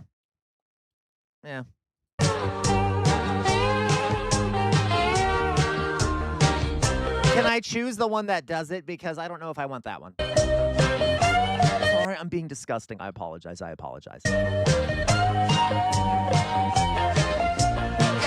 don't go to the supermarket today. Don't go, Kathy, don't go. Kathy, let's leave while there's still time to get away. Honey, don't worry, just take Hey. my hand. We can make it. Of course, listen. Of course, guys, can we be clear that there's also obviously like a sexist component to this where clearly the man has to save the woman because apparently Kathy is too dumb to notice that there's these weird, like there's like a satanic plot going on. So this is like the man has to save her. Kathy, don't go. You're too much of a materialist and a woman. So you have to be guided by a man and saved by him. So I'm not a big fan of that messaging either. I think Kathy can handle herself. Raccoon Boyle, thank you for the 80 bits. Really, I appreciate you. And Philly Cheese, I will hydrate. Thank you, Drusilla. Yeah, right. Women be shopping. That's really, really advanced reasoning there. Okay. You have to live off the land. Kathy, don't go to the supermarket today. Don't go to the supermarket today. Kathy, don't go. Also, honest question. Were women always wearing high heels in the 80s and 90s? Like, were all women leaving the house with high heels all the fucking time, even when they were just going to the supermarket? Because it looked like she has high heels on, and I feel like most women don't go to the supermarket in high heels.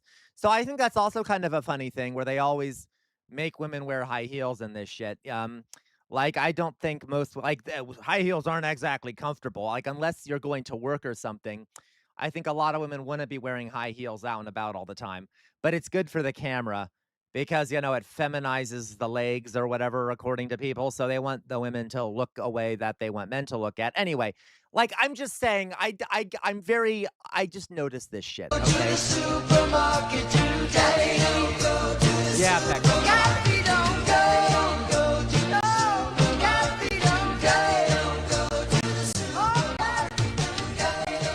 Okay. Listen. No, me too. I would love to wear high heels all the time. Like I'm love that. Okay, I'm just saying. I think high heels are kind of cool. Kathy, don't go. By the way, we could take that was an argument for like liberating yourself from capitalism and going into the forest and living an eco-anarchist life. I approve. I approve of it. It does help with the glutes, right? Right. There's an unban request from someone who apparently said they love Stephen Miller. They say they were trolling. I don't know, Matt Saiga. If you can figure it out, Matt Saiga, I don't know. Whatever you think. Okay, let's go on to the next one. Jay Williams sent us another one here. This, oh my God, you found a bunch of the satanic panic shit, didn't you, Jay Williams? Actually, real fast, let's watch Oxpeckers really fast because this looks like it'll be funny too. I'm Dexter Mims Jr. Okay, so we'll watch this. Oxpecker sent this to us. This is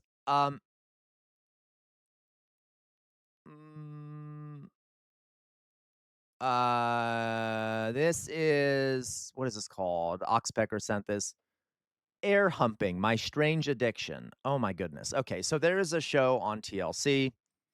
There is a show on TLC that interviews people that have very strange addictions to things or who engage in certain repetitive behaviors that they can't stop that are kind of odd. So we'll see what this is. Apparently, this guy has an addiction to air humping. So let's watch it real fast. I'm curious. I'm 48 years old, and I'm addicted to humping air.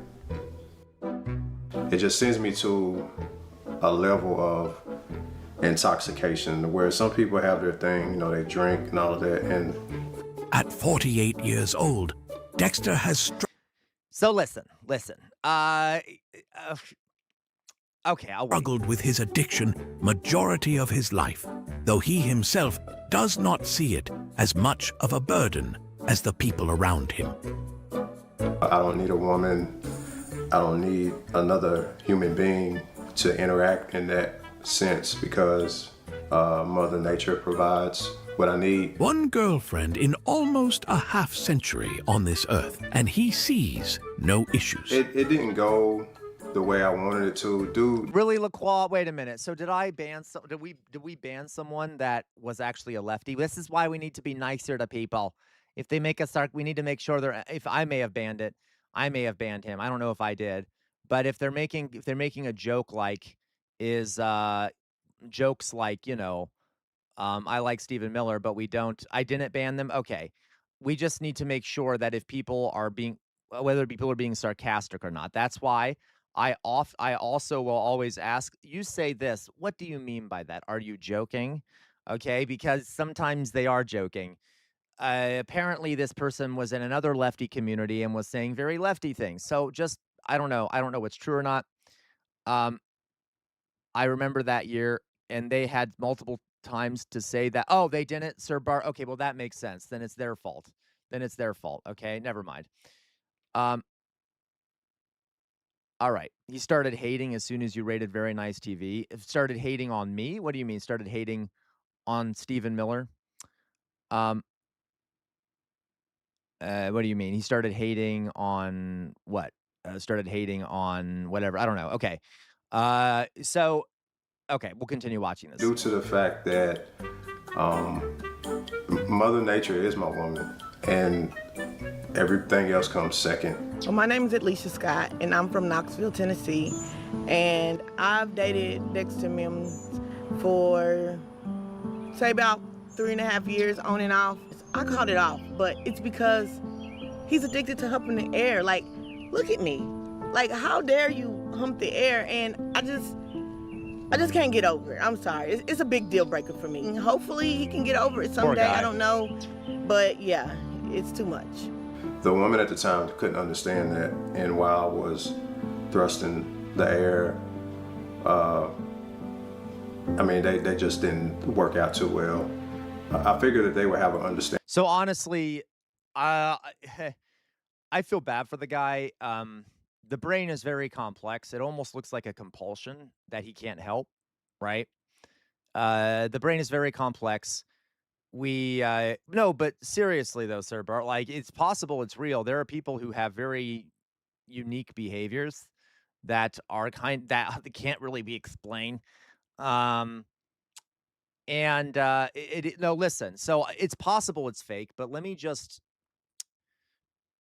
It's a common thing. There, like, as someone. Okay, let's see here.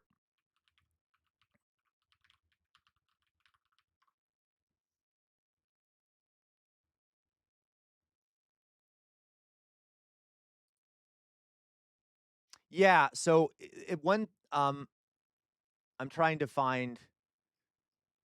Well, I don't want to look into it right now, but there's it's stimming. Okay, there's a lot of stimming. People do stimming, like if you're people with autism, for example, people with ADHD can engage in stimming, where they do these strange repetitive not strange, but unusual repetitive behaviors.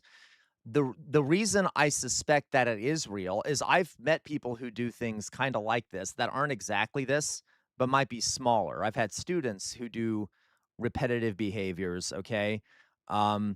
There is also one of the reasons why you can tell that it is real is that it's probably having a very big negative impact on his life, and he probably doesn't like doing it. You see what I mean? So I'm just saying. All right. But I don't know. Why is he not real? It's a skit. Is it really a skit? That's possible.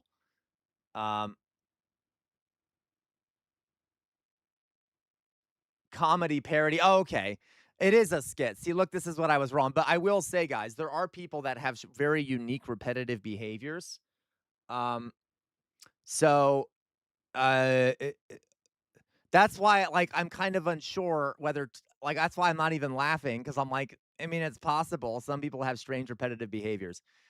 Doctors are baffled, friends are embarrassed, the public is speechless. Follow Dexter's outrageous air humping addiction. Um,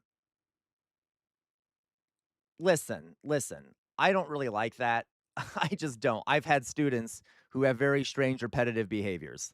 Okay, this is kind of seems to me like making fun of people that actually have real strange repetitive behaviors. Okay?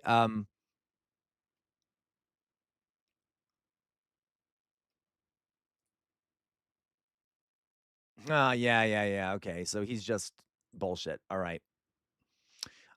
So that's fair. Anyway, yeah, it's honestly, it's literally not that funny to me. It's literally not that. That's why I like, if you noticed at the beginning, I'm like, guys, I'll just watch some more because I was gonna say, uh, I feel like that they're sort of making fun of it going on. I thought he was actually doing it, but it'd be like if I pretended to have Tourette's and was laughing about it. Um, did a skit making fun of people with Tourette's. You see what I mean? So, all right. We're not gonna watch that, obviously. Hey guys and gals. Um, there's a lot of people in our community that have autism. That have like autism or ADHD. If you guys, anyone here knows people who are autistic, you'll know that sometimes they engage in stimming, or ADHD people will engage in stimming, or there are people that have different kind of, what's the term, neurological disorders where they will engage in sort of repetitive kind of behaviors or actions. Um, okay, so we're not going to watch that. All right. Okay, so let's go on here.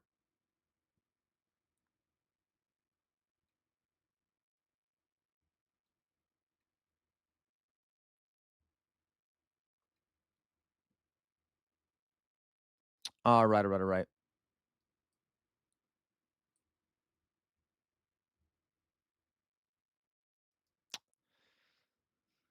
Oh, goodness. Poorly aged. Oh, my goodness. Our first house nearly never got. Okay, last one here.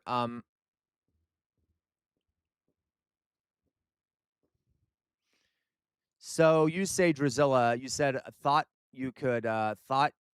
wish I could stop when I want. In reference to what, Drizilla? Do you stim, Drizilla? Like, anyway. Okay, let's go on. Poorly aged 60s commercials. Let's just watch a few of these. I'm excited for it, okay? I'm excited for it. The squish, oh gods. What do you think is more dangerous? Unchecked capitalism or neo-mercantilism, neo-feudalism? What's the difference? I disagree, squish gods, that there is any difference between unchecked capitalism and neo-feudalism. I think neo-feudalism is just hyper-capitalism. So I would say that capitalism is the danger, right? So neo-feudalism is sort of the natural and late stage of capitalism. And I actually get frustrated there. And listen, if anyone's out there that does this, I don't want to say it frustrates me. I just think it's not a great way to frame it as like the tech bros want feudalism. No, they want hyper fucking capitalism. Because it implies that we need to protect capitalism from neo-feudalism. Well, no, we need to get rid of capitalism because that's what creates the kind of capitalism that they're doing. You see what I mean? Anyway. Okay. So the squish gods, yeah, exactly, weirdomorphous blob. I just don't like the wording. It doesn't mean that there isn't some truth that like the end stage of capitalism is horrific, okay? But the word neo-feudalism kind of misses the point. Squish gods, I think checked capitalism is fine if it's given real guardrails. Well, let's put it this way, Swish Gods, putting guardrails up on capitalism can slow down the crises that result from capitalism, but it will not. Capitalism always ends up resulting in massive wealth inequality, okay? And will often end up resulting in this kind of quote unquote neo-feudalism, unless you do direct wealth distribution, redistribution. And it will automatically, and you'll always constantly have to battle with the owners of companies to keep those guardrails up, okay? And it's only a matter of time before they will strip them away. So it's kind of an unwinnable battle to try and put guardrails on capitalism, because you're automatically setting up a system where there will be people who fight against the guardrails constantly, okay? And eventually you'll have fascism. So that's why I don't agree with that, okay? Would it be better to live in a society with many more guardrails on capitalism and a kind of social democracy? Absolutely. I'd much rather live in like a social democratic society than unchecked capitalist America, but it still will end badly, okay? Our first house nearly never got built. My wife was so bent on helping the builder. Woman, I said, leave that poor man alone and make us some coffee. Not that kind you've been buying either. Instant Maxwell House coffee. Red. Yeah, guys, listen. Matt Saigai says, laughing my ass off, I'm just realizing now that I perform different types of stimming, rocking in my chair, repeated phrases. Yes, pacing and circle walking and repeated blink. Yeah, Matt Saigai, you guys see me moving around a lot, like when I'm streaming. I stim. Okay, I stim. So, yes, you get that? It's not very funny to make fun of people who stim, okay? And there are people who have some very unique ways of stimming that can kind of look like air humping. I'm not joking. Pace walking, is that you? You know it, Jonas, okay? Jar, good to the last drop. Maxwell House. The instant that tastes like coffee. Be a good little Maxwell housewife. Oh, God, no, please don't you. Okay, listen, the 60s, these are poorly aged 60. Oh, my God, okay. We'll be happy here for a long time. Maxwell House coffee. Instant and ground.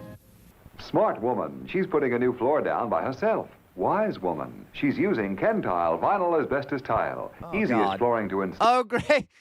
Oh, great, it's asbestos tile. Oh, my goodness. Not only is it, like, sexist and, like, good woman, do this unpaid labor, good woman, it's also promoting asbestos tile. Good. This is great. Install easiest flooring to care for. Save every way with Kentile vinyl asbestos tile. Harvey, want anything special for your birthday? Just a decent cup of coffee. You're kidding. I'm serious. Honey, your coffee's undrinkable. Wow. Okay. It's pretty hot. He can go fuck off. Harsh. Well, so's your coffee. You know, the girls down at the office make better coffee on their hot plates. And Oh he didn't my even kiss fucking me God. goodbye. Honestly, she shouldn't do abuse. I'm sorry. I would say she should haul off and backhand him, but you really don't do that. Okay, don't hit your partner. You know, if I could just make... But honestly, you know, yeah. At that point, he should make his own fucking coffee, and she should stop doing it for him. a decent cup of coffee, I could relax. So, relax. Why don't you try Instant Folgers? Tastes good as fresh perked. That's fair, elevator lady, right? Hey, great coffee. It's Instant Folgers. Doesn't it taste good as fresh perked? Better. Better than those girls make at the Yeah, let office? him make his own fucking coffee. Honey, their coffee can't hold a candle to yours. Instant Folgers taste good as fresh perked. Try it. Okay, next one.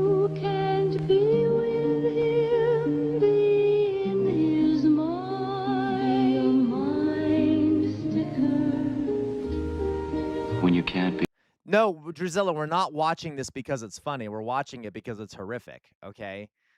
This is an interesting look at misogyny in the 1960s, okay, and how it was normalized in advertising. As a matter of fact, when I was a teacher, I used to do a unit about women's rights, where I would put up very misogynist ads all around the room from the 1960s, and I would ask my students, about what this showed about how women were portrayed in the 1960s. Okay, so anyway, but there a lot of these are in the 1950s, I should say. Be in his mind. Be a mind sticker with a shape he can't forget. Don't you want to have a good shape? He wants you with a good shape. Shape with tab. This is just weird. Tab can help you stay in his mind. Keeping your shape in shape has its rewards. Okay, Tab, by the way, is an awful drink. Okay, Tabs, like, so weird. By the way, women do not stand around. I have not, Drusilla. Women do not sit around thinking about men all the time. Okay, they're not always thinking about their husbands. I know movies that are made by men portray women as doing that. That's all that women think about all the time are their husbands. No, strangely enough, they're human beings and they have varied interests and passions, and maybe they're not always thinking about you. Tough, live with it. They're people. They can think about what the fuck they want. They don't have to be fixated on their husband all the time, okay? Even if husbands want that. This flat tire needs a man. Oh my fucking God. When there's no man around, Goodyear should be. Why? Watch this. Fucking God. Okay.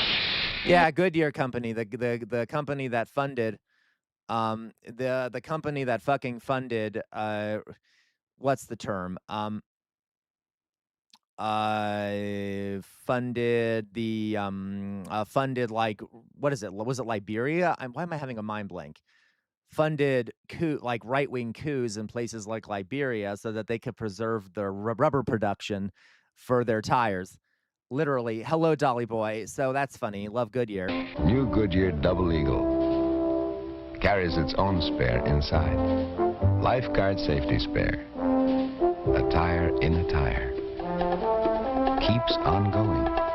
Next time, give her a second chance. Yeah, the rubber coups record. It's going well, Dolly Boy. How are you? God. You know, this was me 5 years ago, and it's still me. Because I confess I'm a waistline watcher from way back. Oh, well, that's enough for today. Now for a lively lift. Ice-cold Coca-Cola.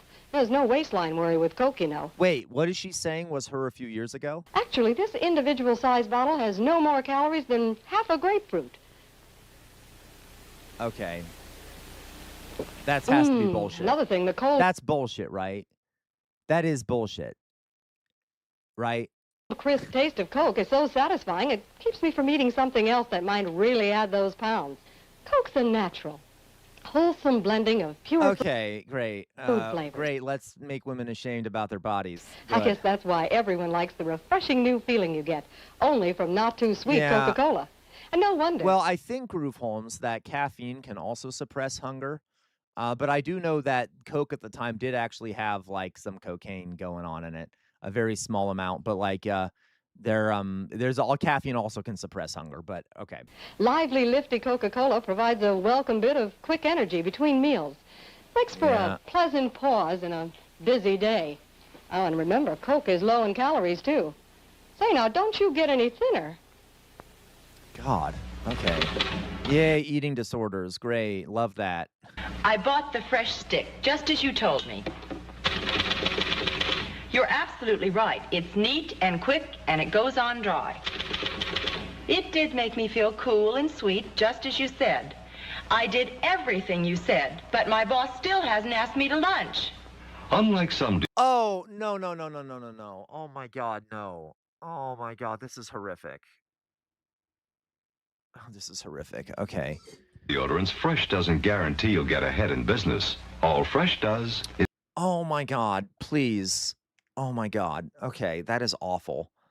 Oh, my God. Like, I don't even know what to say to that. Okay, that is disgusting. Okay, that is really disgusting. Just keep you fresh. When you think of it, that's quite a lot. Guys, just think about the sort of malice towards women that implies. The idea that women get ahead because they use their sexual prowess to convince the boss to give them a promotion. Like, there is almost like a malice behind that and a jealousy. That's really gross. Okay. Alice, you missed with the toast. You missed with the eggs. See if bored, Herbie. Try the coffee. Coffee. Oh, your coffee's always a real treat. This time it's instant Maxwell House coffee, like your mother makes. Alice! Herbie, you can't miss with instant Maxwell House coffee. You're just gonna love it. That's great. I knew it. That's great tasting coffee, Alice. Yeah, Louise, I would like to see if the UK had similar advertising at the time. Then it's all right about the toast? Uh-huh. And about the eggs? Uh-huh. Just pour me another cup of that crazy coffee. You can't miss with instant Maxwell House coffee. What her voice is like, first of all, his voice is annoying, her voice is annoying. I'm sorry, I'm not trying to demonize their voices, but both of their voices annoy me, and he's really fucking annoying. Yeah, Jonas, I think that's what annoys me about her voice. It's almost like infantilized. There's like an infantilization thing going on there. But he's just like really weird too. Like, I don't know what's going on there. Look at those creepy eyes. Great tasting coffee, Alice. It's another He also seems very homosexual. product of General Foods. This No! I've seen this ad. I've seen this ad. No. is the Vanishing American. The Vanishing American hamburger. It's been getting smaller and smaller and smaller. Well, Burger King is out to save. Oh my God. Guys, that's like if there was an Israeli, that would be like an Israeli company showing a Palestinian and being like, this is a disappearing Israeli. Disappearing ice cream. And then like, oh my God, that is so fucking gross. Okay. Save the hamburger. Save the hamburger. You've got to be fucking kidding me. With the No, stop. Oh my God, no. Whopper. A hamburger so big, it takes an extra big toasted bun just to hold it. And we top that with pickles and chopped onions and fresh tomatoes and crisp lettuce. The Whopper. The king-sized burger you only get at Burger King. Groovy. Take the tribe to Burger King, home of the Whopper. Yeah. The burgers are bigger at Burger King. The burgers are bigger at Burger King. The bigger the burger, the better the burger. The burgers are bigger at Okay, we Burger get King. it. Let's go on. Thank you for the genocidal rhetoric. The That was burgers are cute. bigger Let's at go. Burger King, home of the Whopper. Let's use genocide as an advertising tactic. Groovy.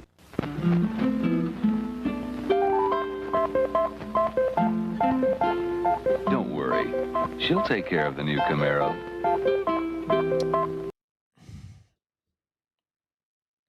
Okay. All right.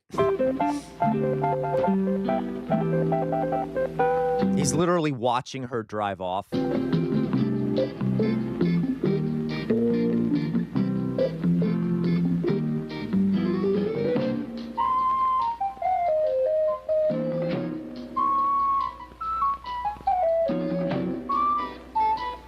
Oh my God. Okay, listen, guys, men hit shit all the time. Okay, you know there's that stereotype that women are bad at driving.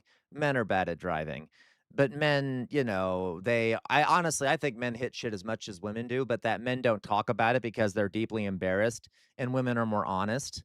Okay, that's my opinion. So like, you know, once, you know, men hit shit all the time too. It's hard not to. It's hard to drive cars sometimes. It's hard to see around you when you're in a parking lot or whatever. People have fender benders and shit. This has nothing to do with men or women. All right. Thank you.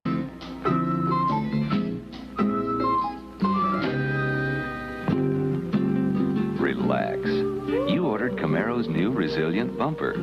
It's color match. By the way, I love that idea that like if you like a loved one of yours is hitting something with a car, if you see like someone hitting, like a family member hitting things with a car, that going out and watching them will somehow make it better, or like going out and yelling at them while they're still trying to park will make it better. That'll just add more stress and will make it more likely. Okay? Like, it's just all right. Anyway. Attached to the car, so you may forget it's there, but it won't forget how to bounce back. No matter how often you bump into something unexpectedly. Camaro's new resilient bumper.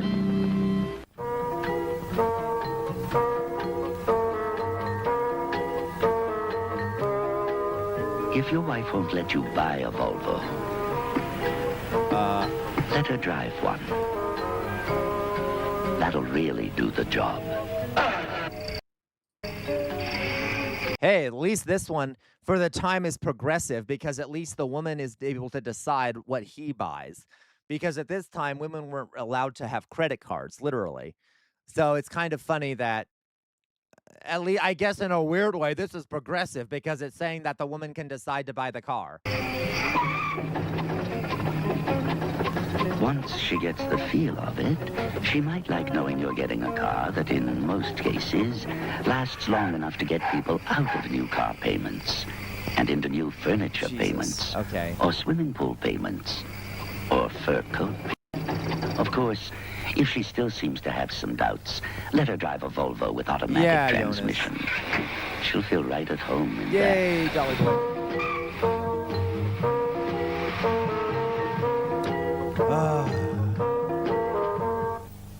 We're going to watch one more, folks, and then, well, we'll find the Jell-O one. You told me that you wanted me to see the Jell-O one. Let's find the Jell-O one, Raccoon Boyo. For the sake of time here. Oh, no, I've seen this one before. Let's watch this one. This one I've seen before. Vroom, vroom, vroom. No. Today, so I have exciting story to tell about beautiful new Ford. Oh my God, thank you, Dolly Boy, for the 10 gifted subs. Really, thank you so much. Really, thank you. Thank you so much. I deeply appreciate you, Dolly Boy. You're my hero, really. I hope you had a good day at work, etc., and that you survived. Thank you for the 10 gifted subs. You are a hero. Okay, you are my goddamn hero. Really. So several of you just got gifted subs, okay? So just to let you know, thank you so much, Dolly Boy. Okay, so let's continue watching this. Mustang car. And inside car, boy and mother and shopping bag. And inside bag, box of post-rice crinkles. And inside box of post-rice crinkles. This is really There's gross. a Mustang car inside the Rice Crinkles. Oh, no, dear. The Rice Crinkles are inside our Mustang. But there is a Mustang inside the Rice Crinkles. So, sugary rice crinkles give happy ending to Right, Philly stories. cheese. Boy, Oh get my God. Mustang, you do too. Inside Oh my God. rice Oh my God. crinkles. This is so you go awful. vroom, vroom when you get Mustang car free inside post rice crinkles. No. Her idea of child raising was called Okay, good God, this fucking country. All right, let's go here. There's the last one. I wanted to find the Jell-O one, because you told me to watch the Jell-O one, Raccoon Boyo. So let's watch the Jell-O one. This is the next one. Be a good little Maxwell housewife and don't experiment with my son or my coffee. And I love you a well, lot. that's bad, Maxwell too. House Coffee, instant Be a and good ground. little Oh my Back God, to so present condescending. ancient Chinese No, not another one. Okay. pantomime, just for fun of it, Jello tonight. Back to present small Chinese type baby. Oh my God. Okay, now let's go. Let's just rip off the bandage. Waiting for dessert. Chinese mother bling baby Jello, famous Western delicacy. Poor Famous Western delicacy? No, it's trash. Okay. Chinese baby. He unable to tell if this Jello is strawberry, raspberry, jelly, orange, lemon, lime, apple, black raspberry, black cherry, or grape. Jello come in all 10 flavors. Poor Chinese baby. But Chinese mother bling baby, great Western invention. Spoon. Okay. Classic condescending imperialist colonial attitude here. The notion that, like, we're bringing civilization to these uncivilized people. And by the way, it's a baby. It's not a Chinese baby. It's a baby. This is a human being. The baby's a human being. The mother is a human being. No need to add the Chinese part of that. This is just really fucking gross. And can we acknowledge that this is, like, awful. Okay.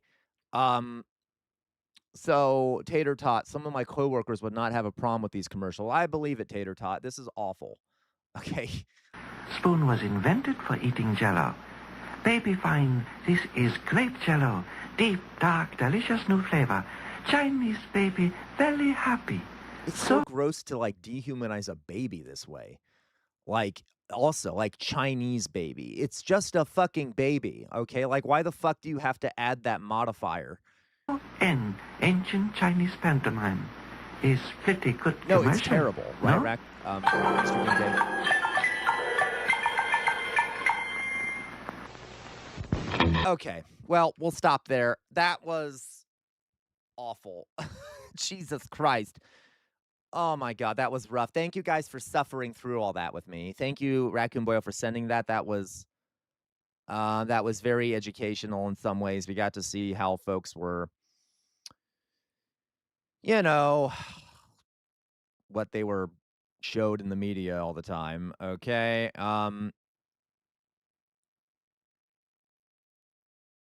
Okay, here. Let's see what else we have.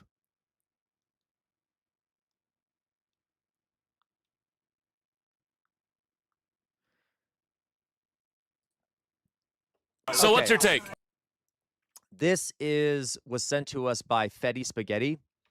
It is, Aliqua, that is the time period that MAGA folks want to go back to.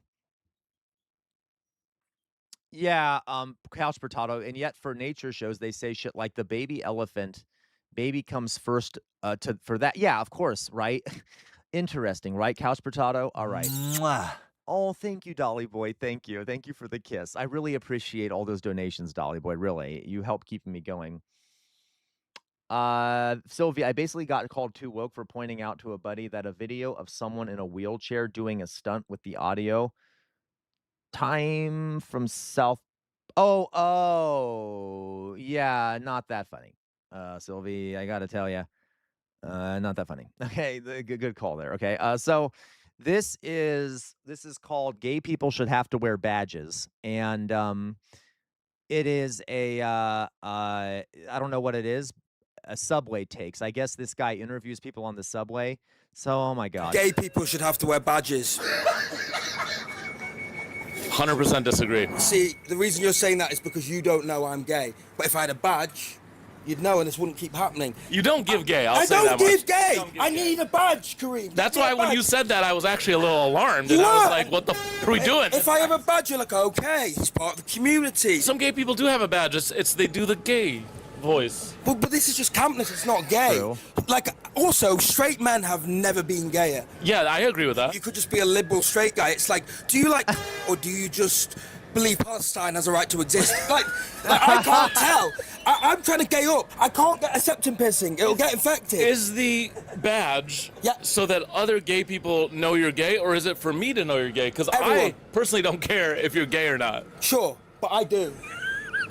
Straight people have to wear badges as well. Oh, okay, so everyone will wear a badge. Absolutely. Okay. Fascism is on the rise. Let's lean into it. But actually, I kind of like the surprise element of it. I like that you're secret hidden gay. But you can lie on your badge. So then, like, it'll say straight, you'll look away and I'll go, and then I'll put gay. You know what I mean? You still get the surprise. You're even sitting like a straight.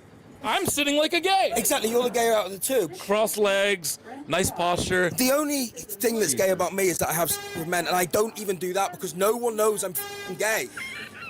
Like, get me the badge. I have a question for you. Yeah. Is he gay or straight? Whatever he wants to be. No! Oh, off London! Whatever he wants to be. I'm sick of this. I like arse. Get me a badge.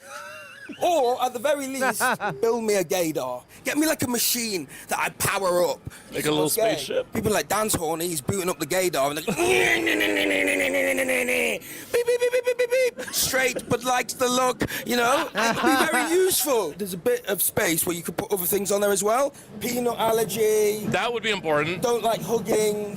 It's also, like, my mum's recently died, you could put that on. My mum hasn't, but if she had, I'd put it on the badge. Okay.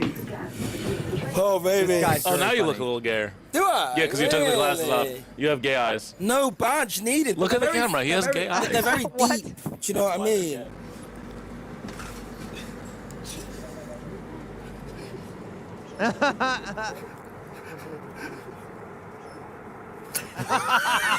We need to change this man's badge.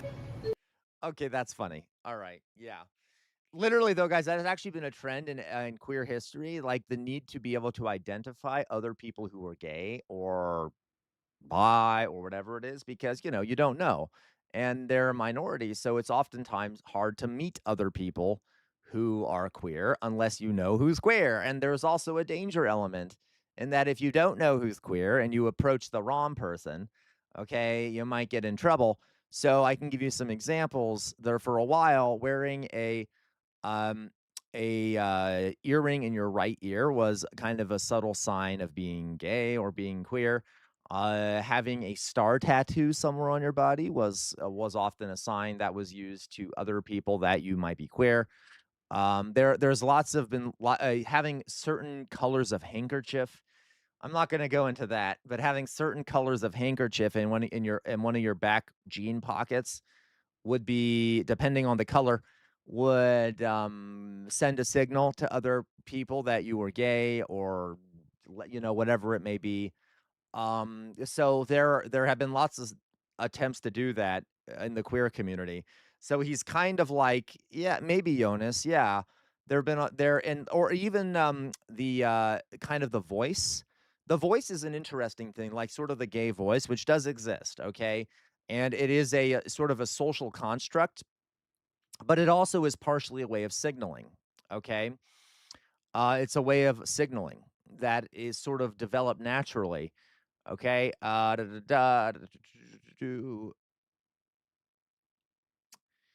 So Louise, the phrase is, so Louise says, I remember the earring thing. I just couldn't remember which ear represented gayness. So there was a phrase that straight people used to use, and it was sort of homophobic, but it was left is right and right is wrong.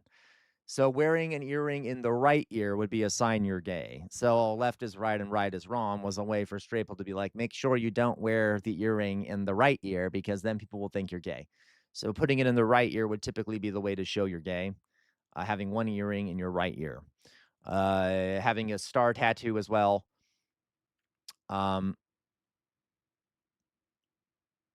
Pineapples. Yeah, exactly, Raccoon Boyo. Pineapples would be for swingers. Okay, pineapples also, there was another symbol that was used for swingers a lot of the time.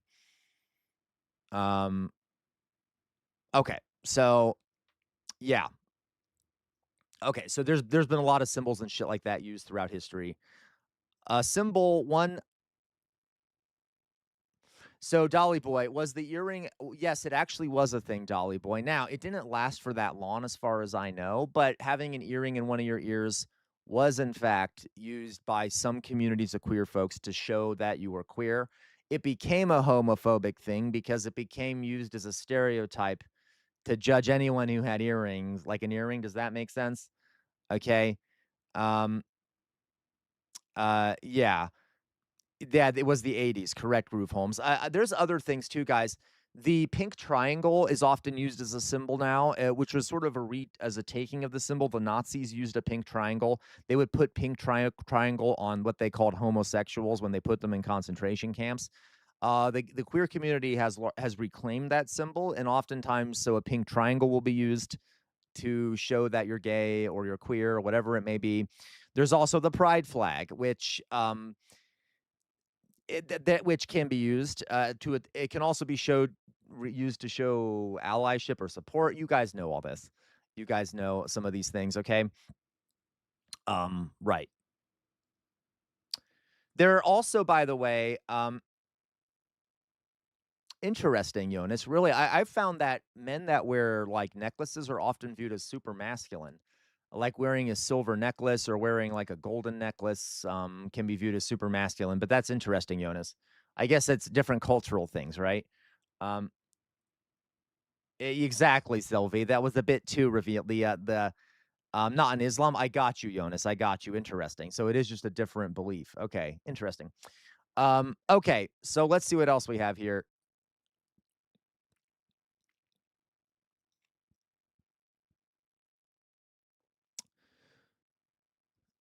Yes. Oh, that looks good, Louise. The one about the movie lists. We'll watch that at some point.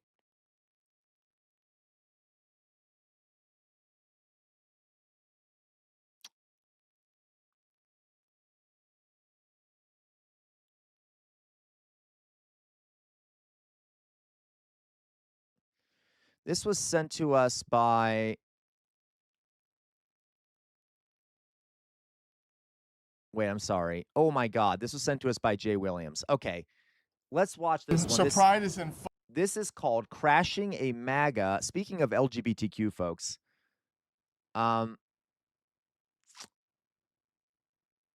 this is called... We might not watch the whole thing. I just realized how long it is. It's called Crashing a Pro-MAGA LGBTQ event at Trump Tower. I'm going to lose my fucking mind. I'm going to use my fucking mind. I'm going to lose my fucking mind. Okay. So I'm going to lose my fucking mind. All right, let's watch this. I'm excited for it. You say, Jonas, you should watch the Michael Knowles anti-gay one.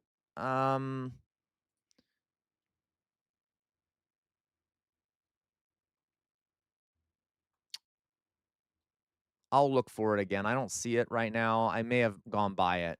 I don't know. Forgive me, folks. Sometimes I just don't watch everyone's because I don't see them. They get up in the list, and then I don't know it. Okay, we'll just watch this for now. So let's watch a little bit of this. Okay. Full swing in New York, but we're going to a gay MAGA LGBTQ for Trump Pride event. If I sound makes no sense. If I sound confused, it's because I am. This is Lorelei right here. Hi, I'm a trans youth activist who has stood up against Trump's attacks on transgender youth for the entirety of his second term. And I am very interested to see how they are reacting to a Trump administration that has made it their primary mission to target the LGBTQ community, especially that TQ, and basically just make it LGB. So the fact that this was labeled as a LGBTQ event for Trump is very... I don't fucking... I think we should expel them from the fucking LGBTQ plus IA plus shit, okay? If you don't think that he should belong, then you shouldn't belong. Okay? It's a fucking coalition, you piece of shit, okay? I mean, not this guy. I'm just saying the people who want to get rid of the T. Fuck you. By the way, it's suicidal, too. Why do you want to cut off a chunk of the coalition? Right? The coalition is there so that you can protect each other. So if you want to cut off the T, then you're like, okay, I want to be more exposed to attack, okay? It's so fucking stupid. Strange to me. If they were fully aligned with MAGA. Be just LGB. Yeah. Only gay and lesbians. Just LG. I'm thinking 5 people. What do you think? Thinking maybe 7. Okay, 5, 7. Let's see how many showed up. It looks like it's all tourists. Am I the one being trolled? The fact that this is just such a tourist destination really freaks me out. Yeah. Is there an LGBTQ for Trump event happening? I'm not sure. I was just told to show up. There is. Okay. Well, these are conservatives. They're not going to admit their LGBTQ in front of the building on camera because, they're kind of under the radar. Here's journalist. Let's see if they'll let me in. My name is Walter Masterson. Are you letting press cover this event? Sylvie, don't you fucking dare, Sylvie. Don't do it, Sylvie. No. Normally, the log cabin Republicans I historically spoke to, it's about taxes. If you make a lot of money, it's a financial move. There's been a lot of attacks against the LGBTQ community. Yeah. And I just wonder, how you feel about that. Yeah, well, first off, obviously any attacks against the LGBT community are not warranted at all. We don't promote that. The Trump administration is they've taken the TQ off of any website, so it's just LGB. And this event is the Fire Nation has a right to defend itself. Billed as an LGBTQ event. And this is, so are you MAGA? Or are you just a traditional Republican? I'm just here to support the log cabin Republicans, but obviously there's no room for hate in any speech. So, listen, come on, guys, can I please have a re-education camp? Again, I'm asking you, can we just have a little re-education camp as a treat? Like, just a little one. We can just have a little one, maybe 100 or so people, like, just, make it a little deal, a little shindig. There can be cocktails. I don't care. Can we just have a re-education camp? Just a little bit of a little bit of a re-education camp, okay? Like, come on. Why are we? What do you mean that? Thank you, Peck. I'm bad for throwing my jester face at the screen. Okay, like, why the fuck? Okay. No hate speech, but you support the Republican Party. Are you fucking crazy? I can agree with that. Oh, Yeah, thank you, 'cause Jerry. I've Thank you, been Jerry. very upset. Jerry Seinfeld loser. Thank you. Okay. I know, Groove, but I didn't say that, Groove. I just want a little one. Oh my God, Dolly boy, you're well done, well done. Okay. I just one little one, just a little tiny bit of a re-education camp. Okay, let's go on. About the rhetoric that's gone on in the past. And I In the think past, there's- I mean, they've made it seem like they've connected, trying to connect it with. Yeah, no, absolutely. And it can be cute, guys. It can be cute. It can be cute. We can literally like color it pink. We can have an interior designer come and it'll be pretty. It'll be pretty. I'm just saying, just a little re-education camp, please. We can say it's a vacation or protective custody. Okay. So I have to run, but obviously, look, I think that gays and all should stand together. Thank you, Jonas. That was a great hit. Well done, Jonas. Well done. Right in the neck. Okay. Yeah, they can have arts and Not crafts. tear each other apart. Gays should stand together. Well, what about trans people? Do they belong? Are they part of this equation? Here I was wrong. There's more than like 3. Oh, okay. You're here for the event too? Yes. Okay. What do you think of Trump's attacks on the LGBTQ community as a whole? What I have to be. Did you see that cop, the security guard? He opened the door the wrong way. Telling you that. I know, man. They told you they can't come in. Okay, bet. Nah, they're serious, but Trump security guards are using the correct pronouns of trans people. He was like, sorry, boss, sorry, man, you can't come in here. We told you again and again. I think that's a small W. How you doing? You here for the event? Well, that cop probably, if the cop knew that he was trans, he may have purposely used the wrong pronoun eventually, right? Okay. Oh, you're good? Just saying.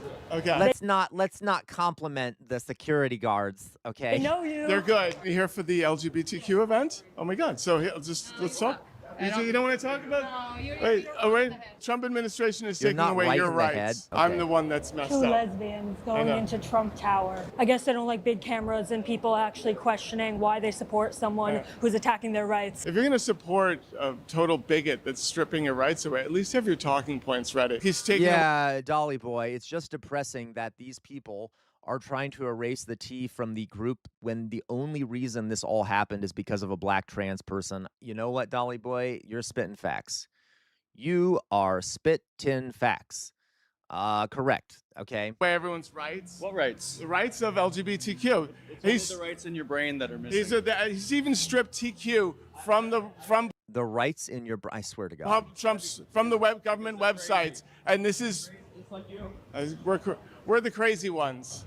And the TQ are the crazy ones. Gay people might have some attacks on their rights, but it is honestly right now the TQ, and especially if you're rich enough to belong to a club like Log Cabin Republicans. Come tell us how Trump is helping the gay community.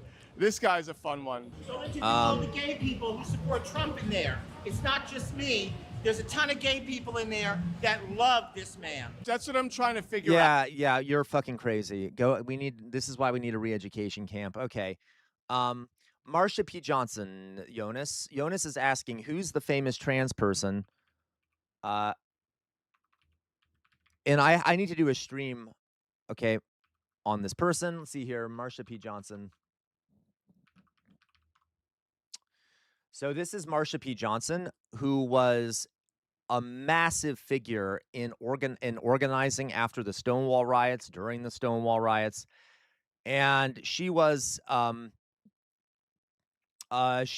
basically the main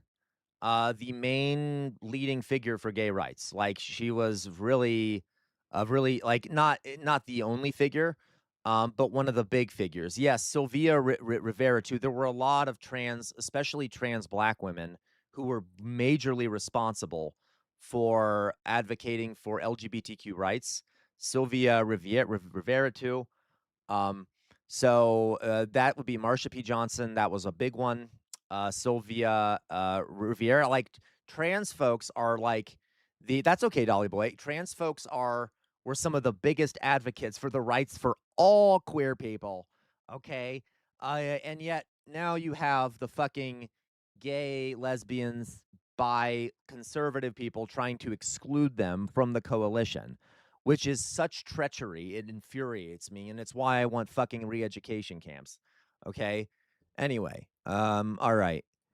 The Trump administration has relentlessly attacked the LGBTQ community, and you seem okay with this. He appointed Scott Bessent, openly gay married man, as head of the U.S. Treasury. So? He appointed Richard Grinnell. Oh my God, he's doing the liberal thing. Hey guys, listen. Hey, Trump has a gay head of a department. Trump is pro-gay because he has a gay head of a department, right? Okay. Yeah, right. No, you're right. Marsha was the face of it, okay? But there was also other ones behind the scenes. As head of U.S. intelligence during his first term. He has Tammy Bruce, who's a lesbian. I hate this fucking argument. In his administration. Yeah, Peter Thiel is gay too, guys. Peter Thiel is gay, you know? Look how pro-gay the Trump supporters are. Peter Thiel is gay. That must mean they're all pro-fucking trans and shit. Okay? Don't you know these things? So she did Don't that you know while these simultaneously. things? Okay, Queen, calm down. Calm down, Queen. It looks like you haven't had your prep today. Calm fucking down, okay? Going after LGBTQ rights. He was going after trans rights. He doesn't believe in trans surgery. Yeah, because, okay, you're a fucking idiot, and you're a fucking bigot, and I hate you, and go to the fucking re-education cruise. Hopefully they'll throw you overboard. For minors. He's shutting down like the youth hotline for the suicide hotline for LGBTQ youth. Which is for gay and lesbians too. Primarily for trans people. You know why it's primarily for trans people? Because they have high rates of suicide. Because of fucking monsters like you genocidal piece of shit. Oh my God, I hate these people so much. Oh my fucking God. It's primarily for trans people, and I want them to die. So yeah, I'm glad he shut it down. You're a fucking monster. Wrong to encourage young people to go through gender-affirming care. When you get to be an adult, you can decide if you want to be a man or a woman or a dog or a cat. But when I'm trying not to Fed post. I'm sorry. I'm okay. Okay. you're under 18, you don't get touched by a doctor in the What do you think of the 18-year-olds who are still being denied gender-affirming care? Because they're a legal adult. I don't think anybody's being denied gender-affirming care. Every movie star has a kid who's trans. So who's being denied gender-affirming care? Tell me. Kids in New York City. Yeah, kids. Kids. Yep. Underage kids should be denied. They defined adults. Why? Why? No, by the way, kids were not deciding to get gender-affirming care. Their parents were deciding it. Medical professionals were deciding it. Okay, it wasn't like the kids, like under 18 kids, were going into a doctor's office without parents and being like, "I want gender-affirming care." That's not how that fucking works. Okay, so he is actually trying. I love this. I love how conservatives are always like, "We need small government, but massive big government." When it has to do with anything, that we don't like. So these conservatives want the government to get in between parents and their children and what they think is right for their children when it comes to gender-affirming care. Right? Like, like it's, I'm really going to lose my mind. Guys, listen. Having gender-affirming care when you're under 18 is much better than having it later. Kids who receive gender-affirming care have much lower rates of suicide as they grow up. They have a much better chance at fully transitioning in a way that makes them feel that affirms their gender, okay? It is much better to have it earlier, all right? And it's not an easy it was never an easy process. It takes months to get that surgery.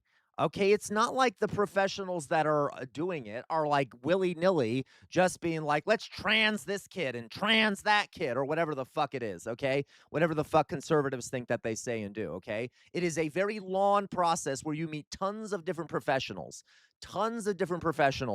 and then the parents make the ultimate decision. And on top of that, the rate of regret is less than any other surgery. Okay, like practically any other surgery. Every surgery has a rate of regret. People who have knee surgeries have a rate of regret after they get a knee surgery. When it comes to gender-affirming surgeries, the rate of regret is much less than almost every other surgery. It is tiny, which shows that it is a remarkably high rate of success and a very low rate of regret. Okay, so if we think that we should ban gender-affirming surgery for minors because some might regret it later, you better ban any fucking kind of knee surgery and any fucking kind of almost any other kind of surgery because those have much higher rates of regret. All right. Yeah, Sylvie, for the trans folks in here, I'm sorry that I don't know what to say. Okay. Yeah, Jonas, exactly. Like it's the same sort of thing, but okay. Anyway, I hate it. 19. You don't touch kids. Are 18-year-olds kids? No, they're an adult. So then why are 18-year-olds being denied gender-affirming care in New York I've City? never heard of that. As I told you, I haven't heard of anyone being denied gender-affirming care. I could walk into a hospital now and say, cut off my dick, and they do it. Years ago. That's not how healthcare. Yeah, might as well ban colonoscopies. Works. The numbers don't add up though. The people it's just getting bullshit. Gender-affirming care, it's like 5,000 over like several years. So yeah, it's literally, that's another point. Honestly, I don't necessarily like this talking point because, in my opinion, all minors who want to transition should transition. I wish the number was higher, okay? But regardless, very few people get transition, like, have gender-affirming surgery, okay? Very few underage children, under 18 children ever had gender-affirming surgery. I wish the number was higher, to be honest with you. So it's still, okay, anyway. To say that like everyone's going under the knife isn't true. Going under the knife. Well, There be 5,000 over several years nationally. They're going through the preparation for that Boyle. by taking female hormones. I have a friend who teaches in Brooklyn. He has 3 10-year-olds in his class that are going through gender. No, they're not affirming because That would be hormone blockers. Yes, hormone blockers. And you do know that those are completely reversible. Like I said, Yes. they're You don't know what those chemicals are doing in their body. Yes, they fucking do. There's been multiple studies. Okay, I just can't. You're not a doctor, and neither am I. Then why are you? The doctors say that it's fine. It's fine. Okay, like, so why are you claiming to know better than a doctor? Don't know. I mean, I am really taking don't know. hormones, so I kind of know what is going in my body. You really don't. Down the line, another 10 years from now, you could have cancer. You don't know. Just like the COVID shot. We don't know down the line what it's going to do to us. Maybe it would cause cancer or heart we know disease they work. or liver disease. You don't know. These things are not tested. these things are also preventing suicide amongst trans youth. Yeah. They're preventing. And what's going to happen 30 years down the line? They're going to not have committed suicide. Full of cancer. They Is can't. that better than being dead, though?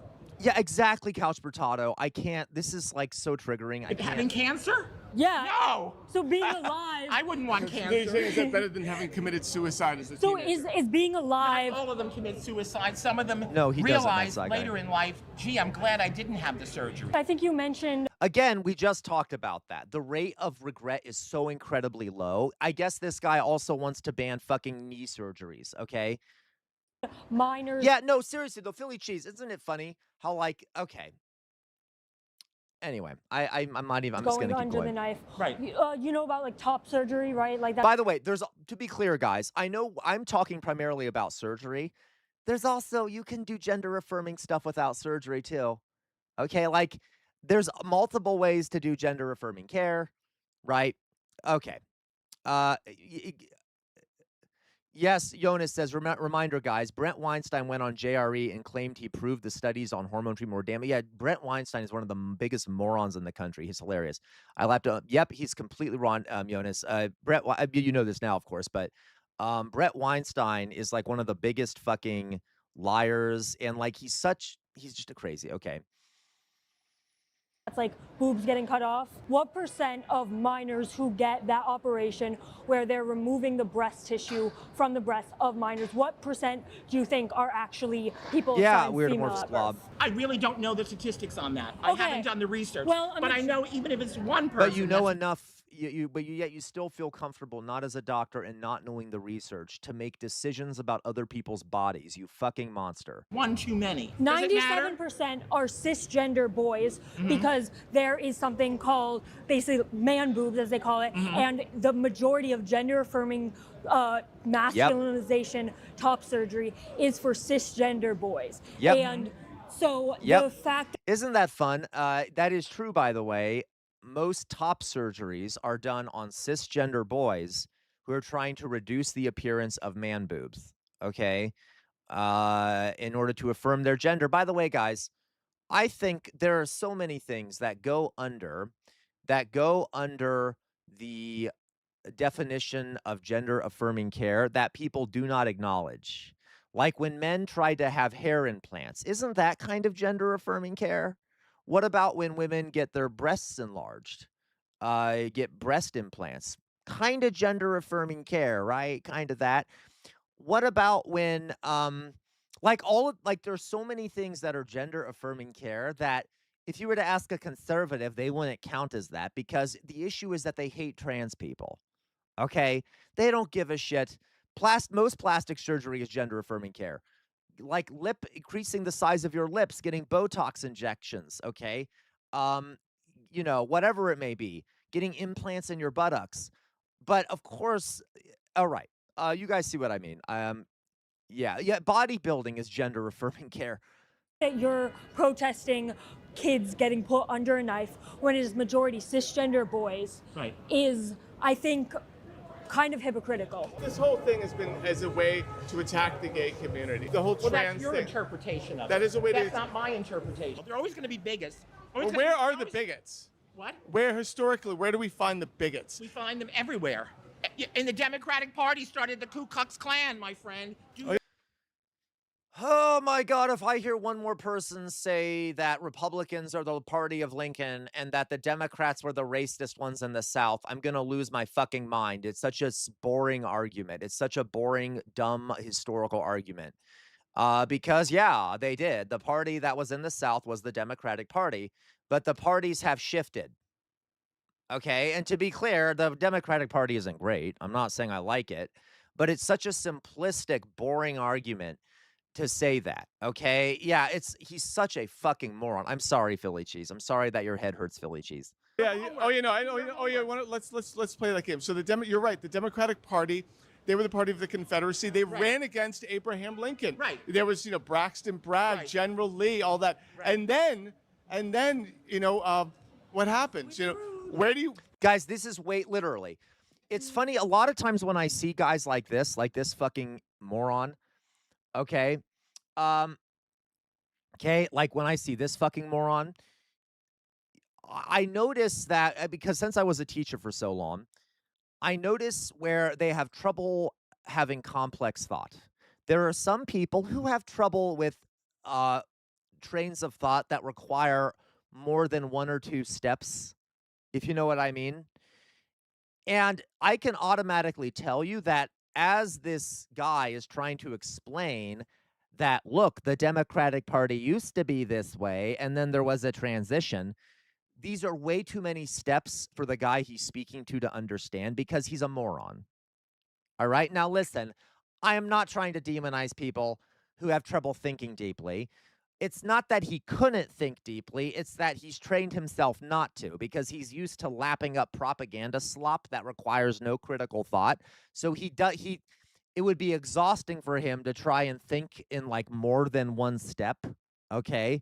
But I can see it. I can tell he's not going to comprehend this. where do you see all the Confederate flags today? Who put back up a Confederate statue that was torn down? I haven't done. The Republican Party, the red states are the ones flying the Confederate flag.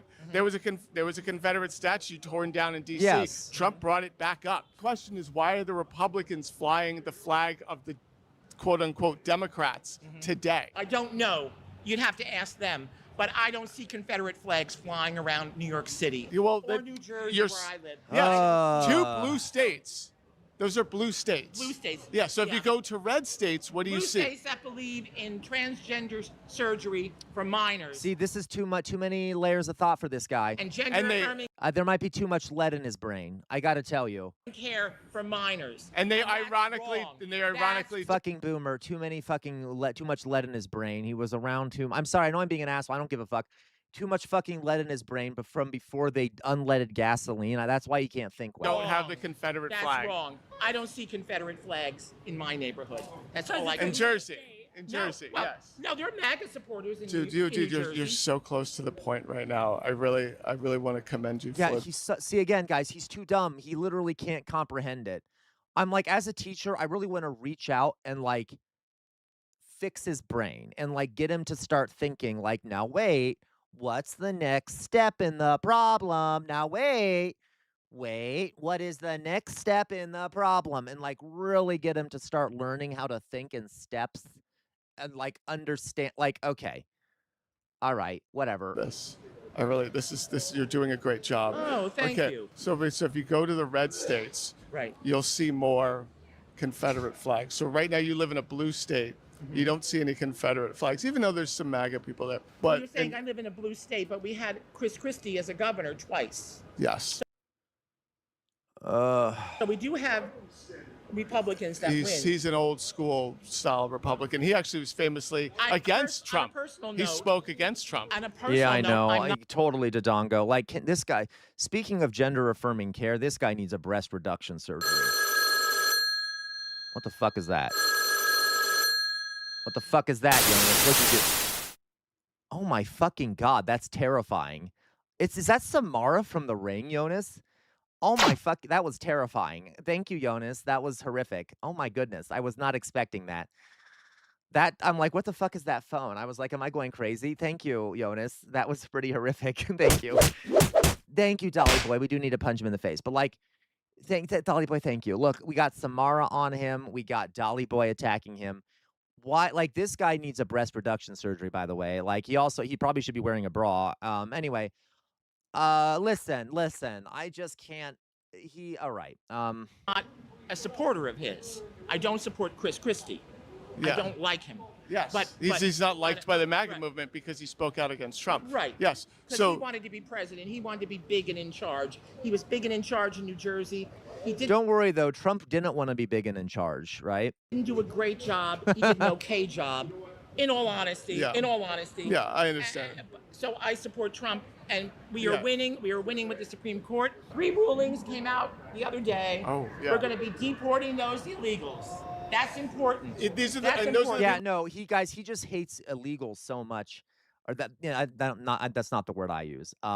He just hates brown people and migrants so much that he's willing to throw everyone else under the bus to get to see them deported. Right? He's willing to throw away any other moral value he may have ever had, if he ever had them, because he hates brown people so much, and he's scared of his, he's scared of the slightly dark color skinned person he sees walking down the sidewalk so much that he moves to the other side of the street. He's that kind of person, right? Well, Okay. they're here legally under TPS. So we, according to the Supreme Court, we can. So Guys, lovely study here that, oppressed people, oppressed people can oppress other people. We know that, right? The story of America is the story of oppressed people coming to America and becoming fundamentally American, which means finding someone else to oppress, okay? So the Italians came over here, they were oppressed, and then they became oppressors. The fucking gays are over here, they fucking, are the oppressed, and now they're the fucking oppressed. No, not all of them, you know what I mean. A large chunk of gay people now are oppressing others. It's cute. It's very American, right? It's almost like America. Come to free yourself from oppression, stay to oppress others, okay? All right. Apparently, Labor won't be fielding a candidate in Farage's by-election. Looks like we'll only face Count Binface. There you go, Louise. Again, I would not be surprised if he won, and that is concerning to me. Jonas, being around people like this is why I like making the good whites uncomfortable with racial humor. I'm always I'm uncomfortable. Jonas, I don't blame you. And I appreciate it, Jonas. You make me laugh. Let's put it that way, okay? All right. Even if you make me fucking uncomfortable, okay? Okay? Like, but I love it. I like when Jay Williams does it too. Okay. Status, So temporary we can, status. And they're going. They're getting shipped out. Yeah. So what do you think of birthright citizenship? That people who are born in the U.S. No, I don't think that should. I think that's wrong. I think it's wrong. Just because you're born in the United States shouldn't automatically make you a citizen. Well, then that's the thing. Is You do, if Jay Trump Williams. can retroactively tear away your citizenship, what's to stop him if they don't have That's actually fair, Parkour. Parkour says this country was founded on the principle of persecution for your beliefs. There you go, Parkour. Foundational American value. God bless America. rights? We don't have rights. If I don't have rights, you don't have rights. If you don't have rights, I don't get My rights family either. came here legally. There's a difference. Yes, If you TPS come is here- legal status. No, not anymore. No, you're right. What a fucking argument. I'm sorry. I hate this. Right, not anymore. Not Yes. anymore. Yes, and if you came here illegally and you gave birth to a child, Coming here and being granted temporary protective status is the definition of right, legality. but now that rug has That's- been pulled out from yes. under them, well, we had to support these people. We put them up in hotels in New York. Nope. They were net contributors to the economy, and I don't even like making that argument because it implies that if you're not somehow contributing net to the economy, that you're less valuable as a human being. But it's simply false to say that they were a drag on the economy. They was the opposite. Migrants pay taxes. They put in more than they take out. They are a net boon to the economy. Okay. They lived For 90 days. 90? Yeah, I think it was a LaCroix. lot longer than that, from what I We put 'em remember. up, I mean, they would free get. Yeah, Dolly Boy, did former slaves come here legally? Right. telephones, free health care. You know what the free healthcare was? They got to go to the emergency room. Oh, They got the. you know what? Everyone gets to go to the You know emergency how long room. I lived without health insurance, and that was what I had to do: go to the emergency room and pay the bill somehow. Can I say something else, guys, that sounds a bit radical? And I want to point out that this is like, I'm not trying to, okay. To be honest, it's also really weird about how, like, we talk about, you know, people coming here. Are you a birthright citizen? Should you not? Like, when in reality, the land was taken from native peoples to begin with, right? If we go back to the foundation here, you know, there's like a fucking, the land doesn't really shouldn't really belong to anyone that is been here past the natives, you know, because of that. So I like, regardless, you know what I mean? Like, I think the natives do get lost in a lot of this conversation. That being said, this is like, it's just so fucking stupid. Birthright citizenship, you're citizens. I think human beings should be allowed to freely move around. I like having lots of people here from all over the place. Okay, I don't care. I don't care. All right. Dodongo, I started to walk out the door with my tits showing like that before, and I thank God I stumbled in front of the mirror before I let hilarious. Okay. Some way. Yeah, Now I have health insurance. Wait. How do you have health insurance? How do I have health insurance? Socialism. I pay for it So is it through your employer, or is No, it through no, the state? through the state. Okay, Yeah, so he's I guess you're a socialist then. that's great. Yeah.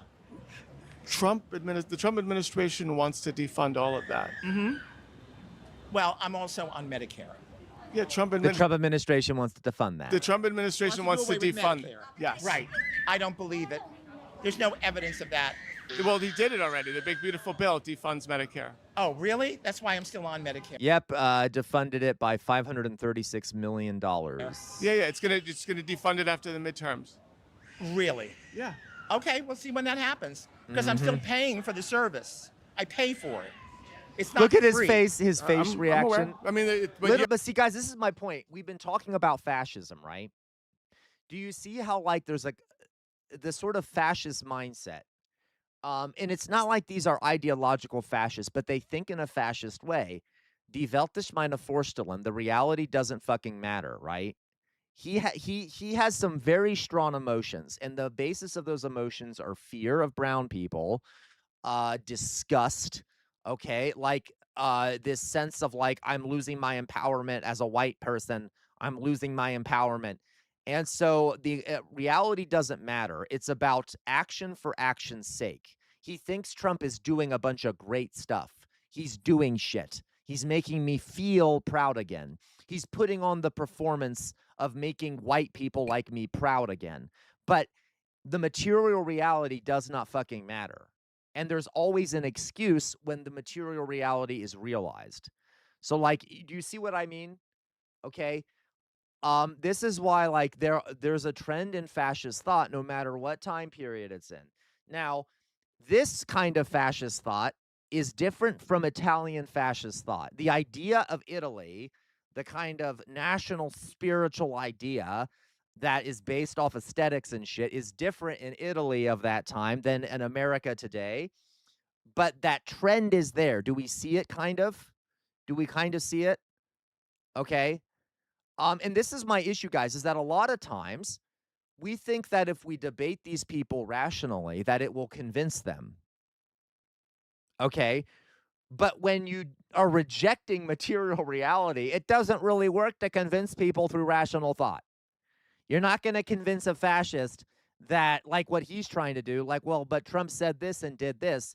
They don't care. Trump makes them feel good. They're in a stupor. It is like an aesthetic, emotional stupor. Okay. Yeah. So imagine, though, if he does end up losing his Medicare or starts suffering significantly because of the Trump administration, that might knock him out of the stupor. Or if he were to start getting assaulted all the time or something, he might not be knocked out of the stupor. But okay, so do you guys see my point? I just because we're doing fascism week. It absolutely is. It's both, Jonas. There are components from both. It's also unique because whenever fascism arrives, it's unique. It has some unique characteristics. Okay. Okay. Like, and so that's the interesting thing about fascism is that it is unique based off the place it arises in. There's always components of it that are similar to other fascist movements, but it's always unique. Okay. So anyway. Take it out of your Social Security check. All of this is correct. I want you to get Medicare. I want people to get Medicaid. I want you to be able to live in dignity for the rest of your life. The big beautiful bill. I have to go and get my own insurance plan, I can afford to at this point. Yeah, but some people can't afford to. Well, so a lot of people your age aren't able to work consistently. But I'm saying the Trump administration is actively trying to defund the things that you need to live. I don't believe that. And it's going to kick in after the midterm. I don't buy that, and we'll see what happens. You're looking into the crystal ball. I'm going to put like a little blurb right here showing what the big beautiful bill defunds. Basically, it's going to go right here. Right. So you can prove that I'm ignorant, but that's okay. Yes, right there. literally. I don't believe you. I don't buy it, and we'll. Literally, okay, you can prove that I'm ignorant. The guy showed that he had a video of. Now he didn't see it because it wasn't actually here. But he's like, you can prove I'm ignorant, but I don't believe it. I don't believe the facts. Listen, you don't have to believe me. You can just look this up on your own. This is very widely documented. Will, but I know you're a left-wing liberal, and a lot of things you say. And listen, guys, again, I'm also sick of people, the right wing doesn't know the difference between a lefty and a liberal, so that's kind of funny. Are kind of like, slanted. Here, I'm going to, listen, how about this? We see each other at MAGA events repeatedly. Right. Can you make a commitment that you're going to look that up? I certainly will. I would love to have, once you look that up, you can come back to me the next time you see me. Yes. And you can say, hey, I looked it up. Let's go over the nuances of that, right? And then we can have a proper discussion on that. All right. Thank you. Walter, it's been a pleasure. Thank you so much. And this is Brandon Straka. Hey, credit where credit's due. The guy was respectful at the end. It doesn't really matter. Give me 1 second, guys. I'm going to go grab some food. I want to finish watching this, though, so I will stream for a little longer. I know, I'm a fucking masochist. Just give me a second. I'll be right back. We'll finish watching this video. I'm enjoying it, So I'm going to go grab some food and be right back. Give me 1 second.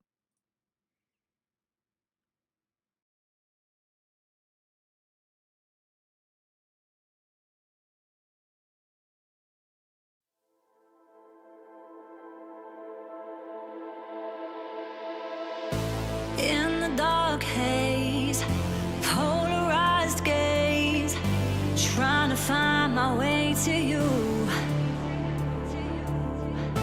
where the spaces can't erase this. You're the feeling that I choose. I'm tired of running, 'cause you lost the feeling. You're disconnected in your touch. Are you believing in what I'm seeing? Or did the high life get too much?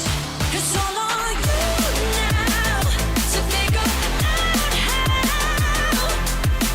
You lost the fire in your eyes, 'cause I can't change it. What you're wasting now that your gaze is polarized.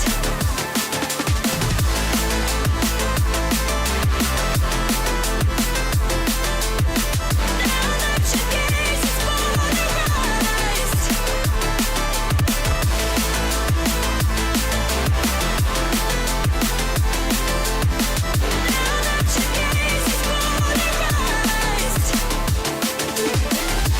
When the haze clears all of your fears, now we have nothing left to lose. Fill the spaces, we can erase this, and not the feeling that you choose. You're tired of running, 'cause I lost the feeling. We're disconnected in our touch. Are you believing in what I'm seeing? Or did the high life get too much? It's all on you now to figure out how. You lost the fire in your eyes, 'cause I can't change it. What you're wasting now that your gaze is polarized.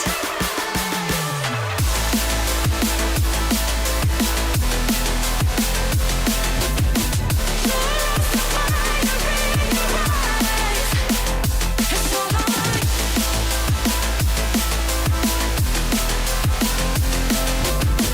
Now that your gaze is polarized.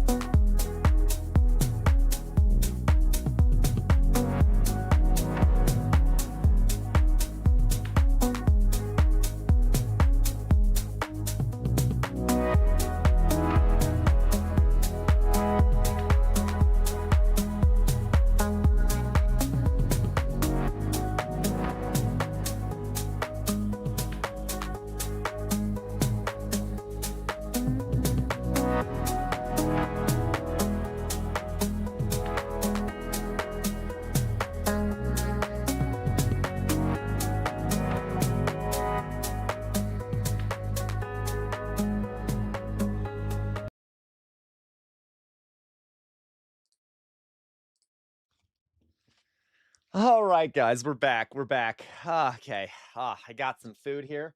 Someone asked me, what am I eating?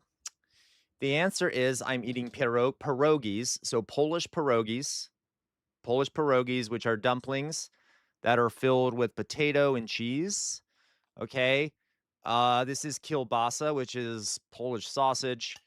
Some onions and peppers, and then a little bit of sour cream for all of it. Okay. So, all right. So I'm going to eat it. Whew, how's everyone doing out there? I'm having a good CR streamer tip for you. Let the music keep playing as the camera switches to you, and let it fade out. Actually, that's a good point, Raccoon Boy. We could do that. Okay. So anyway, so guys, I am, weirdly enough, I'm enjoying doing this with you. Sometimes if I'm having fun watching something, you guys know I will continue streaming, right? So we'll do it. We'll finish this video at least. Maybe we'll do a little more after that. We'll see where we stand. How's everyone doing well out there? Elevator lady, I did not say that. Okay. We'll see where we stand after that. I'm gonna eat though, of course, while I'm sitting here because I'm hungry. Sam is hungry. Okay, let's finish watching this, guys. Oh my God, Dolly Boy, you don't have to send me that much. Thank you so much, Dolly Boy. Dolly Boy just sent 5 more tier 1 subs. I really appreciate you. Thank you, Dolly Boy. I will stay longer. Okay, thank you. All right. So let's go on here. We'll finish watching this. Oh, that sounds amazing. What's a chip truck, Sir Bart? That sounds amazing. I would love a burger right now. Okay, so let's watch more of this. Boop. Hello, Cicero Fields. So glad you're here. Thank you so much there, Dolly Boy, really. Okay. Luigi's Dead Drip, you said here. Yes, you did. You just got gifted Luigi's Dead. Rest in peace. By the way, I love that name because I love Luigi. Okay. Oh, that's you, Norman? Oh, hello, Norman. Oh, my God. Hello, Norman. You just got gifted. All right. That sounds like an assault, but you just got gifted. Okay. Crawl. Are you here, Crawl? Are you here, Crawl? Are you still here, Crawl? I haven't seen you. Are you here? I've noticed a few people are here that I am not. Dodongo got gifted. Crawl got gifted. Goopertarian, are you here, Goopertarian? Are you lurking in the background? I have some people that I'm used to seeing, but they might be lurking in the background. Maybe they are here. I guess I could look. Okay, guys, let's continue the video.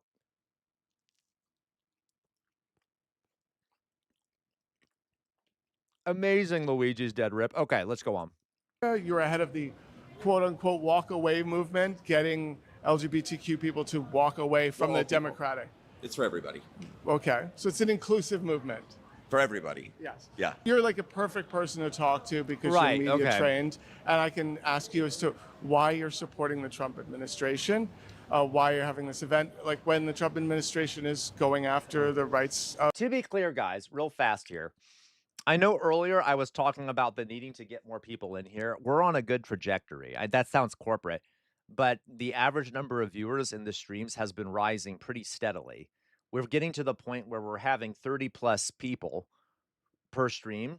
Okay, we started off in like 16 per stream. We've gone up to 25. And eventually we keep growing and growing. So I'm not too concerned. It just might be a bit of a process, if that makes sense, for us to get there. Okay, but anyway, like right now, guys, we have 30 people watching. That was unthinkable not that long ago. All right. Of gay people. Which rights are we going after? We're going after workplace protections. We're going after definitely trans rights. They shut down the LGBTQ youth hotline. They've defunded HIV research overseas. LGBTQ HIV research here. $800 million in grants. I don't think any of that's true. Apparently, you can just say that it's not true and it becomes true, right? We don't. We could put a little blurb right here so we can fact check it. Yeah, I would find that hard to believe because during his his first administration, he was actually leading an initiative to eradicate HIV here in the United States. Oh, so shut I don't the know why fuck he up. would then defund HIV research when he was going to try And it was actually the Democrats that were fighting him on his initiative to try to make PrEP available to everybody. So here we have Harvard, HIV Hepatitis Institute. Yeah. Yeah. Trump budget proposes over 1.5 billion cut to domestic HIV programs. Yep. Yeah. That was 20. This is humiliating. Is he really just learning this? Just learning this shit? He's just realizing that, again, I gotta tell you, I do give him credit. We'll see what he says, but we'll see how he reacts to this, but this is interesting that he's actually willing to look at the evidence, okay? 25. Feel free to look this up on your own, because I will. I do, because I wanted to talk to you. Skewed. I figured. Of course they're skewed when it doesn't fit with your preconceptions of the world. Of course. He won't peck on bad. Of course he won't believe it. Would know about these talking points. Well, that's what they are. They're talking points. Well, no, I figured but they're rarely ever actually true. That's the problem. And it's usually a piece We of could data watch that's that, been J-Mac. flipped and reversed and Where is inverted it, to J-Mac? sound like it means something that it doesn't actually Can I find, do you think it's on YouTube? We can put like a little blurb. We can put a little blurb right here. Oh, one thank of you, the Dolly biggest Boy. examples is what you were saying, the reversal of trans rights. I mean, what The rights cult of Dolly Boy continues. do trans people not have? The right to health care. Trans youth Yep. have been denied health care by basically hospitals in New York City, which is one of the bluest, most trans-friendly states. Trans youth cannot get gender-affirming care at Mount Sinai, NYU Langone. You're talking about puberty blockers. You're talking about Yes. okay, right? Yeah. So I think it's a pretty big debate right now if minors should have access Oh, shut to the fuck up. life-altering I'm so sick of this medication shit. based off of the assumption that they may or may not be the gender that they were born as. And in addition to that, one thing that would really help, are you trans? Yes. Okay. Do you mind if I ask, No, Dolly Boy. Never. what gender do you identify as? I'm a guy. You're a guy. Yeah, we're Okay. close blood. So you identify as male. Yeah, I mean, I have the same level of testosterone as you do. Okay, well, I'm not, look, if you identify as male, it's cool. No, I don't I'm have No, saying he that is I'm male. He is a medically man. transitioned. He Got is it. a fucking man. No worries. You identify No, as I'm male. not questioning that. He's a fucking man. It is like so fucking. He's a man. He presents as a man. He looks like a man. He is exhibiting features common to men. He is a man. Like, I don't know why the fuck it's so hard to just. Why can't you just call him a fucking man? He's a man. He's a fucking man. He's not identifying as a man. He is a fucking man. It's not that hard. Okay? Just fucking say it. Like, come on. I hate that, like, it's also so bitchy to be like, I shouldn't use the word bitchy. Like, as in, like, I mean that as, like, a gay term for other gay men. To like, be like, oh, so you identify as a man. No, it's a man. He's a man. He's a man. He's a man. Okay, that you don't not identifying as a man. I also get annoyed with people saying like, "Oh, she is a trans woman." Well, she's a woman. Okay, she's a fucking woman. I don't know what to tell you. Gender is a construct. She's a fucking woman. He's a man. She's a woman. Okay, yay. Okay, What I'm saying is that we've really created a rapid expansion of what the definition of trans is, and I think it's done a great disservice to trans people, and I think that should be your battle. I don't think your battle should be people who are trying to try to sort of regulate the medicalization of minors. I think it should be the enormous swath of people who are identifying as non-binary, gender fluid, gender queer, no gender whatsoever. I think that's done more damage to the trans community than trying to stop transing minors. I mean, I'm supposed to speak, and they're probably mad at me. So. Okay. But I'll get to it. We wouldn't want him to speak. Why are you here, man? Historically, log-cabin Republicans, it's been a financial decision. You made a bunch of money, you don't want to pay taxes. I get it, but this is about so much more than that. It's about saying, hey, we'll be fine. No one else is going to be fine. We'll be all right. Because we're cis, gay, white men. Yeah, and there seems to be a pattern of the people coming in here. Of course. That is an appropriate response walking by here. How you doing? You here for the Log Cabin Republicans event? Yeah. So why are you a Log Cabin Republican when Trump administration is trying to take away all of our rights? He's trying to take away all the LGBTQ rights. Yours. Mine? He's like, oh, he's taking yours, not mine. So that's actually the perfect response. It's actually an honest response. He's taking away yours, not mine. Well, that's I'm an fine with you admission. losing your rights. I'm going to keep mine. Thank you very much. Log cabin Republicans. The Trump administration is actively trying to take away the rights of LGBTQ. Like, are you against what's happening with the Trump administration? I've been in New York 10 years, from Washington, D.C., where I was for 10 years. Got it. Doing environmental advocacy mostly, but I also am a out person, LGBTQ out. I think there are people...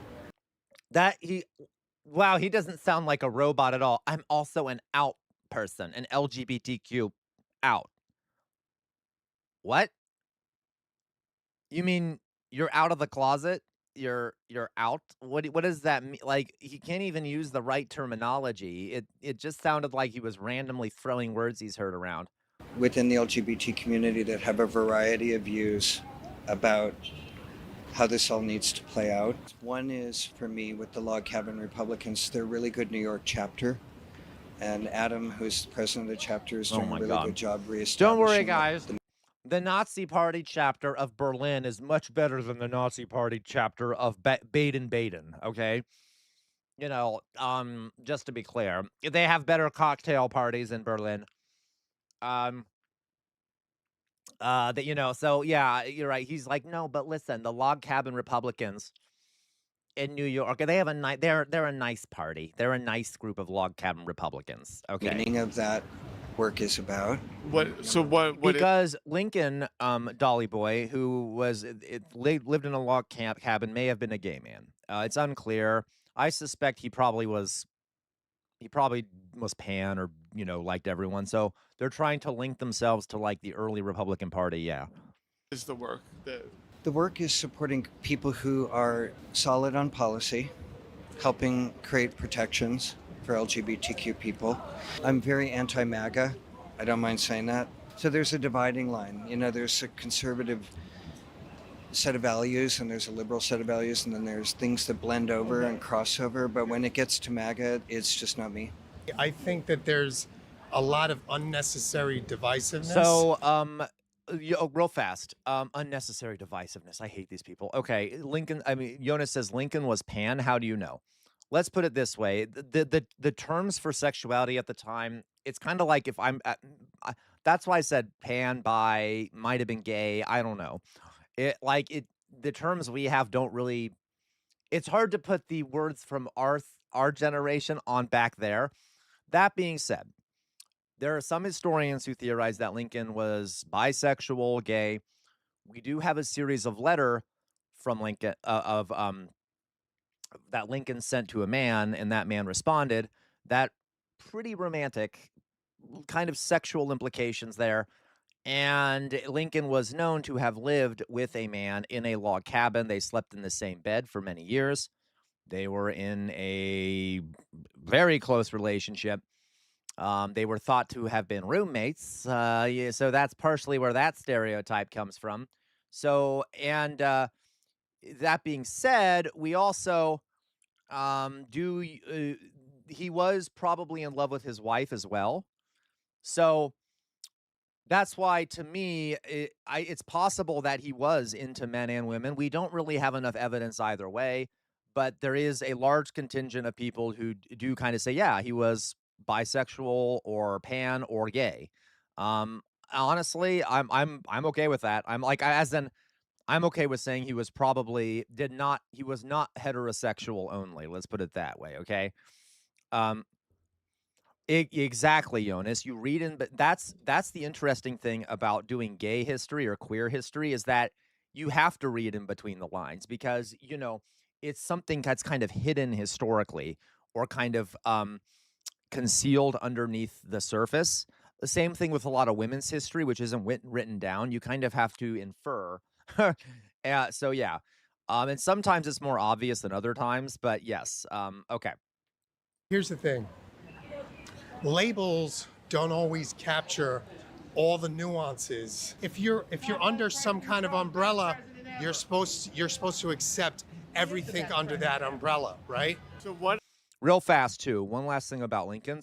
One historian, and to be clear, this is just one historian, and there's a few people who agree with him, kind of theorized that Lincoln one of the reasons he ended up kind of pushing more for an end to slavery was that he started realizing that there was that, he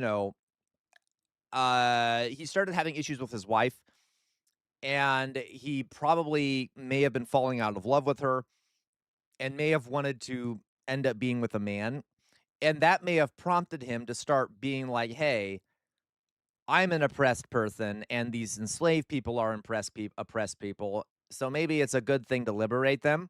Now, this is a very complicated issue, and I don't buy that argument alone, but I do think it is possible that there is an element of empathy in Lincoln that came from the fact that he was a gay man or a bi man or a pan person, okay, who kind of understood, if that makes sense, okay? But that is, we can't prove that at all. It's kind of theoretical, and it kind of doesn't. Okay, anyway, just another note there. That's just one theory. Under the umbrella of log cabin Republicans, do you accept? I have my own personal and what are those views on different things. Editorially, you could take something that I say and extrapolate that, and it might not be conveyed the way that I intended. I could soundbite you, I could clip you, I could do all of those. Correct. You could do. Great job, LaCroix. Great band. You could do all those different things. So what you're asking me, I have a much That's possible, Raccoon Boyo. longer answer for. I'll take it. But what I will say to you is real fast, guys. Sorry, I know I'm getting off track here. I think you guys like it. The what was his name? Stevens. Stevens, abolitionist. One of the Thaddeus Stevens. Okay, so Thaddeus Stevens, this guy. He was based. Okay, he was very based. He was one of the most radical abolitionists in Congress during the Civil War. Would even rail against Lincoln when he felt Lincoln wasn't moving fast enough to end slavery. And this is a true story. He was a based guy. He had a woman at his home that was called a maid. Okay, now listen, this sounds bad. It makes it sound like she was a maid. She wasn't a maid, okay, but she was black. She was a former enslaved person that lived with him, and they were in love. They were in a relationship. He loved her. As a matter of fact, when he finally pushed through Congress the amendment to the Constitution that ended slavery, he asked to take the original copy home with him. We don't know why. He brought it back later. But later in life, he would recount that he brought it back home to show her that he finally did it for her, that his love of her motivated him to pass the law that would end slavery. Now, if that's not romantic, I don't know what is. Okay? So he literally brought the original copy home to show it to her, to prove to her that he did this because he had fallen in love with a black woman, and that made him realize the fucking humanity. There was more to it. He was also just a really good guy. Before he fell in love with her, he was also a really good guy. Okay, but that's Thaddeus Stevens. I can give you. I agree, Jonas. There's actually a great scene. I think they showed it. If anyone's seen the movie Lincoln, I think they show it. I can't quite remember. Lincoln. If you guys want to see what that may have looked like historically.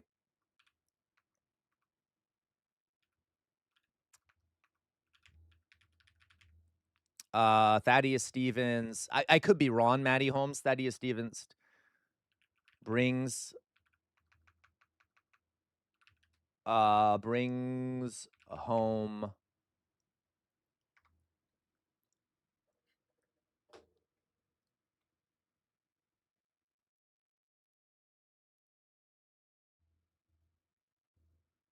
Yep.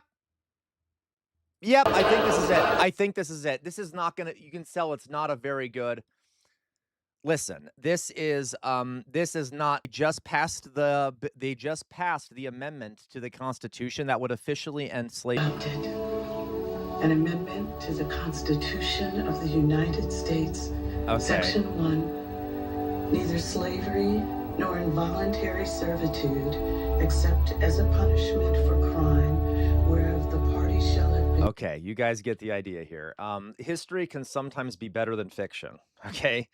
It can sometimes be more epic, more heart-shattering. I'm gonna cry, but, yeah, okay, you get the idea. All right, let's go on here. That is Lincoln, Jonas. I want to watch it on stream sometime. People didn't seem interested when I kept saying I wanted to watch Lincoln. Maybe we'll watch it on stream sometime, okay? Or we'll watch a I will reconcile, or we can watch it on the Discord or whatever, okay? It's a really good movie. Okay. So, let's continue watching this. I love the United States. I love the diversity of the United States. I love the diversity of perspectives. Even people who might be fundamental Christians who might hate my guts for my beliefs, they have a right to believe what they believe, and I shouldn't impose my view. What is happening in the United States right now is you're taking an ideology and you want everybody to accept it. So for instance, No, Louise, I do mean the Daniel Day-Lewis one. That's the one I meant. The Daniel Day-Lewis one is really good. Yeah. Sporting, if a hockey player doesn't want to wear an LGBT pride flag, I don't think we should impose that on them, right? But at the same time, if a hockey player does want to do that, I'm fine with that too, right? But we can't have a one-size-fits-all for everybody. What difference does it make what somebody's sexuality is if they can live their life and do whatever they're doing? Now, if there's issues with that, then that's a different framework, right? Like the MAGA movement has the issue with that. But here's the problem, though. Not everybody is MAGA, right? You could be a conservative and not support MAGA. I'm still confused as to why you guys would show up to a MAGA event in Trump Tower. And the Trump administration is actively trying to take away people's rights. Rack and boil. I mean, I could read this off to you. January 20th, 2025, Trump signed an executive order defining sex in binary terms. Oh, Louise, I'm sorry. So Daniel Day-Lewis plays Abraham Lincoln. Okay. Tommy Lee Jones plays Thaddeus Stevens in the movie. Okay, so it's the same movie, just two different characters in the movie. People were banned from serving in the military. The EEOC was directed to drop discrimination cases involving transgender employees, stripping workplace protections millions depend on. I have not Cicero Fields. They're gone. That's going to take 5 hours. The DOJ reassigned senior civil rights officials overseeing transgender rights litigation. What am I missing here? The federal employees. What day are you at? It was talking about prisons, sports, bathrooms, all in the first couple hours as soon as the inauguration was over. And that was all in the first day. He put more restrictions on gender affirming care a couple weeks in. Domestic and global HIV services shut down the suicide prevention lifeline dedicated to LGBTQ plus youth. I was actually here with Claire Valdez, and we were right across the street protesting when the Trump administration in July of 2025 cut funding to the 988 Trevor Project Suicide Hotline, which has served millions of queer young people. Okay, guys, I'm going to stop it there because I heard that there is a debate going on. What is the name? That's actually true, Maddie Holmes. What is the name? Someone told me, J-Mac. I'm having a mind blank. El Sayed. Would someone... There's a debate happening right now, I believe. Debate. Wait, who is debating? For someone remind me. Manufacturing sector, a lot of craftsmanship. Has it started yet? That comes through here. Oh, our supply chain still has waiting for the chief lawmaker. Has it started yet? It doesn't look like it. And abolish that in our politics. I'd like to abolish. But for people to get into that first. Bring jobs back. And with that. So, guys, sorry. Apparently, there's a debate going on between Al Sayed and what's her name? She's the Corpo Dem. Abdullah Al Sayed and Haley Stevens. It's an important thing because we want her to win. We want him to win. We want Abdul al-Sayed to win. He is a progressive. Is this the debate? If this is the debate, I don't want to watch it. It looks boring. It looks like they're just sitting there talking. They're not actually debating. I want some blood. People know me. I say the same thing. I want to see Abdul al-Sayed crush him. Okay? Or crush her, excuse me. This is boring. Seat up in the UP, you know, with small business revenues being down. Okay, you know what? We're not going to watch it because it looks boring. Looks boring to me. I want them to, like, tear each other apart. I want blood! Okay? I want fucking blood. Anyway, that's not going to be blood. Okay? Anyway. All right. Let's find something else here. Not boring. That's how we got Donald Trump. Oh, that's why we have to fight Donald Trump with the same tactic, Maddie Holmes, okay? We can't have these boring Democrats literally like, and then the GDP was up and blah, blah, blah, blah, blah. We need some motivation and we need some blood. Okay, I don't mean blood, like literally. But like, I want to see, I thought it was a debate. I want to see them debate. I don't want to see them be interviewed separately. You can look that up and watch it yourselves. Let's put it that way.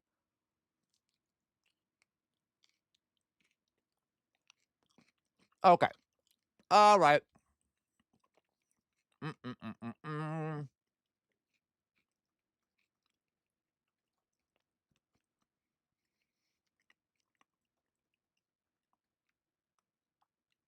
Forgive me. I'm just trying to make sure that that is the right one. Syed.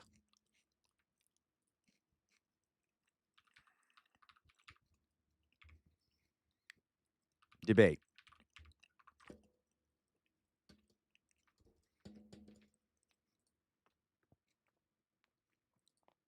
Okay, set to debate Tuesday evening with absentee ballots. Starts at 7. Oh, it hasn't started yet. It hasn't started. Okay. So let's just We should be working with Canada to take on. It hasn't China, started not yet. Pushing. So we'll wait for a few more minutes. We'll just watch some of it. Okay, I'm gonna watch another video, and while we wait for it, I have it pulled up now, so we can just go right over there when it starts. I do want to see how Abdul al-Sayed does. Okay. Let's see here.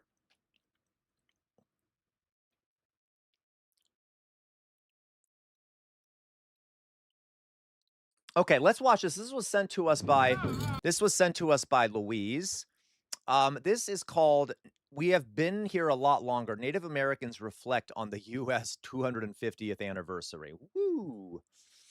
Yeah, to be clear here, this is a minute long, and it is just, this is going to be dark because obviously you all know I don't exactly celebrate the 4th of July. Well, let's put it this way. If I do celebrate it at all, it is to celebrate the enslaved people who were able to gain freedom by siding with the British during the war, but I don't celebrate it. So one of the reasons is because of this, because for many people in America, it didn't liberate you from anything. It didn't liberate Black Americans. It didn't liberate women. It didn't even liberate all men, by the way. You had to be a property man to even vote. And it was a colonial nation. It was yeah, exactly. It didn't liberate the significant majority. It was a colonial nation that would go on to do more genocide against Native peoples. I know I'm a bit of a lefty, and I might be like a Debbie Downer, but I don't celebrate it. Okay, regardless, let's watch this. Let's see what the natives have to say about the 250th anniversary of their mass death and destruction, which is depressing to think about.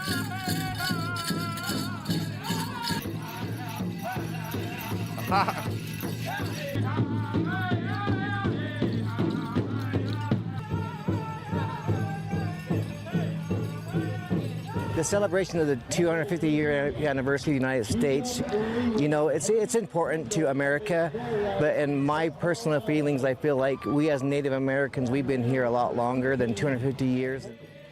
It is an anniversary of, you know, America being established here, but, you know, it does kind of hit a little odd for us as tribal members because we have never left. We've always been here. But it is a memory of what has gone on between our tribes all over the United States and the government that we went through. You know, we've all butted our heads between each other. 61% of Americans say the U.S. is not living up to the ideals stated in the Declaration of Independence. Okay, that was interesting. They should have. I wish there was more to it than that. That was a bit too. I don't know. That didn't seem like. I wish they would talk to more radical people. Let's put it that way. Okay. All right. Let's find the one Doug sent. It should be very short. Doug, you sent the one about art.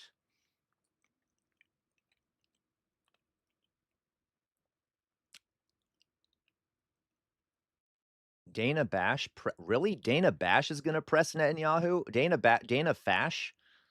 Dana Bash, the monster who, like, loves the death of Palestinian children, Jonas? That's fascinating. So she's actually pushing back on Netanyahu? That's really fucking weird. Okay. I guess, you know, that's kind of strange. Whatever. Well, God damn it, Doug. Okay, 1 second, Doug. I gotta switch all the viewing things over and stuff. She doesn't press them. Okay, good. I was about to say I would have thought that. Okay, let's see here.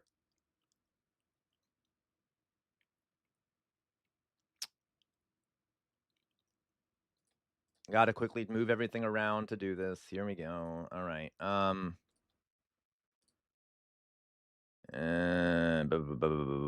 Where is it? There we go. Okay, let's watch this. Downtown and just sort of chill. I was gonna go downtown and just sort of chill and relax and stuff, but then I came across this bus stop. And for any of y'all who haven't been following my pages, here in San Antonio, on the poorer sides of town, they're really bad about cleaning. It's okay, Doug. It's okay. It's not your fault, Doug. I get frustrated with fucking Facebook because they make it so hard to share videos. I like the video. These bus stops up, but whenever I come out here and create art, they're really good about cleaning them up. On top of that, they've actually arrested me for this before. So, like, that's my perfectly sidewalk legal. chalk is normally just a bunch of circles like this, and then I try to make a pretty design out of it. Like, not everyone is gonna like it, maybe, but I mean, I think it's a little better than, you know, like food all over the place, and I'm guessing blood. Like, I feel like that's blood, maybe. So he's literally just taking chalk and doing subversive art. That's good. I don't know. So it is kind of weird trying to understand why your city does or doesn't do certain things. Why they spent so much tax dollars washing away my art. Why they have paid to have me arrested for sidewalk chalk. But somehow they're not able, isn't it, Laquan, to clean so many of their places. And this place is in front of a bank. That is really funny. The thing is fucking dirty, and yet they're arresting him for sidewalk chalk. It's in front of Bank of America. Like, it's like, dang, VR, you're doing some civil disobedience. Tell me if I'm wrong, Lacroix, but that's a really fucking high standard. Like, you have to have a really good reason to arrest someone for something that doesn't do permanent damage to public property. That is a form of speech, right? Okay. That's a very high legal standard, right? You better prove that he's doing something that's dangerous to the public. So, Doug, he's using his art to clean where the city refuses. Oh my God, that's so clever, Doug. That is very dark. So he's literally drawing in places where he wants the city to clean the sidewalk because he knows that'll be what convinces them to clean it, is if he draws on it. That is so fucking funny. Oh my God, we live in a dystopia. To stick it to the banks, or are you just lazy? Because, I mean, I think we know the answer. It's not just even lazy, because they are good about cleaning stuff. Sometimes I'll put my art down and it'll be washed away. And I've had one piece washed away. Like, as I took my lunch break, they came out and washed it away. So they aren't necessarily lazy. Hilarious stuff. They just like making it look bad on the poor sides of town so that they can say poor people are dirtier. whenever it's really they just don't spend their tax dollars equally, and they try to make it worse on people who have it the worst. How's it going, man? They left it so dirty over here. I figure if I put some chalk here, they'll clean it up. Yeah, you can report it to the main over there. They don't clean up. You've reported it before? Not here on the south side. Yeah. Because, I don't know. Yeah. This one's I love bad, this and guy, it looks Dad. like blood is right there, too. I'm like, man, that's a health hazard. They cleaned it. Yay.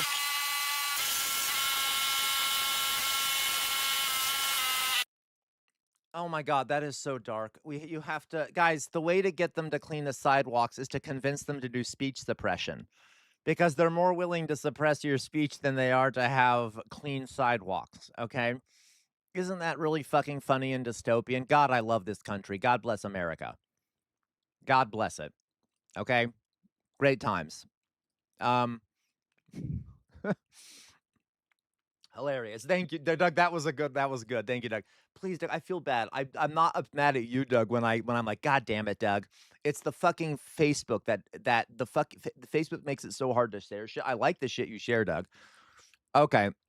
Yeah, do it, Weird Amorphous Blob. Okay, that was cute. That was very cute. Thank you, Doug. So let's see here, guys. I wanted to watch one more here. If we might not get through the whole thing, but Jonas did send this to me. Jonas said not to watch it, which makes me really want to watch it because I like triggering myself, because apparently okay, we'll see. Here we go. Doug, go ahead and actually share the links. I can access my Facebook. You can share the links. I'll figure out how to do it safely. Okay, so this is Dana Fash, a CNN anchor who never saw a dead Palestinian child she didn't dance on the corpse of. Now, I know that's only a slight exaggeration, by the way. That's only slight exaggeration. She is weirdly defensive of Israel and, like, always claims anyone who's anti the genocide is anti-Semitic, and, like, becomes super pearl clutchy whenever anyone criticizes Israel. So let's see how strong of an interview she does with Benjamin Netanyahu, the child killer himself, okay? Mayflower Kid, I hate you so fucking much. I hate you so fucking much. Okay. I really do want to ask one final question about what's going on. It's very quiet. Let me turn that up. Bank, violent attacks by Israeli settlers against Palestinians. Why is it so fucking quiet? I'm going to lose my mind. Here, I'll turn it all the way up. Over the weekend, Israeli settlers in the West Bank raided and set fire to a restaurant. We have some photos that we're showing. I know, and I've heard you say these are just thugs. But my question is, if they're just thugs, why won't or can't you... Guys, I can't turn it up anymore. Forgive me. I don't know why. Like, I have it as loud as it can go. It just must be the video is very quiet. Yeah, see, that one's fine. It's just the video. Okay. Well, we do actually. It's about 100. It's actually 150 or so. What you would call juvenile delinquents. They're not, by the way, from the settler community. It is actually 150 or so kids, teenagers usually, who are brought into the area. They're. But you're the Israeli government. You should be able to stop them, particularly given how much of an... Guys, it reminds me of the fucking fascists who, like, the government was like, oh, we didn't do it. It was the fascist thugs who went up and beat up the socialists. Yeah, we didn't do anything to stop them, and we told the police not to do anything, but it wasn't us that did it, right? Impact that this is having globally on seeing this happen. You're absolutely right that this is blown up beyond belief and causes a lot of damage. I think it's wrong on its own account. I don't want and don't accept vigilantism, and I don't care if it comes from fucking liar Arabs or Jews. Our citizens cannot practice violence against anyone. If we have to apply force, it's the law and order, it's the police and the military. God, I hate him so fucking much. I fucking hate him so much. Oh my God. Yeah, the Israelis never want to do violence to anyone. That's rich. That is really fucking rich. And therefore, we take actions among them. But it's precisely because it's such a tightly knit group that acts according to. They try to skirt the law, And when we bring Yeah, them to Jonas. the courts, our courts are very lenient. I don't know why. Maybe because they're young. Courts are what the fuck do you? Okay. Yeah, you know, your court, yeah, you know why your courts are lenient because you live in a society that is racial and Jewish supremacist. Okay, it's like saying, I wonder why the Nazi courts were so lenient towards the SS. Well, because okay, you know why. And I've said that we have to challenge that, and I will not. I don't accept it. But I want to put that in perspective. It's not the settler community, because the settler community condemns them. It's not the people of Israel, because we condemn them. It's not the government of Israel. It's I would say, a violation of basic norms of our country. We don't accept it. I don't accept it. This weekend, in the midst of the country. Fucking liar piece of shit. Liar piece of shit. Okay. Yeah, right, Yona. Dolly boy. The fucking courts were so lenient to Hitler and he tried to coup the government, right? Yeah, we were the more like I really hate him. I really fucking hate. I cannot stand that man. How dare you trigger me, Jonas? You know, you warned me. Okay. Let's see here. Like fucking Netanyahu. And Dana Bash just kind of like nodding, like, oh, yes, Mr. Netanyahu. Yes, I'm sure you're a truth. Into our hands. Everything you say is gospel. Okay. Yeah, yeah. Oh my fucking god. Yeah, crawl. Israelis are settlers. Okay. Anyway. All right.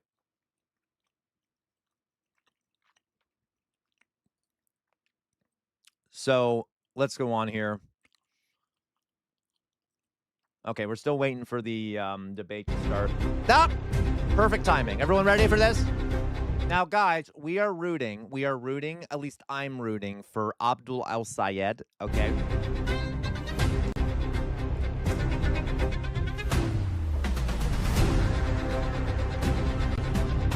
Ready for a bloodbath?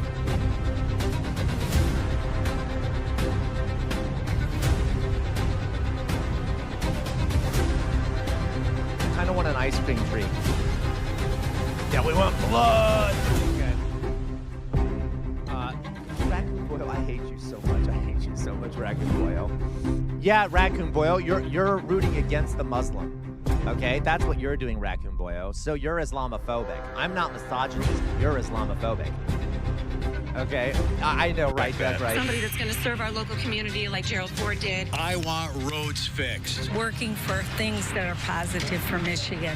Tonight, night one right, of LaCroix, Debate sure Week. An open just U.S. like Senate you rooted seat. for the corp of them in your local Colorado elections, right? I remember you doing that. Candidates. Okay. Two visions for Michigan. Abdul el-Sayed. There really is an opportunity to either pick politics as usual or politics as different. And people desperately want politics as different right now. U.S. Representative Haley Stevens. I see this as a made-in-Michigan moment, and we have a story to tell, and we need a champion in the United States Senate. Okay. Who earns the chance to carry the Democratic band into one of the most consequential Senate races in the country? Cheesy. The choice is yours. Live from the Wood TV studios in Grand Rapids and your local election headquarters. This is night one of Debate Week in Michigan. Democratic Senate primary. Yeah, good evening. I'm Rick Albin, your moderator for tonight's debate, along with Amber Crisco, who will be here with viewer questions. Candidates, welcome to you, and welcome to viewers across the state watching here. Is it, Jonas? You Dolly Boy, thank you. I will. You're right. I have it turned up really loud. I will turn it down. In Michigan. Here's a quick review of the rules. Each question goes to each candidate for a 60-second response in an order determined by a drawing earlier in this process. A 30-second rebuttal will follow after each candidate has given their initial response. Is that better, Dolly Boy? The only possible change to that would be for the final question. Depending on how much time is left in the program, we may eliminate the rebuttal or adjust the length of time to answer the question. There is no opening statement. There will be a 60-second closing. It is time for our first question in Debate Week in Michigan. Again, welcome to both of you. The first question will go to you. By the way, Michigan has a rivalry with Ohio. Sure. The number one issue facing people from coast to coast and right here in Michigan is no surprise. It's inflation, it's affordability. Everything costs too much. You can't fix it all. But if you're elected to the U.S. Senate, tell me one proactive thing. Oh, guys, he's also so attractive. I'm sorry I keep pausing. You would do to make Michiganders' lives I already more did, affordable. J-Mac. 60 seconds, sir. I've been up and down my state, 110 different cities, 450 public events. No matter where I go, people say the same thing. I just can't afford to live here anymore. I'm so worried about the price of groceries. I can't afford my gas. It's $5. I'm worried about getting sick because I can't afford my deductible. There's a number of things we need to do. Number one, we need to tackle healthcare by guaranteeing everybody healthcare without a deductible, a premium, or a copay through Medicare for all. Number two, we need to stand up to the monopolies and oligopolies that are picking our pockets. Number three, we need to stand up to increase wages. And that means standing with unions like the UAW and the nurses who've endorsed us. It means making sure that we are standing with Michiganders in their moments of crisis by making schools somewhere that our kids can go, by addressing the potholes that cause punctured tires every time you try to drive anywhere.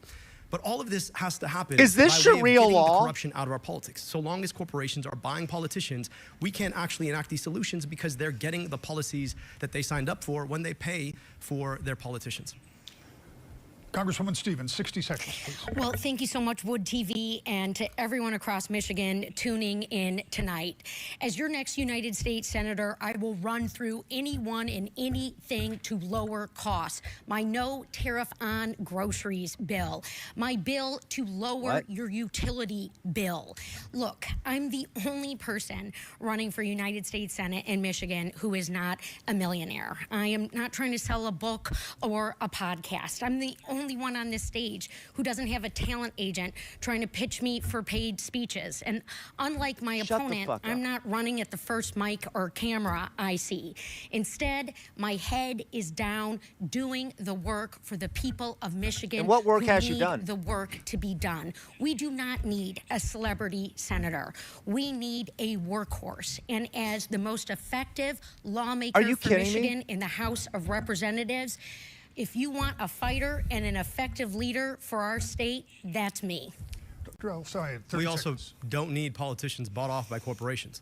In this race, you've probably seen ad after ad after ad. Not one of those ads was brought He's to a you doctor, isn't by he, guys? the Congresswoman's Abdul, campaign. All of them brought to you by Al-Sayed is a corporate doctor. PACs and APAC, trying to buy a politician who's going to do their bidding instead of yours. That's been the story of our politics for far too long. The question is not whether or not you're a millionaire. The question is whether or not APAC. you are bowing down to billionaires. And for too long in our politics, we've watched politicians beg for those dollars only to do that bidding when they actually get to office. That has been the Raccoon Boy, that is not how he calls himself. He calls himself Abdul. If you even look at the what it says below here, they call him Abdul El-Sayed. He does not call himself Abdul Rahman. The story of my opponent. If you want At politics least is different, I'm the only in one his who's public ever taken a dime persona. from a corporation. Congresswoman, 30 seconds. Well, look, transparency is oh so important. And this is why I have released my tax returns. My opponent, Abdul, he said that transparency is key, but yet he hasn't released his tax returns. Abdul, you talk about getting money but that's out of what he calls politics himself, and putting Raccoon Boy. I money agree. in But people's he's pockets. chosen But that. who is putting money in yours? What are you hiding? Moving to our next question, it'll be first to you, Congresswoman. With a 60-second response, the Trump administration had been negotiating an agreement to end it's the probably conflict in because he Iran. knows people are racist and that if they hear Abdul Rahman, they'll think scary brown person. So he's probably trying to do some PR. I feel bad about it. But within the last hour, we are told that the United States military has launched a series of what they call powerful strikes after commercial ships were struck in the Strait of Hormuz. The question is, what should our policy be going forward with Iran? 60 seconds. Well, our next United States Senator has one mission and one mission only, and that is to fight for the people of Michigan and represent the people of Michigan's interest. Donald Trump selling us out to this war in Iran that no one asked for, that is raising costs for every Michigander, is totally unacceptable. But here's the deal. In terms of the goal that I have long fought for and pushed for in the United States House of Representatives and what I will work for in the United States Senate, we need long-term peace. Donald Trump has failed us. The Prime Minister of Israel has failed in that regard. And he was just coming after me on this today. Look, I am unafraid, Michigan. You are my North Star, and no illegal wars, no unilateral wars at our expense. 60 seconds. I think it's worth asking why we got into this war in the first place. Yes, there is thank one you. man who's been wanting this war fought, and that is the Prime Minister of Israel. And the reason that we've seen this war fought is because the impact of AIPAC in our politics. AIPAC has spent tens of millions of dollars in attack ads against me or ads lying about the Congresswoman's record. They clearly want one individual, and it's not me. And ask yourself why it is that we are paying $5 gas, why it is we can't seem to get out of this quagmire. It's because for too long, our foreign policy has been handed to us by the likes of the State of Israel and AIPAC, who has made sure that Democrats and Republicans are doing their bidding. I don't take that money. They are spending against me because they've called me the most dangerous candidate for the U.S.-Israel relationship, because maybe I don't want to waste our money fighting wars we don't need to spend, and instead I want that spent here to rebuild our schools here, to make sure we have functional infrastructure here in Michigan, to make sure that we have healthcare here in Michigan. And so long as our politicians continue to be bought off by AIPAC, do not be surprised when we fight wars that are in their best interest, to annex Israel, to annex Lebanon, or to do genocide in Gaza. Congresswoman, 30 seconds. Well, Abdul, I would say no one is afraid of you. And in fact, the GOP is spending thousands of dollars to prop up your campaign because they think they will make it easier for Mike Rogers to win if you are the nominee. I do not plan to make anything easier for Republicans or Mike Rogers. What I do is I take on tough fights for Michigan, tough races, and I win for us. 30 seconds to wrap up this question. Well, you know, if Congresswoman Stevens makes it or Mike Rogers wins, either way, Israel will win. AIPAC is perfectly fine with either of my two opponents because they know that they will have a comfortable, reliable vote in the U.S. Senate. If you want politics to work for you, if you want politics to rebuild your schools or fix your infrastructure, I'll be right back, guys. I'm going to get an ice cream or to invest treat. in your health care, you have an alternative choice. We're running to get money out of politics, put money in your pocket, and pass Medicare for all. There's a reason that both Chuck Schumer and Donald Trump don't want to see me on the inside of the U.S. Senate, because I'm a threat to politics as usual. Moving on, but staying in the Middle East, despite a ceasefire, the humanitarian crisis in Gaza continues, and Israel maintains that eliminating Hamas remains essential to its security. What, if any, is the role of the United States in trying to resolve this long-standing impasse? 60 seconds, sir. Well, I'll tell you this. For a long time, every president has said that they believe in a two-state solution. The problem, of course, is that our policy has been to subsidize the Israeli military to the tune of billions of your tax dollars every single year. And their goal is to foreclose on the possibility of a Palestinian state. I believe in international law. I believe we have to hold every country to international law, which means to me that we need to stop funding the Israeli military in unilateral blank checks. That also includes Egypt, that includes Saudi Arabia. I also believe that we cannot continue to sell weapons to a country that is doing human rights abuses, genocide, and apartheid. I also believe that we need to stop running cover for what has become a rogue state that is now trying to annex southern Lebanon. And I also believe that your money needs to be spent here. Because at the end of the day, the ultimate losers are you and me, the taxpayers who paid that money to provide good infrastructure, build schools, provide health care for our own kids, not to watch it get sent to buy bombs and tanks that end up annihilating other people and their children. Congresswoman, 60 seconds. The goal has to be long-term peace, and this is what I have long worked for. I stood alongside families who had relatives taken hostage by Hamas, and I called for a permanent ceasefire. The difference between my opponent and myself on this issue is that I believe in a two-state solution. I can say that Israel has a right to peacefully exist alongside the people of Palestine and in Gaza. It is very clear that Mr. Netanyahu has not made us safer, has not brought us closer to peace, and he's endangered Jews here in America and around the world. This is why he was just trashing me today on CNN. I am not afraid of bullies. I am not afraid to stand up, and I continue to stand up for humanitarian aid, for the U.S. to work with the countries in the region and get aid into Gaza. 30 seconds. Look, I believe in equal rights to peace, dignity, and self-determination for Palestinians and Jewish Israelis alike. But the question I think the Congresswoman needs to answer is, why has she allowed $40 million of outside spending, the bulk of it coming from AIPAC, to come into this race?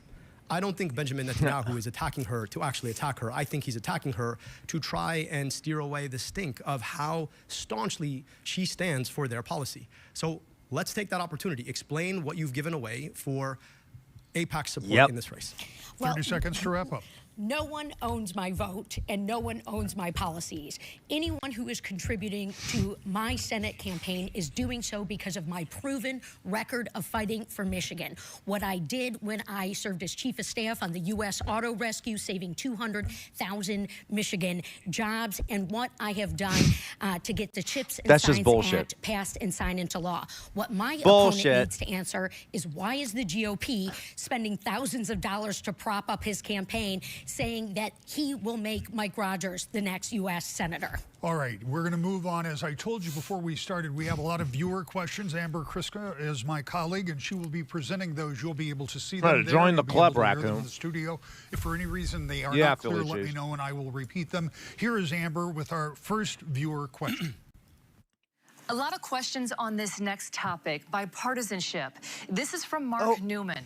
In the spirit of bipartisanship, talk specifically about how you will reach across the aisle. Name a particular project that you will champion that will require working with the opposing party. Congresswoman, 60 seconds. Well, I don't have to just talk about what I would do. I can certainly talk about what I have done in terms of passing bipartisan legislation like the CHIPS and Science Act. But to answer our viewer's question very specifically, I have a plan to lessen Michigan and the United States' dependence on China, to lower cost and to create those good manufacturing jobs. That is day one legislation for me in the United States Senate. Bullshit. And look, there is a reason why the Center for Effective Lawmaking recognized me as the most effective lawmaker for Michigan in the Congress, because I fight for us, I win for us. Debbie Stabenow has endorsed my campaign. Our Attorney General Dana Nessel has endorsed me for United States Senate because of their fight for Michigan and their results for Michigan, and them seeing the same in me. And so, yes, when we talk about manufacturing, when I bring in my supply chain bill to the floor, I feel really excited about getting other colleagues on the Republican side to join me. Thank you. Move on. Dr. Elsie, I had 60 seconds. I'm proud to have been endorsed by the UAW. And the reason that they've endorsed me is because they understand that I am a fighter for working people. I can tell you that there is bipartisan support already to blow up the USMCA, which has been a cancer on our manufacturing industry in Michigan and the industrial Midwest in general. That is a bill, of course, that my colleague actually voted for. And I think there's bipartisan consensus that that has been a danger. We have an opportunity to rethink trade policy to make sure that we're protecting good union jobs in this state and in this country. And I think that means rethinking how we do tariffs. Now, Donald Trump's version of tariffs is like outer chemotherapy, signal. but you give the patient all the chemo at the same time. I think there's an opportunity where you pace it out. You think critically about how you protect critical budding manufacturing industry, and that you are transparent with your trading partners about how you do this in an effort to build long-term sustainable manufacturing jobs. I've heard a lot from Republicans saying that they want to bring manufacturing jobs back. Let's roll up our sleeves, work together to get that done. 30 seconds, Congresswoman.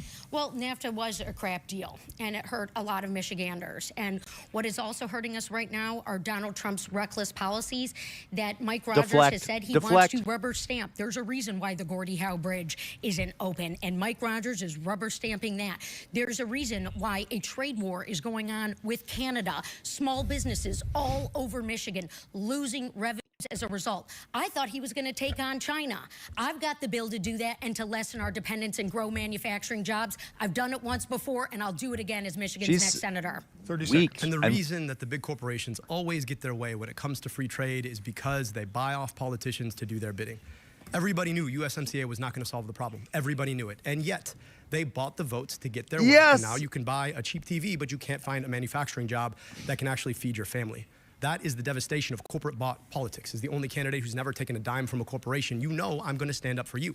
It's the reason. Again, the UAW, nurses, AFT, have all supported us because when it comes to the choice between get working it, people and Cass. corporations, I will pick people every time. Yeah, and it's the only reason you haven't released your tax returns. All right, And 15 labor unions are endorsing me. Thank you. I yield. Brett. That's Yes. corruption. Amber has another. Sure, go Can I ahead. respond? Quickly, very quickly. Yeah, I took the same extension that the Congresswoman took every I'm single talking year about she your was in tax returns, Congress. Abdul. You Every haven't single year. released your tax All right, returns. we're You gonna don't move- need an I extension think to do there's that. there's a process Who's putting there. money in your pocketbook? We're going to move forward with another viewer question. Amber is here with another viewer who wants to know where the two of you stand. Has he not released them? Is I the don't know. Democratic Party shifting? Joe Beelan has our next question. He says, many of my friends who are Democrats are very concerned with the way the party has shifted so far left that the party no longer accurately represents their views. Will you continue on the current party path, or will you pursue your own path of leadership? 60 seconds for you.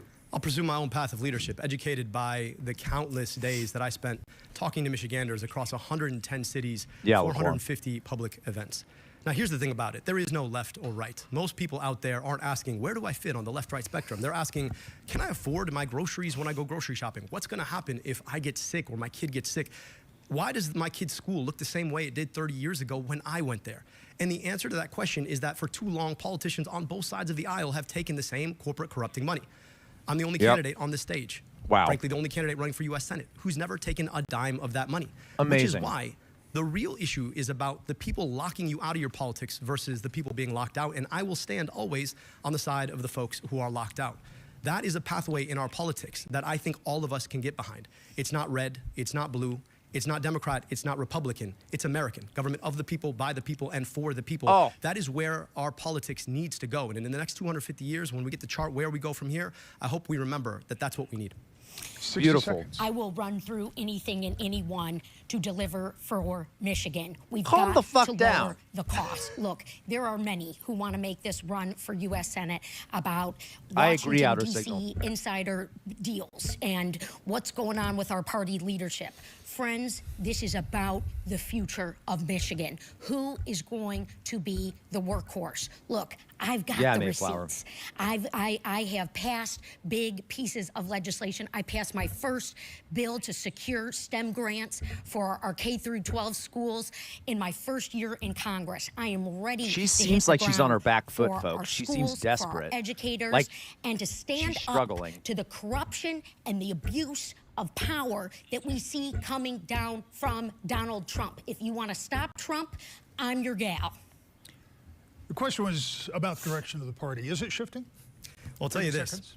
It won't shift Yeah, if outer we continue signal. to elect leaders who take money from the same corporations who have broken with the interests of the American public. Chuck Schumer desperately wants one of us to be the next senator, and it's not me. So if you want your politics dictated you by AIPAC or Chuck Schumer, then I'm not your guy. Yeah, Mayflower. I think we need to go back to the idea of government of the people, by the people, and for the people. Oh, $40 brilliant. million of spending in this race. $40 million. I want you to think about what that means. That's money that Jonas. buys something on the back end. So if you elect the person who took that money, don't be surprised when they betray you. 30 Except for, seconds. again, I have the receipts as the most effective lawmaker for Michigan. I'm not trying to go viral or get a good tweet out, all right? If why you check is that- the facts, the claims that my opponent has made about eradicating medical debt are untrue. If that's all you got to run on, Abdul, well, then good for you.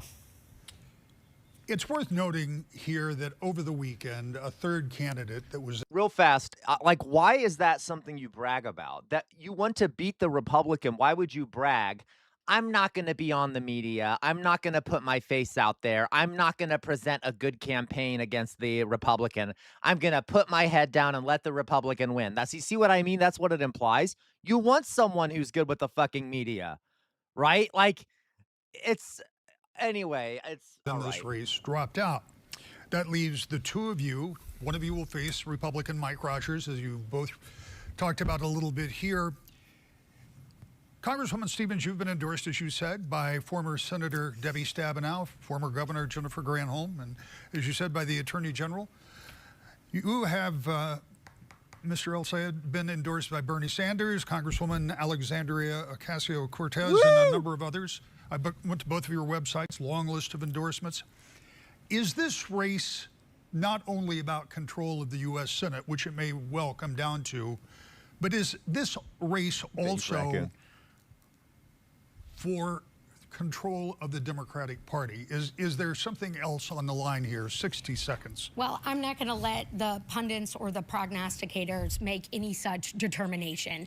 For me, this has always been about Michigan. I am the daughter of small business owners who met at Oakland University. Someone shoot me. My dad is 81 years old and still driving Cass, his I Ford agree. F-150 with the word Stevens Landscaping on the side. up. And Oh he's my God. drinking his water.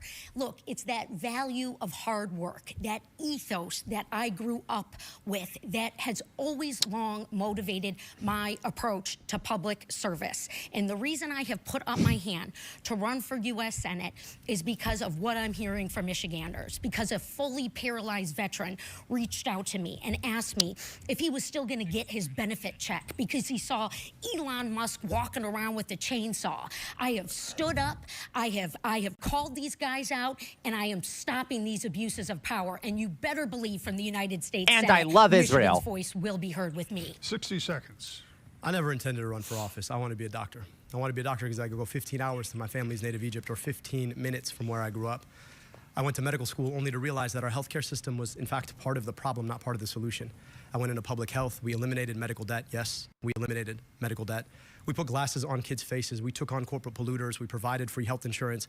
We did the things that for too long government fails to do under leadership that is bought off by corporations. I'm running to do three things: get money out of politics, put money in your pocket past Medicare for all.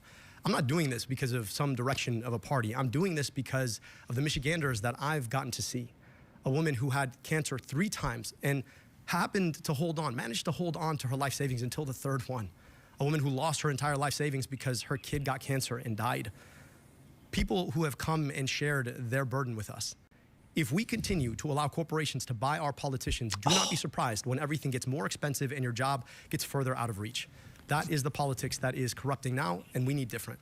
This. Well, transparency remains really key here. You can see my tax returns. I've made them public. Again, I call on my opponent to do the same because we do need to know who's putting money in your pocket, particularly if you have a talent agency getting you paid speeches. I've been busy doing the work for Michiganders. Period. Full stop. Power Outage Relief Act. We're still dealing with that. Small businesses losing their revenues. We got to do supply chain security. I've got a bill for that. We could turn this into a drinking game. To go for us, Michigan, on day one. Every time she says Michigander, we can take a drink. You're right, Peck on bad. People right, sleeping Jonas? Isn't in he the dark best? rooms without electricity for the 4th straight day. My opponent's taking $37,500 from DTE. Ask yourself what that buys. Our politics have been deeply and profoundly Guys, this corrupted is by the bully corporate money, pulpit and I want to I'm get money talking out. We about. want to talk about transparency. There's a group called Center Forward that happened to pay for a flight for the Congresswoman and her mother to Portugal. I want to understand what she promised them in return. Guys. We want to talk about transparency. Why are there $40 million flowing into our politics right now in support of my opponent? Yeah. Well, and again, I have the receipts and I have the bill to stand up to the utility Explain them. companies at the lower rates. Explain the She receipts. can't explain yes, it. She I can't got explain the it. multiple bills. I'll give you a chance when we come back in a moment. But first, we're going to take a break. And when we come back in 90 seconds, we're going to talk about something that has been discussed a lot in the past few months, and that's immigration enforcement and ICE. Okay. That's coming up. But So, first, guys, we're going to take a break. The candidates will enter the spin room once our debate concludes. There is a QR code right now that will take you to our live post-debate coverage on Wood TV Plus. We'll be right back. So that's what I'm talking about, folks. That's what I'm talking about. That's like what you want to do. You want to do the bully pulpit. Literally say you're receiving this amount of money from this person or that person. Why are you receiving that money? Like, call out the corruption, openly call out the corruption. Okay, openly call out the corruption, all right? So that's good. Yeah, he dominated it. That was fantastic. He put her on her back foot, and she couldn't really recover. She looks like she doesn't look good in this debate. Let's put it that way. Okay, she doesn't look good in this debate. Right. So J-Mac, I've never seen you this happy. How does it feel to be hopeful? Oh, I've been hopeful for like a week or so now. But yes, let's put it this way. I'm hopeful, but I'm also realistic. I have some. Okay. I have some, what's the term? What's the term here? I have some hope, but I need to see where it goes, okay? Let's put it that way. All right. Is it? Oh, I just realized that I don't have it. Okay, I can go forward a bit because I paused it, so we can go forward and skip the, okay. Yeah, now we're back. ICE in the past months regarding their methods, their detention facilities. Both of you on some level have had some questions, problems with and about ICE. If not ICE, how would we, how should we, how could we deal with the estimated millions of people in this country that didn't come Oh my through God, thank you, Outer Signal, for the gifted sub. Really, thank you. proper channels, that we don't necessarily know who they are or where they are? I'm going to start with you, Dr. El-Sayed, with 60 seconds. What do we do with that situation? So I just want to be clear. I went to Minneapolis at the height of Project Metro Surge. I watched as our government laid siege to a city in our own country. It was awful to see.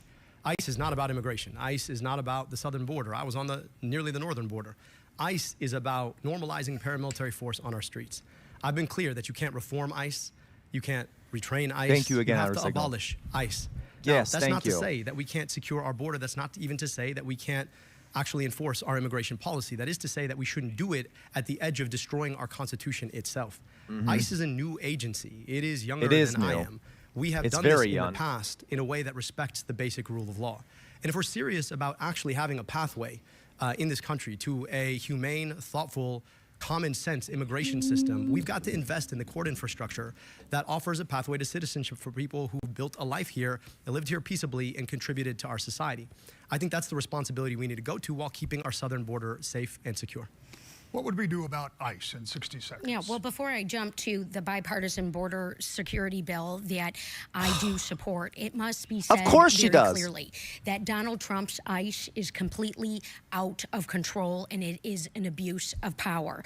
ICE agents from top to bottom that have committed crimes have to be held accountable, and I've got the legislation to do it. I called on Kristi Noem to go. She was removed, but no reforms took place. They took $70 billion of our taxpayer money. Yeah, into Jonas, an why ICE support the slush bill fund. then? This has been a failure.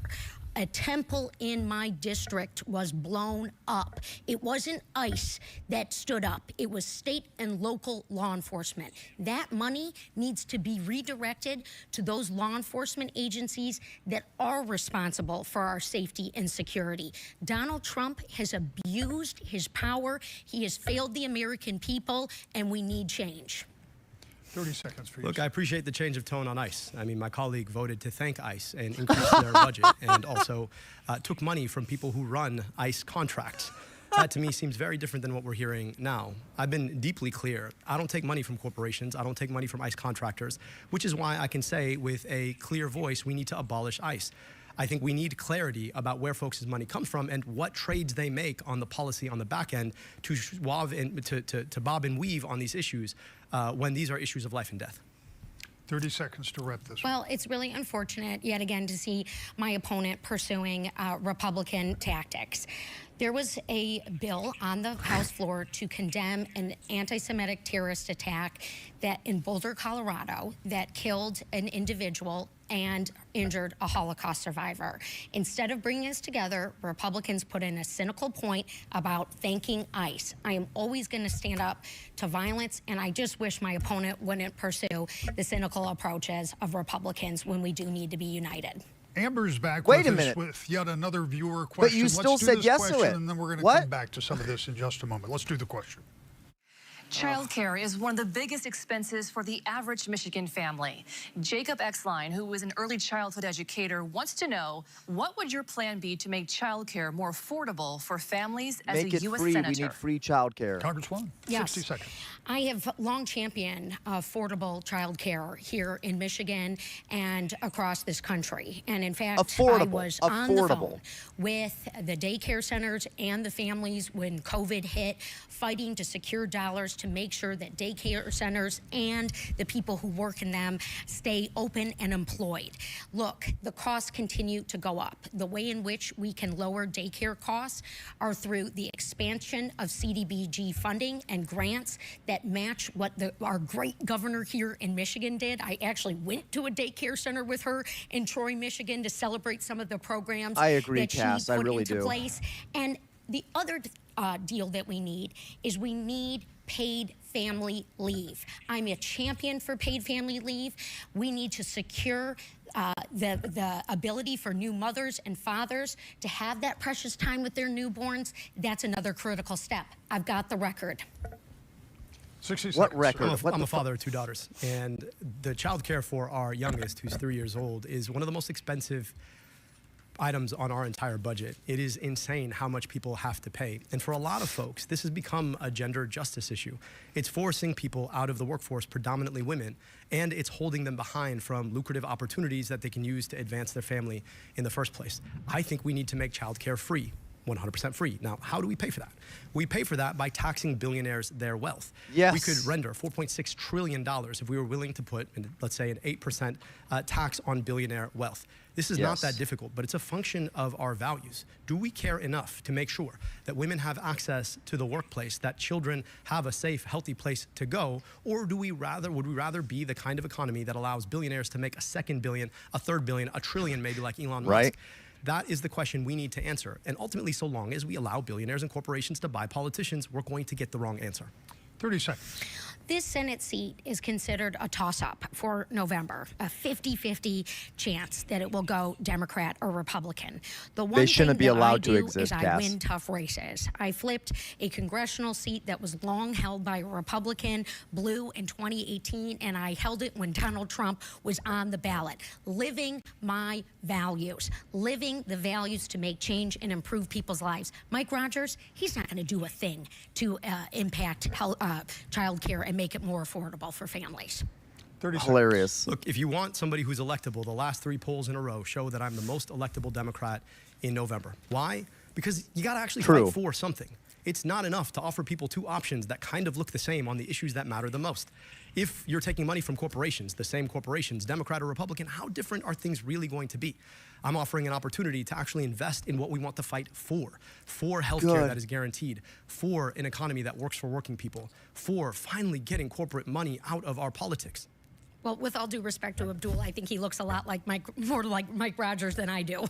All right. So what the fuck does that mean? Apparently scratched the surface on a couple of Did you differences see his look? He's like, between the what? two of you. And this is not scripted, and this is not something that's planned, and the people in the control room are about to pull their hair out. But I want to give you 30 seconds, and I want to give you 30 seconds to pursue whatever this is that's going on here. Obviously, you've got a question about some of the money in her campaign. You've got a question about some of the money in his pocket. 30 seconds, go. Well, look, my opponent wants to make this race about lies and attacking my integrity and the work that I've done for the people of Michigan. Look, I was the person from Michigan on the team working on President Obama's auto rescue.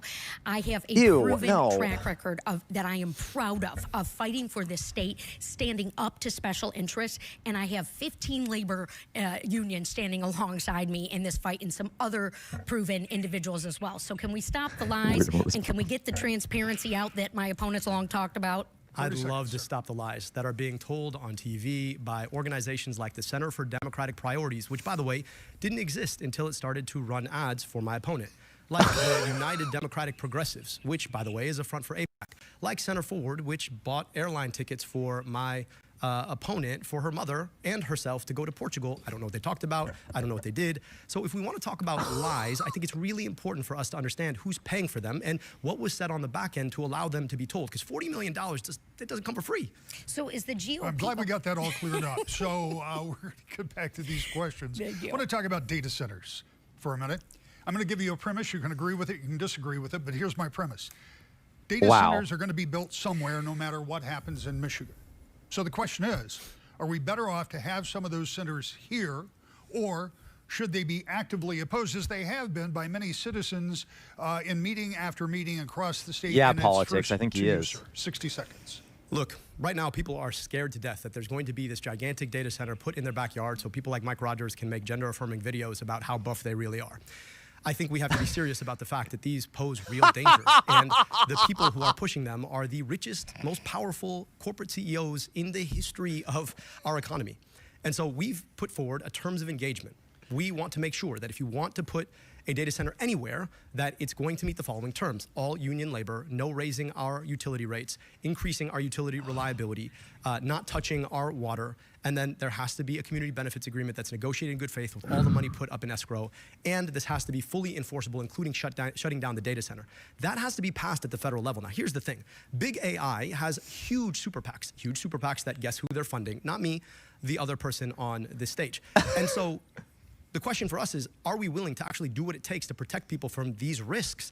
Or are we going to let them roll us, just like corporations continue to roll our politicians over and over again? Congresswoman, 60 seconds. Yeah, well, look, the citizens need to be heard on innovation and data centers. And it is up to federal lawmakers to secure the tax code so that these gajillionaire enterprises are paying their fair share. It is unacceptable that rates would go up as a result. I want to force these data centers to pay the utility bills and to pay water bills for folks. And look, but you're being bribed, right? right? Michigan being on the forefront of innovation and manufacturing. I visited hundreds of manufacturing shop floors. They are using this technology. We want the jobs. We just can't afford to force the workers to pay for it. And look, yet again, my opponent takes jabs. Louise, Abdul won't El denounce Sayed. the GOP when they are funding his operation and his candidacy, and now bragging about the false polls that they're putting out that he's going to be the best one to beat Mike Rogers. That's me. 30 seconds. I'm sure everybody out there thinks that Republicans really want me to win this race. Sure. The real question is, how much money has the AI industry spent in this race? And why are they spending it? And whose vote are they buying? And what does that mean for you? If you want a future where AI is fully unregulated, where we lose, what, 50% of our jobs, where a data center sits in your backyard, you have a choice. If you want someone who's going to stand up for the people against the corporations, you also have a choice. Notice, none of the answers actually speak to any of the points I'm making about the money that is being spent in these races to corrupt our politics. 30 because seconds. I have receipts, and the people who are watching this need to evaluate who is running for U.S. Senate, the chief lawmaking role in this country that has the record, that is not a show horse. Oh my God, I love that. I'm not someone trying to go viral and shout into a bullhorn about problems. I'm going to steal it from you, delivering. Cass. That is not something my opponent can say. He's great at attacking, and he's great at covering up that his father-in-law is running his super PAC that's spending millions of dollars for him. All right. We're going to move on to a question that you have both addressed, because these go together. And this one will go first to you, Congresswoman. We hear a lot about AI, artificial intelligence, hear about it every day. I doubt that most of us have a really good grasp of exactly what it is, what role it's going to play in our lives going forward, what role the government has. Cass, you're right, though. These are terrible questions, I will say. That few They're very fully biased. understand, that could be a positive game changer that is evolving all of the time. Right, and Alyssa. is You know it, Alyssa. displacing workers already. We know that that's happening. So should the government jump in the business of regulating AI? 60 seconds. Yeah, and look, Abdul is lying.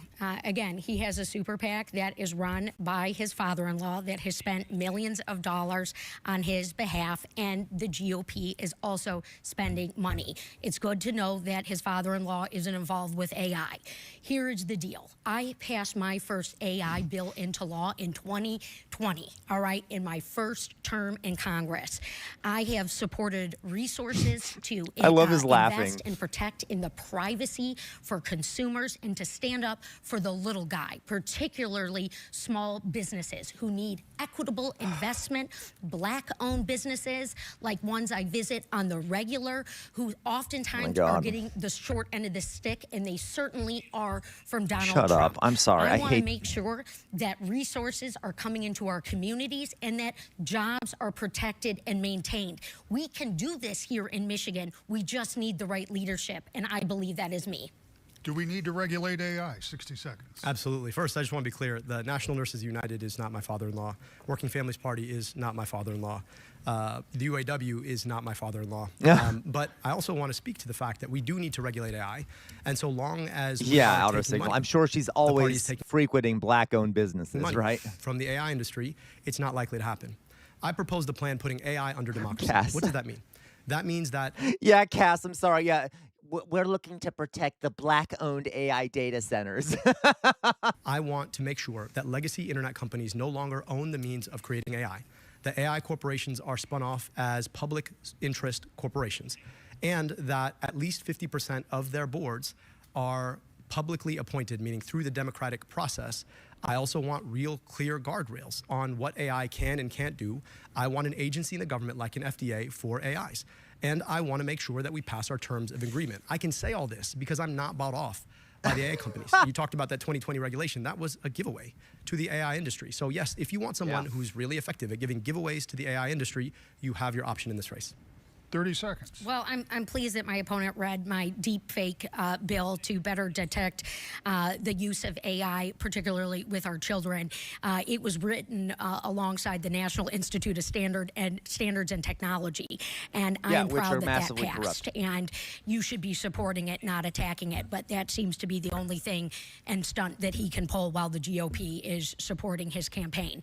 And look, I worked really hard to make sure that Kamala Harris was going to get elected and that Donald Trump would be stopped. Right, politics. And my opponent did nothing. I don't know what Kamala Harris has to do with AI, but I want to speak to the fact that right now we have a choice. $40 million. We're being outspent 30-1 in this race, 30-1. That money is coming in from AIPAC. Their goal is to make sure that our money is sent abroad to kill other people rather than kept here to invest here. Now, the question you might be asking is, what does it have to do with the question about AI? Government will continue to work for the people who buy off government so long as we allow people to buy off government. It is that simple. And you're seeing a case in point of that. This next question is one that I take very seriously. I suspect many of the viewers do as well. The national debt is more than $39 trillion. $39 trillion. Now, the interest on that debt's about $1 trillion a year. CBO says by 2036, it'll be about $2 billion a year. That'll be about 25% of every dollar that comes into the national treasury. What do we do to begin to reduce this burden? I know, rack and boil. Hey, there are some guys who have kids and are still gay. I'll tell you what. To your children, even who have wives, children, anyway, and likely their children. Would you raise taxes? Would you vow to cut spending? What would you do? 60 seconds. Look, as everyday Michiganders know, that a budget sheet is about money in and money out. And for a long time, folks on the conservative side want to tell us that it's all about money out. We're spending too much. But then they do two things. They cut taxes for the richest people in society, and then they cut things like healthcare. And guess what happens? They fight wars that we don't need to fight. So money out goes up, money in goes down, and we run up the national debt. And then Democrats show up, and we're trying to be effective stewards of the national debt. So here's what we need to do. We need to run the play in reverse. How about we end stupid wars we shouldn't be fighting at the behest of foreign governments? How about we start taxing billionaires their wealth so that we can return trillions of dollars to the economy? And how about we invest our money in the things that people actually need, like good education, childcare, good hospitals, and healthcare? Those are the opportunities we have in front of us, so long as we don't allow the same corporations and billionaires to buy our politicians so that they keep doing these ridiculous things. 60 seconds. Our national debt keeps me up for Michiganders, and it is very serious, in part because it is mortgaging the future of our children. And the way in which we get out of our debt and deficit mess is by taxing the growing billionaire class and forcing them to pay their fair share. We are growing our economy. How was the hospital, except Jay? for it's just with the very, very few who aren't paying their fair share. If you listen to Donald Trump, who my opponent just admitted he didn't do anything to help stop him from getting elected, He wants to do everything for the billionaire class. Donald Trump did tax cuts for them while cutting our food assistance and So our Mayflower, healthcare I don't think it benefits. is a lisp. I think it's a acceptable, and northern it's not Michigan working. accent, to be honest. I could be We can't look wrong. at the middle class here in Michigan and force them to keep paying. Yay, People Jay, can't congrats. pay their bills right now. People are underwater. I've had 2 working moms in the last day tell me that. It doesn't work. 30 seconds. Look, I just want to be clear. I endorsed Vice President Harris. I campaigned for Vice President Harris. I really wanted Vice President Harris to win this race. Now, ask yourself why we were where we were. Because for too long, our policy has been wrong on a number of critical issues. And it's been wrong because of the role of special interests in our politics. The same exact special interests who get their way when it comes to our tax system, the same exact special interests that have us fighting stupid wars we shouldn't be fighting, the same special interests who are funding my opponent. 30 seconds for you. Well, look, leadership is going to get us out of our debt and deficit mess. And as someone who has my finger on the pulse of the needs of the middle class here in Michigan, you and your family, and I have the receipts and the track record of standing up for you when it matters, when 200,000 Michigan jobs were on the line, when General Motors and Chrysler were going to go bankrupt, and I worked on that initiative to save your jobs and those jobs. Yeah, Look, you didn't save people, you saved the tax dollars corporations. effectively without letting our country go bankrupt.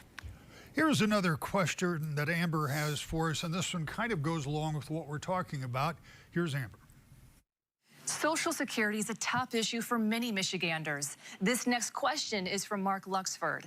As a senior, Social Security is a very important issue to me.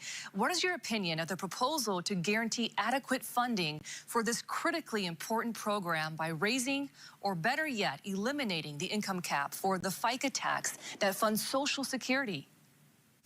60 seconds, Congressman. Well, I fully endorse that proposal of eliminating the FICA cap and making sure that folks are paying their fair share. What is going on with Social Security right now is another example of how Donald Trump and the billionaire class believe that they can rob our Social Security trust fund and force the middle class to pay for the crisis that we are going to be in. We can fix this. I have also stood up to Donald Trump today. I don't trust any talk of Social Security rehire reform. The Social Security workers that you have fired, because my constituents, they're on the phone trying to get access to their disability benefit, their retirement benefit, and no one's picking up. And again, these are programs that folks have paid into. I believe in it. Mike Rogers, Donald Trump, they're going to sell us down the Potomac River. 60 seconds. I've talked to so many seniors who are struggling. They're struggling because they What is paid wrong their with her home mouth? off I'm 30 sorry, years I ago, should but stop. the property tax is getting too high. Their premium on their Medicare is unaffordable, and their Social Security just doesn't cut it. And they're worried they might lose that Social Security. So yes, absolutely, we have to lift the cap. It would make Social Security sustainable, but we've got to go further. I think we need to be eliminating the premiums, the copays, and the deductibles on Medicare, and we need to make Medicare fully sustainable by extending it to everybody. Medicare for all would do exactly that. On top of that, I think we need to be freezing property tax for seniors. If you paid off your home at some point, we can't expect you to keep up with property taxes that are going up. Now, how do we pay for that? Well, again, if we tax billionaires their wealth, if we were to invest in the Department of Education so that we're paying centrally for public schools in an equitable way, there are a lot of opportunities for us to lift the burden off of seniors who've done their job. They've worked extra hard. They deserve a dignified retirement, and we've got to be thinking about how to offer them that. Congressman, 30 seconds. They are bankrupting the Social Security Trust Fund. It is unconscionable and wrong, and Michigan is going to have a choice about who it sends to the United States Senate Right, to do Alyssa, something. you're joking, Who's I'm got sure. The vision long-term for a 6-year term to tackle a tough issue, and that is what I have done. Over and over again. I have a plan for Social Security, a plan to be able to work across the aisle if need be, Great. and most importantly, stand up to Donald Trump and Elon Musk in this moment. Right. Look, I'm here to serve you. I'm somebody who worked in the bowels of city and county government. Those are the kind of jobs where you can't dodge tough issues. You got to show up Monday through Friday and course, Saturday Jonas. and Sunday too. You've got to make sure people get the services that they need and deserve. And I know in places like DC, they look down on people who work in local government. But I also think that we need that viewpoint in the U.S. Senate right now. We also need the viewpoint of a doctor, somebody who understands what it's like to make sure that you look people in the eye and deliver for them. And I think we haven't had that viewpoint, frankly, in a Democrat since 1969. I aim to offer that. Oh, I don't know, Alyssa. This is going to be our final question. We're going to limit this answer to 45 seconds. There will be a rebuttal, but 45 seconds on the main question. The current economic tensions with China have created concerns that range from cheap electric vehicles being flooded into some international markets to military concerns over the buildup of China's armed forces and the dependence of our own military on Chinese goods and services. Should we be working to lessen our dependence on China, and how should we deal with a major competitor as well as a major trading partner? 45 seconds. My dad moved to this country to learn to make cars, and he believed in this place. He immigrated from Egypt, the place where that was not possible. And he chose to come here because this was a place where innovation, ingenuity, those were unleashed. We had the mighty UAW who was empowered to make the cars that my dad would design. The challenge, of course, is that corporatism has gotten in the way. I remember when my dad came home in 1996 and said, a company that's more interested in finance than it is in engineering is not going to be a car company very long. Fast forward, 2008, there we were.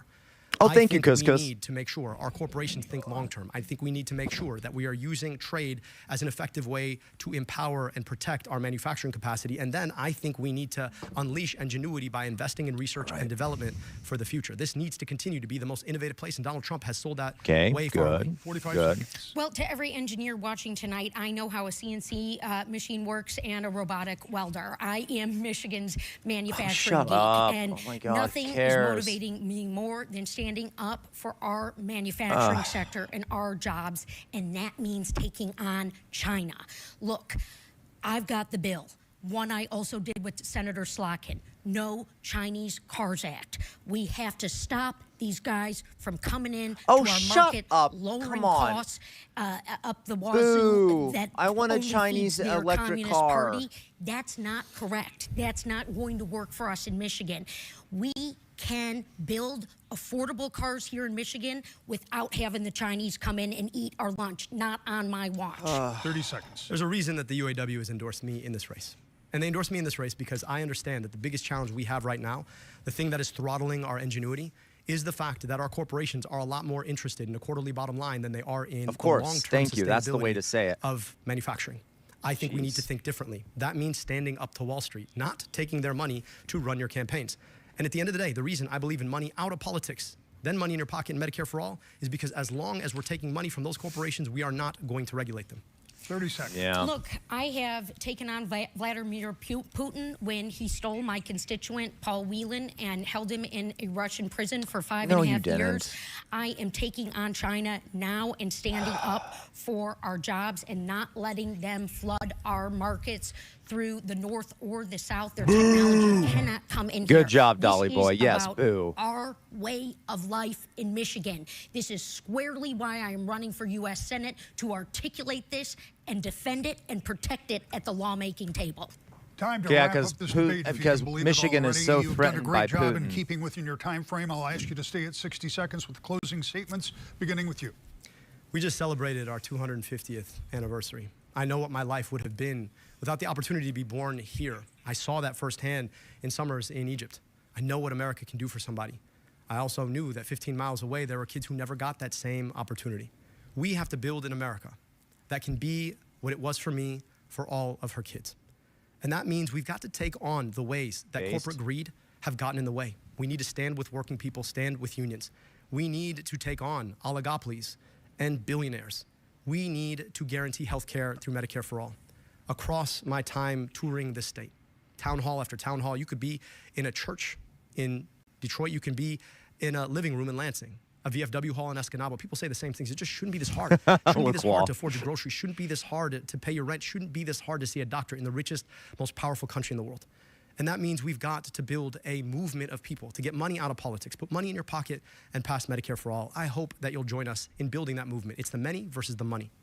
Congresswoman, 60 Oh, so I am good. fed up and fired up. I am fed up with Michiganders getting screwed over by bad policies that are coming down from the Trump administration that do not understand the first thing about us and that are raising our costs and impacting our way of life and coming for our jobs. I am fired up, though, to be your next U.S. Senator. I am fired up to lead for us on day one and when it matters and to be in this fight alongside you and your families. All 83 counties in this incredible state of ours, the largest state geographically east of the Mississippi, deserves its workhorse. And that is me.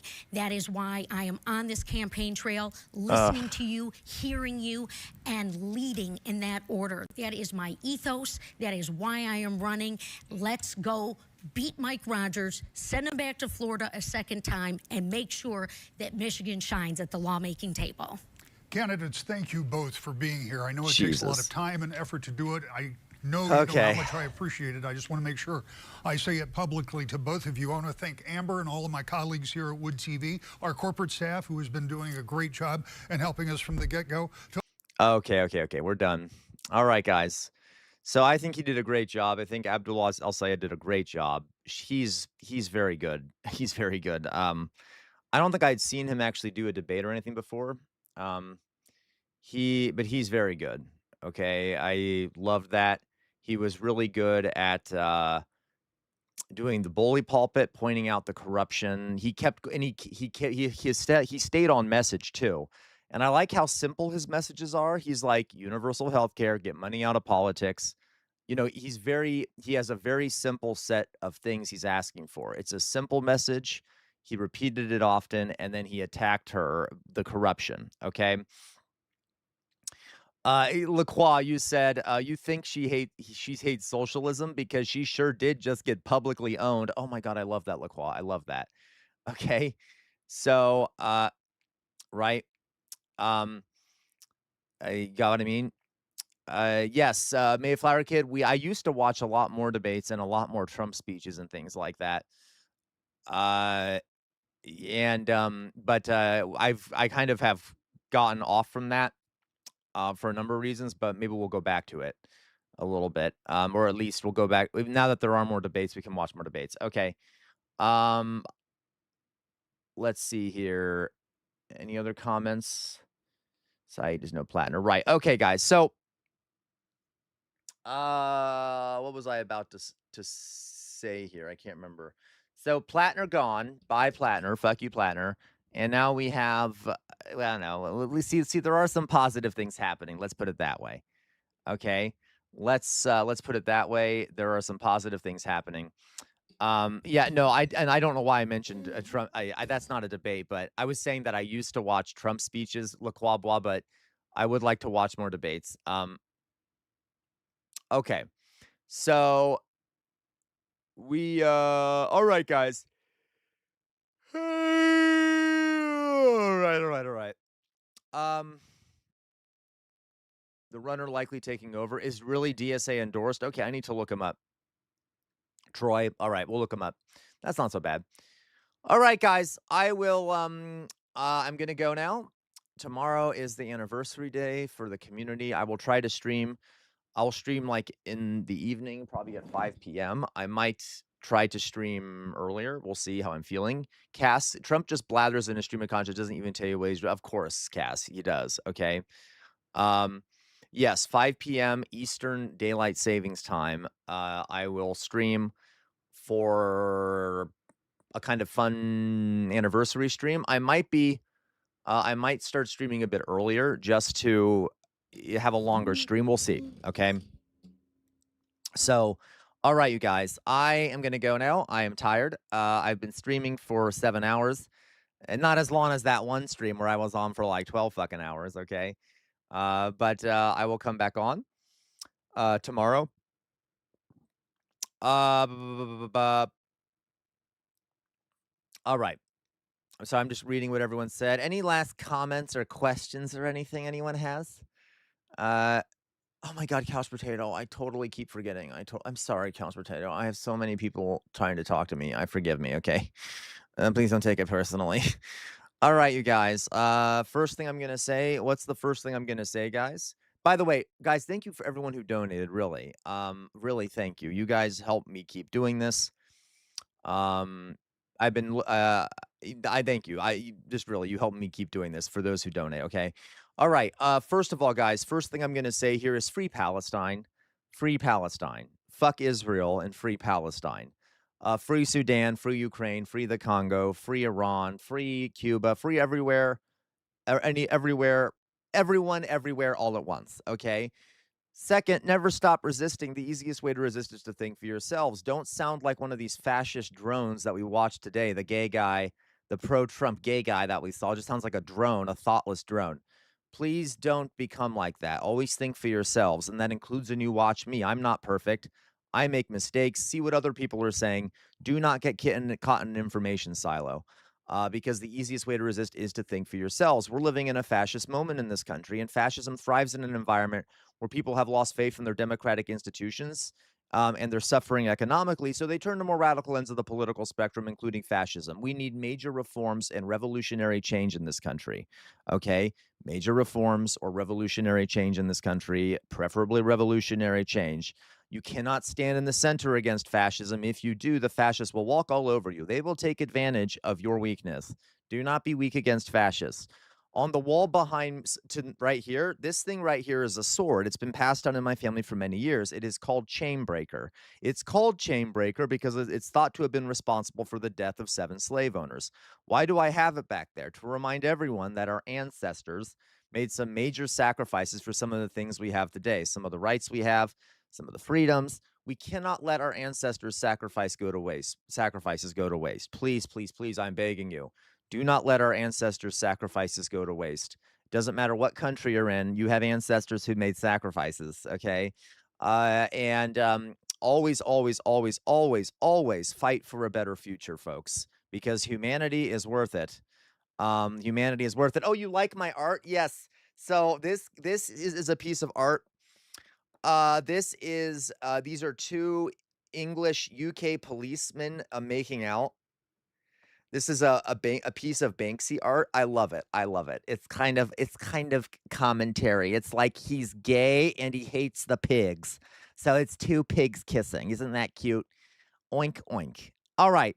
So anyway, I'm going to go now, guys. Please join it is Jonas. I love Banksy's art. Okay, I really do. I'll be on the Discord, guys. You know, I have trouble sleeping and shit, so I'll be on the Discord. I love you all very much. You have a good day. Don't forget to have revolutionary optimism, folks, okay? I know that there are lefties that always like to yell at other lefties before I go, okay? And who like to come in here and just start screaming at everyone, you know, without understanding the material conditions that we're living under in America. But we do the best we can given what we have. I want to point that out to everyone here, folks, okay? So I know, you know, some of us may have supported Platner or whatever. Given the knowledge we had at the time, that's the best we could do, given not knowing and the situation we're in, okay? So just be aware of that. You're all fine. It's okay to make mistakes. We're doing the best we can, given which we all know, America is structured in a way that makes it very difficult to get the things we want, okay? Love you all very much. You have a good day. Good night. Bye-bye, guys. Oh, you know what? I should raid someone. Let me raid someone. I'll find someone to raid here on Twitch. We'll raid someone. Twitch.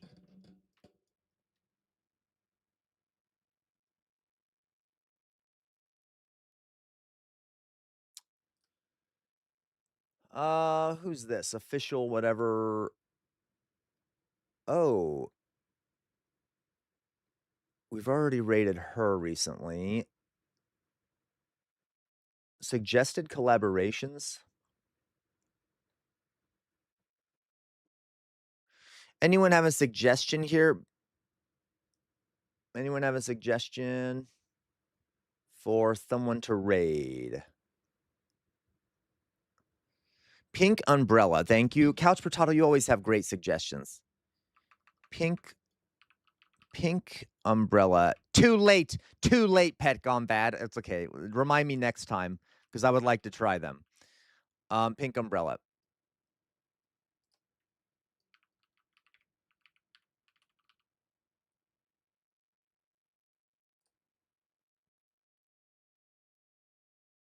Oh, excellent. Okay.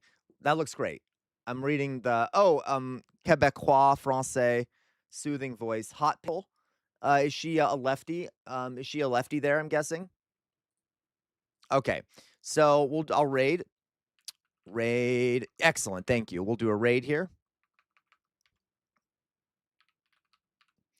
Raid. Pink umbrella. Okay. All right, guys.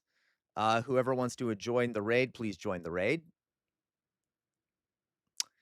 And I will see you all tomorrow again. Oh, is she okay.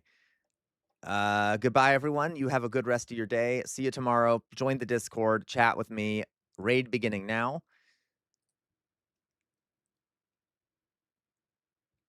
All right. Is Casual Revolt, welcome in. Welcome in, readers. I hope that you guys had a great time with Casual Revolts. Let me give you a shout out. Let's see what you were doing today.